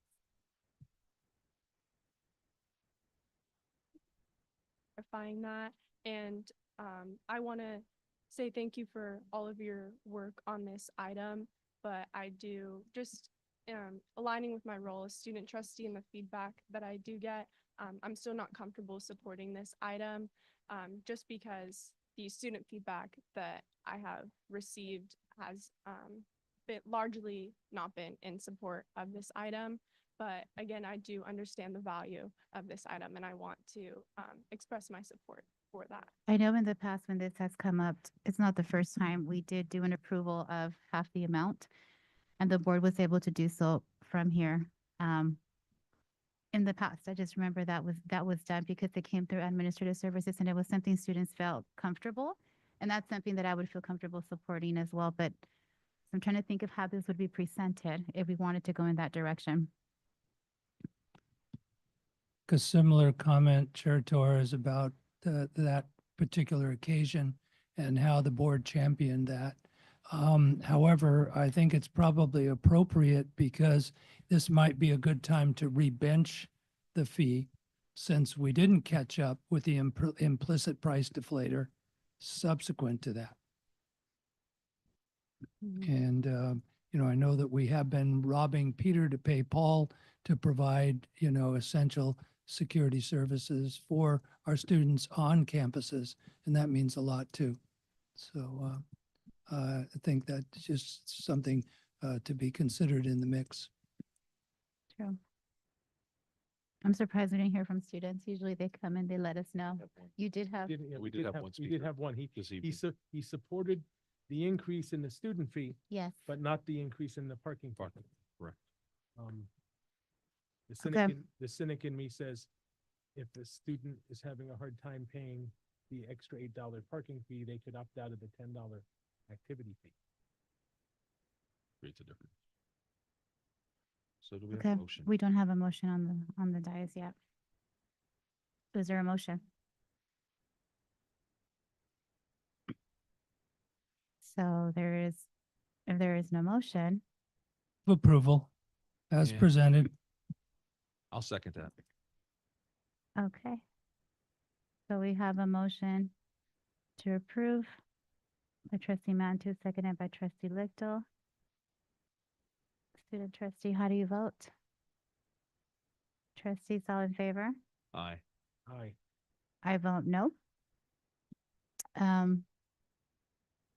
And my no vote is simply because there is the student activities fee, and then there's the parking fees. And when I heard the comments about how do we pay for other things within our district, it's an opportunity to also look into, and I think as we're looking at many different costs, as we're looking for sustainability, then we need to make decisions of where it is that we're going to go. But I know that for me, in terms of students, that's important to me, to be able to hear the voice of the students. And I know that in the past, I wasn't in the admin services committee, but they've held strongly. And I know that there was some type of what I heard from Moore Park College from the Associated Student Government that they wanted to just have maybe $4 or $5, some type of a conversation. And so I'm no longer part of admin services committees, but perhaps that's something that can be considered moving forward. But it passed, so there is going to be an increase. So with that, we are now moving forward to there are no reports under 16.01 for human resources. There is no reports under institutional effectiveness under 17.01. 18.01, we have a chancellor's report.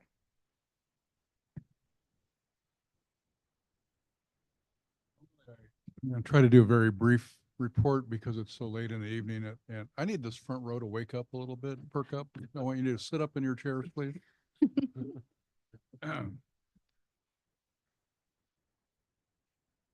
Thank you for laughing. All right, I will make it brief. First of all, I want to thank everybody who was involved in last Friday's accreditation visit. We had folks from the ACCJC come and interview a number of folks, and I expect I will get that report just to check for factual accuracy or errors, probably by the end of this week or early next week.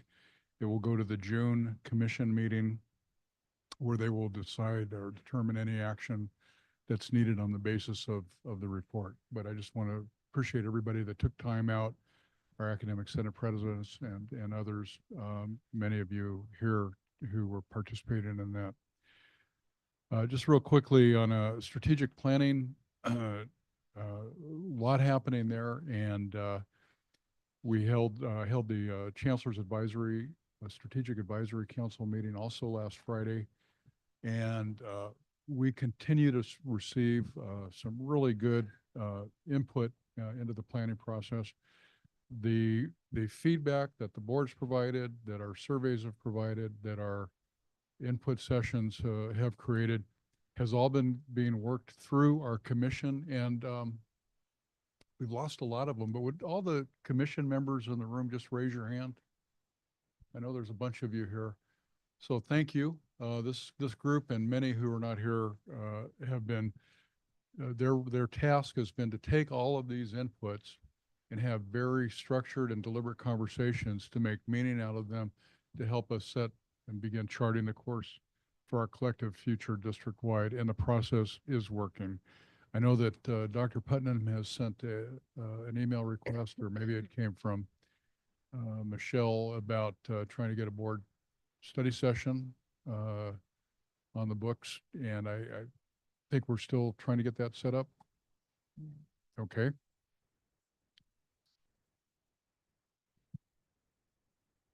Okay. But we're at a critical point in the process, trying to bring this piece of it home prior to the end of the semester. And so I encourage the board to really look at your schedules and see if we can get that set up. I don't have to talk about that. I will be traveling to Washington, D.C. Next week with Dr. Sokanu to bring home the first place prize of $1 million. So it's got to, I won't go into that, but I think we're well positioned for that. And I want to congratulate Moore Park for getting to this point in the process. It's a big deal. And that's it. I'll just stop there. Thank you. Thank you. So now we have student trustee report 19.01. I can officially say good morning, everyone. I'll keep it very brief. So I want to begin by commending our students and their work for the student activity fee. It's so much work and such a long process to all just kind of end in one motion. And I just want to say how proud I am of the students. I know they're proud of their work, and I want to recognize that here. And then the past month, I had the privilege of speaking at Ventura College's Dean's List event. I definitely did not expect that many people, but it was really fun to see some of the people being honored with the Dean's List Award, like people I knew, went to high school with, played sports with. So it was a very good and definitely a learning experience, and in exercising the public speaking aspect in front of that many people, which is definitely different from speaking in front of this board, which I find is a lot less intimidating than a room of my peers, of other students. So, and I held a stack meeting last week, and then I want to highlight some future events. So tomorrow I will be participating in Moore Park's Multicultural Day. I will actually be facilitating the panel for Delta Alpha Pi. We are having a disability awareness panel to, so for audience members to ask questions about the students with disabilities to answer, and just bridge that gap of questions and answers for the panel. So, and I also want to highlight that I will be participating in the Lavender graduation event on April 25th. And I'm looking forward to both of those events, and that concludes my report. Thank you, student trustee. Trustee Mantu for trustee reports. One item, if I may. Earlier this evening, Dr. Gonzalez and I were talking about the value of seeing live performance in a small venue. And had the pleasure last month of attending the production of The Hound of the Baskervilles at Oxnard College in their Black Box Theater. And most of you may know the plot, you know, which to a certain degree was followed, but it was leavened with a great deal of humor. And several of the ensemble cast members played multiple roles. And you were literally right there in the mix with the actors in the room. And finding out that during the course of preparation for that production, they spent 5,000 hours cumulatively of their time really paid off. So I really appreciated the experience and all of the work that those very talented individuals put into it. Thank you, trustee Mantu. Trustee Pachowski. Like the chancellor, I'm also looking forward to going to Washington next week to help bring home the Aspen Prize. And let's get out of here. Thank you. Trustee Lichtel. Yeah, I was proud to be part of the foundation dinner over at Moore Park College that led to the production of 12th Night. That was quite enjoyable. So thank you to Moore Park College and to Debbie for the invitation. I did want to mention one item, and that is related to dual enrollment. As promised, I think this is the equity issue of our district. And when I say that, I mean this from the standpoint. There are students in our communities, in our county, that do not have access to courses, advanced courses that other students have in other parts of the county. That's a reality. So when I say that this is the equity issue of our time, by opening up dual enrollment to students across the county, regardless of who's staffing that course within qualifications, whether it's a Moore Park College staff or a high school staff that's qualified, I think it needs to be addressed. I think this issue's been on the table for much too long for us to linger. I commend the work that has happened by the district, Chancellor, Dr. Herrera, and on down the line. However, it's time for us to put the pedal to the metal and really make this the urgent issue that it is. And that's all I have. Thank you. And I just want to thank everybody definitely for your patience for being here till midnight. It had been a while since we've done these nights, but there's always just different things coming our way, and really so graciously, and you're awake. You've been so attentive. And so believe it or not, I can see from the dais, everything you're doing, just as you can see us. And so your attentiveness and being present means the world. And so thank you for being here all the way till midnight and your perspectives. And I want to say thank you as we were going through different things, even your support into like, this is where we are. So I really want to thank you for that. So with that, we do have 2.01, which is future board agenda items. If there's any requests for them from the board.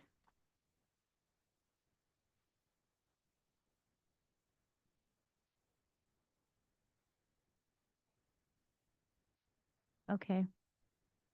Solving the problem, looking into the problem of not having hot food on our campuses. Anything else from any trustees?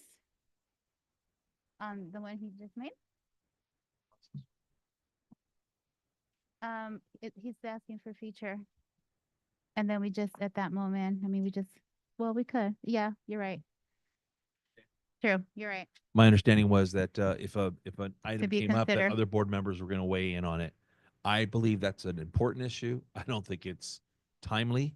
I think there's a lot of other work that we're fixated on right now. And so Trustee Pachowski, with all due respect, I'd like to maybe put that one off for a while. I can't imagine anything would happen for even the fall at this point. So maybe it's something we could take up in the fall for the fall of 26. That would be my recommendation. So we'll look into it. Trustee Mantooth, anything from your end? Anything that you would like to bring forward? Okay. So with that, thank you, everybody. This meeting is adjourned.